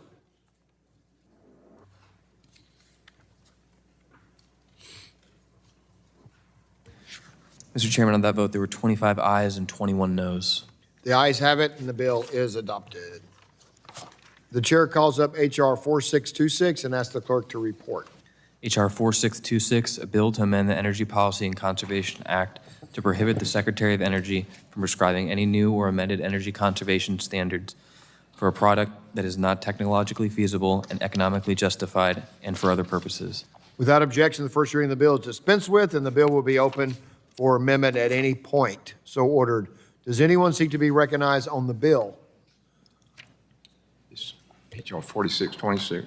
Gentleman from Georgia, you're recognized for 5 minutes to speak on the bill. Thank you, Mr. Chair. I move to strike the last word to speak in favor of my bill, H.R. 4626, Don't Mess with My Home Appliances Act. Under the guise of energy efficiency, the Biden-Harris administration waged a 4-year war on domestic fossil energy and consumer choice, and it was American families that paid the price. From gas stoves, refrigerators, freezers, to washers, dryers, dishwashers, and air conditioners, no household appliance was off limits in their pursuit of a radical rush to green agenda, and we can't allow that to happen again. A couple of personal stories. 30 years ago, we redid our kitchen in a house that's 130 years old, and we put in a Sub-Zero. And we've had different problems with it. We just had a problem with it So you think about whether I buy a new refrigerator or do I fix the one. And so we talked to the experts, and I'm not talking about members of Congress. I'm talking about the people that sell these things and work on these things. And he said, sir, I would not buy a new Sub-Zero. He said, you're much better off to repair your existing 30-year-old Sub-Zero. And the reason of that is because the newer models just don't last near as long, and they're over 3 times more expensive. And so we're getting it repaired. The other personal story is I've got a small place here in D.C. I got a gas line right in front of it, and one of the things when we moved up here, we couldn't heat the place in the summer, and so it's a heat pump, and so I called a contractor. I said, "Hey, I want to go to gas." He said, "Sir, you can't do that. You can't get a permit to go to gas heat." I got gas heat at my home in Augusta. It works great, and here, and the crazy thing is when your heat pump gets below 30 degrees, you go to your strip heat. And I'm telling you, when you go to strip heat, if you want to know why we have a demand in electricity, it just ramps up the meter. And plus, to get the house above 65 degrees, I had to go buy portable electric heaters and put in various rooms to heat the place. Because this city has imposed that restriction. And like I said, we've already talked about energy prices, the reduction in energy prices. In fact, I got a chart here that shows heating oil is down 30%. Natural gas would be down substantially, but the problem is we just met with a group this morning. They've been in 13 years of litigation trying to get a pipeline done. They got gas, they can't get it to the consumer. These are just personal stories. I'm a consumer. And I come from the construction industry, so I know a lot about this stuff. That's why I'm glad we are considering my bill in the full committee, which would implement necessary reforms to the Energy Policy Conservation Act, EPCA, to prevent future administrations from prioritizing a radical rush to green agenda over the affordability and availability of reliable household appliances that Americans rely on every day. The free market knows much better than the federal government. Congress enacted EPCA in 1975 to increase energy production, reduce demand, and encourage a more efficient use of energy. As part of this effort, EPCA authorized DOE's Appliance and Equipment Standards program to set minimum energy efficiency standards for product categories. DOE must follow specific statutory criteria for prescribing new or amended standards for covered products and covered equipment. However, over the last several years, DOE has gone beyond its scope and statutory authority by finalizing rules that do not meet the specific statutory criteria. Why would they do this? These egregious appliance standards have caused homeowners to spend 34% more on appliances than they did 15 years ago, as my experience showed, while having to replace them at a faster rate, which is what my appliance repair man said would happen. That is why my bill makes reforms that will eliminate DOE's requirement to review and update energy conservation standards every 6 years, establish a new process to allow standards to be revoked or revised, and amend the statutory criteria for determining whether an energy conservation standard is economically justified. Additionally, my bill aligns all compliance dates to be 5 years following a final rule, requires test procedures to be issued at least 180 days before rulemaking action, maintains provisions for current law and related DOG reviews, clarifies DOE's authority to amend water efficiency standards for clothes washers. These are common sense changes that will ensure certainty for manufacturers and consumers and allow consumer choice. I urge support of my legislation. I yield back. Thank you. The gentleman yields back. Is there further discussion on the bill? Gentlelady from California is recognized for 5 minutes to speak on the bill. Thank you, Mr. Chairman. I move to strike the last word. As I argued during the subcommittee markup of this bill, we are on the brink of an energy crisis. And this bill would exacerbate that crisis by gutting federal energy efficiency programs. Families are already struggling with rising energy costs. Household electric bills have gone up 11% on average since President Trump took office, and nearly 80 million Americans are facing an impossible choice between keeping the lights on and putting food on the table. At the same time, we're facing a broader energy supply challenge as demand for electricity is growing faster than we build new power plants. And that's why energy efficiency is so essential. Efficiency is one of the fastest, cheapest, and most reliable ways to meet rising energy demands. DOE estimates that the energy saved just by switching to LEDs is equivalent to the energy generated by 92 nuclear power plants. It took 15 years to build the last nuclear power plant, and we can't afford to wait that long. We're facing a crisis now. We need to be using all available tools to meet rising energy demand, and that includes energy efficiency. And these standards save Americans money. Federal efficiency standards save the average American household almost $600 every year. That's why I fought to maintain and grow federal energy efficiency programs. Every year, I lead efforts in Congress to support strong funding for these programs in the annual federal budget, because these programs consistently deliver benefits for families, businesses, and our electric grid. It's common sense. When you reduce the amount of energy we use, you save money, and that extra energy can be used for other things, like powering new factories or AI data centers. It's common sense, and it should be nonpartisan. I know my Republican colleagues don't want to see blackouts. I know they want to power AI data centers. And don't they want to reduce electricity rates? So I urge my colleagues to get serious and work with Democrats on practical, effective solutions that meet the moment and save Americans money. I yield back. Gentlelady yields back. Further discussion on the bill. Gentleman from Georgia is recognized for 5 minutes to speak on the bill. Mr. Chairman, I move to strike the last word. Mr. Chairman, I want to thank my friend Representative Allen for introducing H.R. 4626, the Don't Mess with My Home Appliances Act. H.R. 4626 will ensure that families have the freedom to choose what home appliances they can buy and keep in their homes. This bill will ensure that the Department of Energy considers cost to low-income households when making rules, prohibits the banning of products based on their fuel type, and much more. The Biden-Harris administration waged war on American households who simply wanted to pick an appliance that is affordable to them. Those days are over, and this bill is a critical step towards restoring affordability and practicality to the regulation of household appliances in America. I urge all of my colleagues to vote for this bill. Thank you, Mr. Chairman, and I yield back. Gentleman yields back. Is there further discussion on the bill? The gentlelady from Florida is recognized for 5 minutes to speak on the bill. I have an amendment at the desk, Mr. Chairman. So we're ready for no further discussion on the bill. We're ready for amendments. Would you identify your amendment? FC 4626_12. The clerk will report. The Amendment to the committee print for H.R. 4626. Add at the end the following section. Without objection, the reading of the amendment is dispensed with, and gentlelady from Florida is recognized for 5 minutes in support of the amendment. Thank you, Mr. Chairman.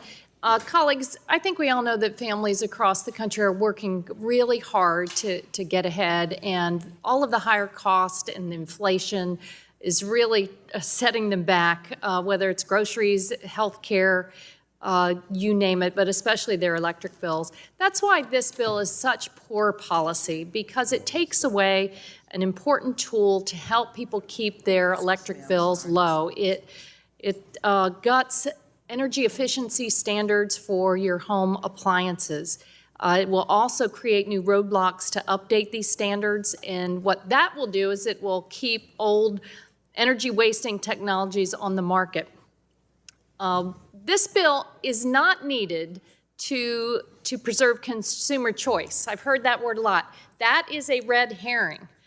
Existing law, and this has been since 1987, already requires that standards protect consumers' access to desired features and do not restrict fuel sources. This was surprising to me. Listen to all of the models that are on the market today. Consumers today have far greater choice in the products on the market than in the years before standards were introduced. even as energy and water use have declined significantly. For example, manufacturers now offer more than 11,000 distinct refrigerator models, 1,600 washing machine models, and 1,400 dishwasher models, according to the Department of Energy database. So let's talk about how energy efficiency standards actually work. They require manufacturers to produce more efficient appliances, but only if it's technologically feasible and economically justified. Consumers have the choice. You can decide yourself. Do you want a less efficient model? You can purchase that less efficient, cheaper model. Or you can spend a little bit more upfront that will save you over time. But net, over time, these standards help consumers save money. I know that a lot of the folks in the energy industry, they want people to spend more money. They want you to use more energy. That's where they benefit. They profit. But really, if you want to act in the public interest, you come down on the side of the consumer. Good old innovation here in the USA, and help people save money that they need while appliances get better and better over time. We heard from witnesses before the Energy Subcommittee, the average household spends about $2,000 on their annual utility bills, and between $200 and $400 is actually wasted on inefficiency. So energy efficiency helps consumers pocket the savings by eliminating that waste. There's an obvious flaw in this bill. It prohibits the standards, no matter their savings for consumers, in cases where additional upfront cost is paid back in more than 3 years. Even for products that last decades, household appliances last longer than 3 years. The bill also eliminates the primary tool ensuring that DOE updates standards. They are required to do that every 8 years. An 8-year review cycle was established in 2007 in a bipartisan law. This Republican bill, unfortunately, will end up resulting in higher electric bills at a time where nearly 80 million Americans are struggling to pay those bills. Republicans are also trying to confuse people by claiming that energy efficiency standards result in faulty appliances. That's silly. As our expert witnesses testified, there's no evidence that efficiency standards cause products to break more often. If Republicans were serious about helping folks back home save money, they would support new standards. Product technology is improving in many product types, meaning that future standards could achieve major savings. Between 2030 and 2050, U.S. households could save an average of nearly $150 annually on their utility bills. Businesses could save collectively $13.8 billion. Plus, you can't turn away from the fact that these standards are popular. That's why surveys show that 87% of Americans support them. In fact, a majority of Americans want tougher energy efficiency standards. They know that they pay off for them. So my amendment would simply ask the DOE to publish a certification that the effects of revoking existing energy conservation standards on cost, monetary benefits, and pollution will not negatively impact consumers. I hope we can agree on that. This amendment does not affect the implementation of anything in the bill. Just ask DOE to wait until they certify that it's not going to have a negative impact on our neighbors. So I see no reason why anyone would have trouble supporting this amendment. I urge you to adopt it, and I yield back my time. Gentlelady yields back. Is there further discussion on the amendment? Gentleman from Georgia is recognized for 5 minutes to speak on the amendment. Mr. Chairman, I'd like to strike the last word to speak in opposition to this amendment. This amendment is duplicative and unnecessary. The underlying bill already requires the Department of Energy, DOE, to consider the impacts of efficiency standards. But to go a step further, let me just explain something. The EPA wanted to do away with my wife's gas stove. She had a brand new gas stove. In fact, it was a revolt in the entire neighborhood about this. And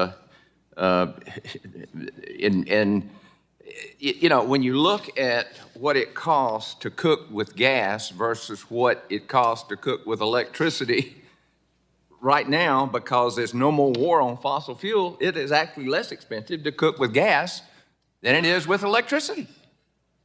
In fact, if we could build pipelines, we could get it a lot cheaper. So it includes a look-back provision, which requires the Secretary of Energy to examine several criteria before amending or revoking an efficiency standard.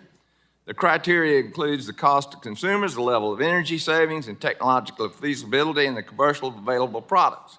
Furthermore, the underlying bill requires an economic analysis that specifically examines the cost to low-income households and the impact on employment. For these reasons, this amendment is duplicative and unnecessary. My legislation ensures DOE standards are cost-effective and technologically feasible. I urge my colleagues to oppose this amendment, and I yield back.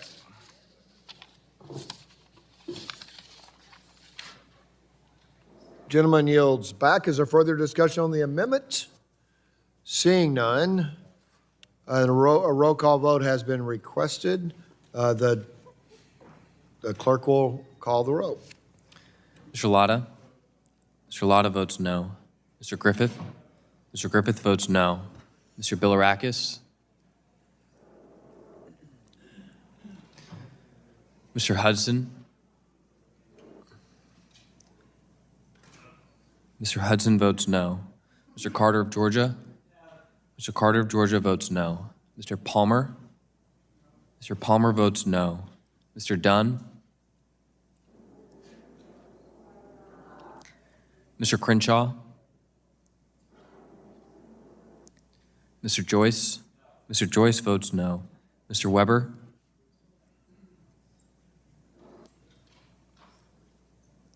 Mr. Allen?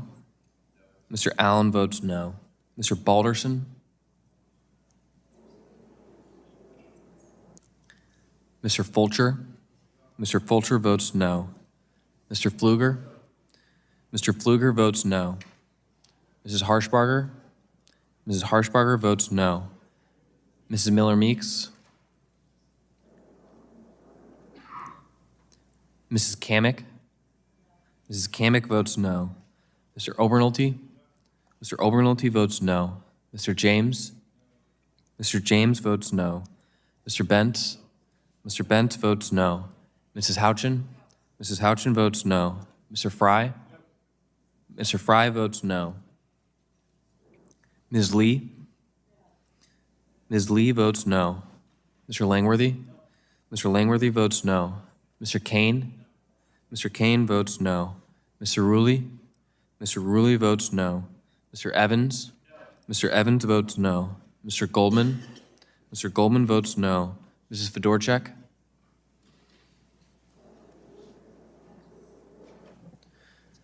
Mr. Pallone?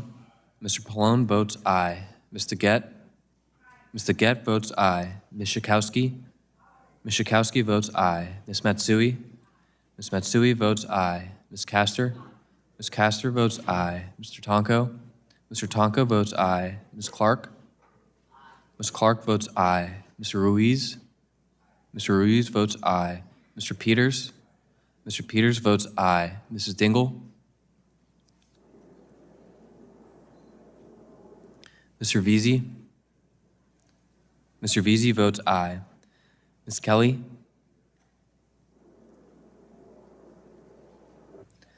Ms. Barragan? Ms. Barragan votes aye. Mr. Soto? Mr. Soto votes aye. Ms. Schreier? Ms. Schreier votes aye. Mr. Hand? Mr. Hand votes aye. Ms. Fletcher? Ms. Fletcher votes aye. Ms. Acacia-Cortez? Ms. Acacia-Cortez votes aye. Mr. Auchincloss? Mr. Auchincloss votes aye. Mr. Carter of Louisiana? Mr. Carter of Louisiana votes aye. Mr. Menendez? Mr. Menendez votes aye. Mr. Mullen? Mr. Mullen votes aye. Mr. Landsman? Mr. Landsman votes aye. Ms. McClellan? Ms. McClellan votes aye. Chairman Guthrie? No. Chairman Guthrie votes Are there anybody seeking recognition? Dr. Dunn? Mr. Dunn is not recorded. Mr. Dunn votes no. Mr. Weber? Mr. Weber is not recorded. Mr. Weber votes no. Anybody, Ms. Dingle? Ms. Dingle is not recorded. Ms. Dingle votes aye. Anyone else seeking recognition for the record? Seeing none, the clerk will report the result.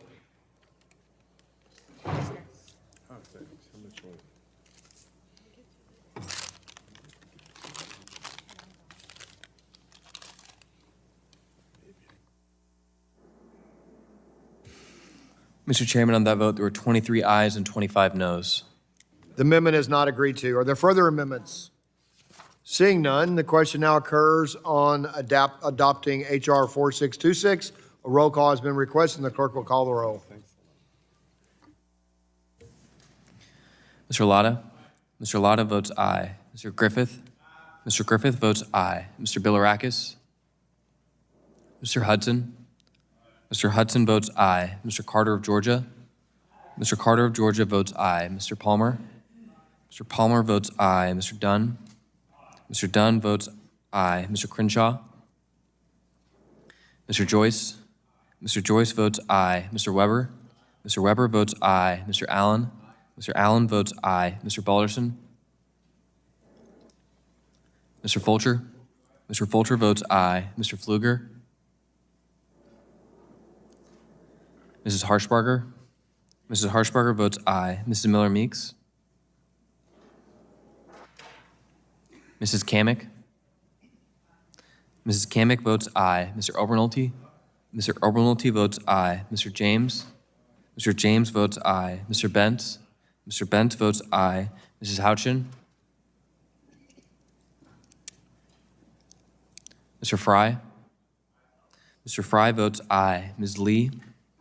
Ms. Lee votes aye. Mr. Langworthy? Mr. Langworthy votes aye. Mr. Kane? Mr. Kane votes aye. Mr. Ruley? Mr. Ruley votes aye. Mr. Evans? Mr. Evans votes aye. Mr. Goldman? Mr. Goldman votes aye. Mrs. Fedorchak? Mr. Pallone? Mr. Pallone votes no. Mr. Gett? Mr. Gett votes no. Ms. Schakowsky? Ms. Schakowsky votes no. Ms. Matsui? Ms. Matsui votes no. Ms. Castor? Ms. Castor votes no. Mr. Tonko? Mr. Tonko votes no. Ms. Clark? Ms. Clark votes no. Mr. Ruiz? Mr. Peters? Mr. Peters votes no. Mrs. Dingle?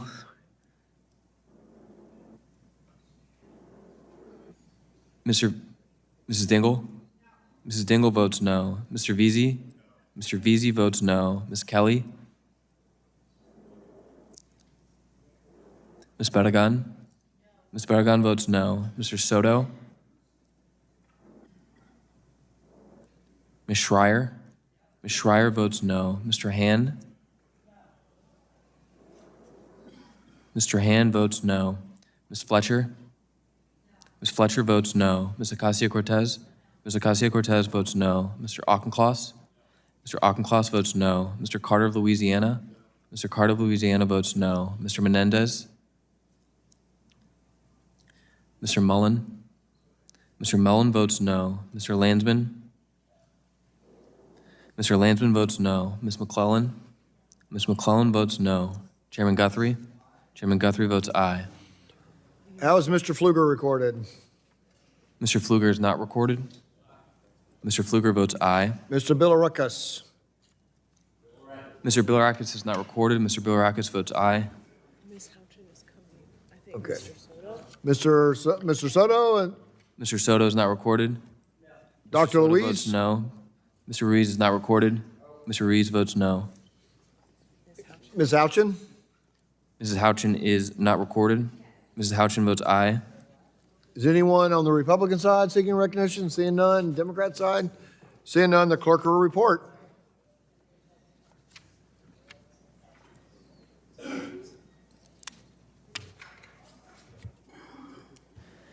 Mr. Chairman, on that vote, there were 26 ayes and 22 noes.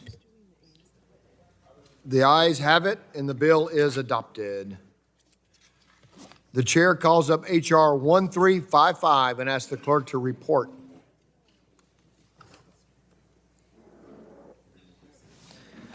H.R. 1355, a bill to amend the Energy Conservation and Production Act to reauthorize the Weatherization Assistance Program, direct the Secretary. Without objection, the first reading of the bill is dispensed with, and the bill will be open for any point so ordered. Does anyone seek to be recognized on the bill? You're calling the Ames up, right? Let me just, seeing none, is there any amendments? Gentlelady from Florida is recognized. Mr. Chairman, I have an amendment in the nature of a substitute, H.R. 1355-01. Clerk will report. Amendment in the nature of a substitute to H.R. 13. Without objection, the reading of the amendment is dispensed with, and the gentlelady from Florida is recognized for 5 minutes in support of the amendment. Thank you, Mr. Chairman. Colleagues, this amendment represents weeks of bipartisan negotiations to get to an agreement on Congressman Tonko's bill, H.R. 1355, the Weatherization Enhancement and Readiness Act. This is a bipartisan bill, thankfully, that lowers costs for energy-burdened households by boosting energy security and increasing energy efficiency, promoting affordability across the board. And it's so important at a time when electric bills are skyrocketing. It truly is vital that we reauthorize the Department of Energy's Weatherization Assistance Program. This would really help working class families especially reduce their monthly energy bills through energy efficient home upgrades. This program saves money and it promotes resilience, safety, and security for millions of families across the country, about 7 million to be exact. While this compromise does not include an authorization of the Weatherization Readiness Program, I'm glad we were able to increase the statutory limit for the average amount a state can spend on weatherizing homes from $6,500 to $12,000. This change ensures that the Weatherization Initiative keeps pace with the rising costs of building materials, wages, equipment, and allows for deeper, more effective retrofits. This amendment also ensures that we have a long-term reauthorization of the Weatherization Assistance Program through 2030. Additionally, I'm hopeful that once DOE compiles the report on the impact of readiness efforts as included in this amendment, our colleagues across the aisle will see the real impact of weatherization readiness on communities, its value, its importance, and we have appropriated over the past few years. We need to get back to doing that again. I appreciate Chairs Latta and Guthrie, Majority Committee staff, as well as especially Ranking Member Tonko, Ranking Member Pallone. Thank you all so much for getting this bill across the finish line to deliver vast savings for American families who could really use it right now. Thanks, and I yield back. Thank you. The gentlelady yields back, and the gentleman from Ohio is recognized to speak on the amendment. Well, thank you very much, Mr. Chairman. Really appreciate the opportunity to speak on the amendment in the nature of the substitute. The Weatherization Assistance Program plays an important role in increasing energy efficiency in low-income homes. This saves families money, reduces strain on our nation's grid, and helps keep existing homes in the housing market. I am pleased we were able to reach the bipartisan agreement reflected in this Ames, and I thank the representative from New York and the ranking member of the full committee and the subcommittee for working with us on this process. I'm sorry. We yield. And before I yield back, I yield to the chairman. Thank you. I agree this is an important program, and I'm glad that we've all worked hard. Someone I talked to last night said that Kentucky is a leader in the way we implement the program, and really appreciate those compliments. I know when I was in the General Assembly and other areas, getting homes efficient and is very important, particularly when you focus on low income and having warm homes and having cool homes in the summer, but having the opportunity to make sure your electric bill, we call the light bill where I'm from, is low is important. Talked about the readiness program. That's important. I'm not saying it's not important. The issue has been sometimes they go to look at homes for weatherization, and the roof just needs replacing. You just can't, the weatherization wouldn't really help at the level you need. And so we wanted a report to look back. There are people who report their other programs, Habitat for Humanity, other groups that kind of do that kind of work. So we wanted to focus this on homes that where this money would go to the homes that need weatherization and absolutely not dismiss the fact that there's a greater need too, and thanks for pointing that. The report's in here for us to do that. I really appreciate both sides of the aisle working together, members working together, and the gentleman that I was elected to Congress with, Mr. Tonko, for being such a good partner in this as well. We have a rich history of working together when we can find common ground, and thanks for doing it. And I will yield back to my friend from Ohio. And he yields back, and I believe the gentleman from New York is seeking to speak on the amendment. Yeah, thank you, Mr. Chair. I move to strike the last word. Thank you. I thank Chair Latta and you, Mr. Chair, and your work for, as the ranking, and the work with Ranking Member Palone's team on the AINS. And the amendment preserves two important parts of H.R. 1355. It would reauthorize DOE's weatherization assistance program through fiscal year 2030, and it would raise the program's average cost per dwelling unit to $12,000. And I think it's important to raise that number, but also to maintain an appropriation level that will enable us to not slip in the number of houses that we can do. These are important tweaks to the law that will help preserve the program and allow it to function even better moving forward. Now, it's no secret that so many of our constituents are struggling with the cost of living crisis, and energy affordability is certainly a huge piece of that. I won't suggest that DOE's weatherization assistance program or this legislation is a silver bullet, but it can be a small but important part of a more comprehensive solution. The truth is that a meaningful energy affordability solution will require Congress to step up, understand the challenge, and do more to relieve the pressure that working families are feeling from their energy burden. We know that weatherization works. The households that are eligible for the program spend about 14% of their income on energy costs compared to just 3% for other households. So this is a very meaningful program to those who are income eligible for this, this relief. Households that receive assistance save some $372 on their energy bills each year. They also benefit from living in a safer and more comfortable home. Reauthorizing this program helps ensure that it will be part of our collective efforts to address energy affordability moving forward. And raising that average cost per unit will benefit the long-term health of this program. Inflation has eroded the potential effectiveness of weatherization services. So this change will ensure that households can still receive adequate services from crews that are being fairly and competitively compensated. While I'm disappointed that we could not reach bipartisan agreement on other aspects of the bill as introduced, including the reauthorization or the authorization of the Weatherization Readiness Fund, I remain committed to continuing to push for future adjustments to the program moving forward. Now, to that Readiness Fund, I know that each of our districts can point to success stories where people have had that Readiness Fund utilized in a way that makes them eligible for the weatherization outcome. To me, that's a great success story. And I don't think we need to look for other avenues. We had a successful Readiness Fund. Let's continue that. Let's make certain we put money into that, because there are those, if they have something like a roof repair, they can then have that affordable outcome with the application of weatherization money. So I think it's only a common sense feature that should be included as we move forward. But for now, I thank the chairs for reaching an agreement on this version of the bill. I urge my colleagues to support the amendment. And with that, I thank you and yield back. Thank you. The gentleman yields back. Is there further discussion on the amendment? Seeing none, now we're going to adopt the amendment in the nature of substitute, and I believe we can do that by voice. And then we will have a roll call vote on the final bill. So if there's no further discussion, the vote occurs on the amendment in the nature of substitute. All those in favor shall signify by saying aye. Aye. All those opposed, nay. The ayes have it, and the amendment is agreed to. The question now occurs on adopting H.R. 1355 as amended. A roll call vote has been requested, and the clerk will call the roll. Mr. Latta? Aye. Mr. Latta votes aye. Mr. Griffith?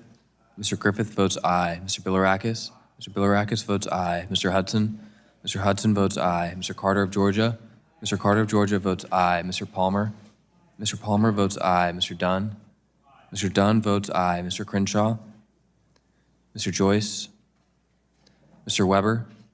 Mr. Weber votes aye. Mr. Allen? Mr. Allen votes aye. Mr. Balderson? Mr. Fulcher? Mr. Fulcher votes aye. Mr. Pfluger? Mr. Fluger votes aye. Mrs. Harshbarger? Mrs. Harshbarger votes aye. Mrs. Miller-Meeks? Mrs. Kamick? Mrs. Kamick votes aye. Mr. Obernolte? Mr. James? Mr. James votes aye. Mr. Bentz? Mr. Bentz votes aye. Mrs. Houchin? Mrs. Houchin votes aye. Mr. Fry? Mr. Fry votes aye. Ms. Lee? Ms. Lee votes aye. Mr. Langworthy? Mr. Langworthy votes aye. Mr. Kane? Mr. Kane votes aye. Mr. Ruley? Mr. Ruley votes aye. Mr. Evans? Mr. Evans votes aye. Mr. Goldman? Mr. Goldman votes aye. Mrs. Fedorchak? Mr. Pallone?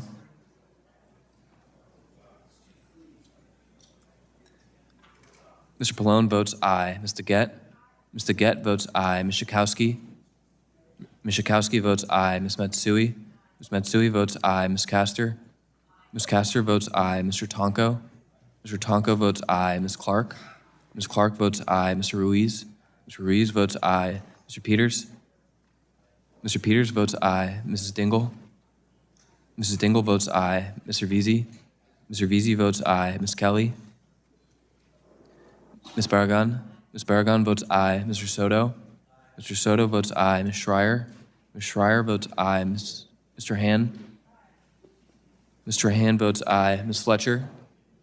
Ms. Fletcher votes aye. Ms. Ocasio-Cortez? Ms. Ocasio-Cortez votes aye. Mr. Auchincloss? Mr. Auchincloss votes aye. Mr. Carter of Louisiana? Mr. Carter of Louisiana votes aye. Mr. Menendez? Mr. Menendez votes aye. Mr. Mullen? Mr. Mullen votes aye. Mr. Landsman? Mr. Landsman votes aye. Mrs. McClellan? Ms. McClellan votes aye. Chairman Guthrie? Chairman Guthrie votes aye. Anyone seeking recognition? How's Dr. Joyce recorded? Mr. Joyce is not recorded. Mr. Joyce votes aye. Ms. Fedorchak recorded? Mrs. Fedorchak is not recorded. Mrs. Fedorchak Anyone on votes the Democratic aye. side wishing to be recorded? How's Mr. Obernolte recorded? Mr. Obernolte is not recorded. Mr. Obernolte votes aye. Anyone else seeking recognition for purpose of entering the roll? Seeing none, the clerk will report.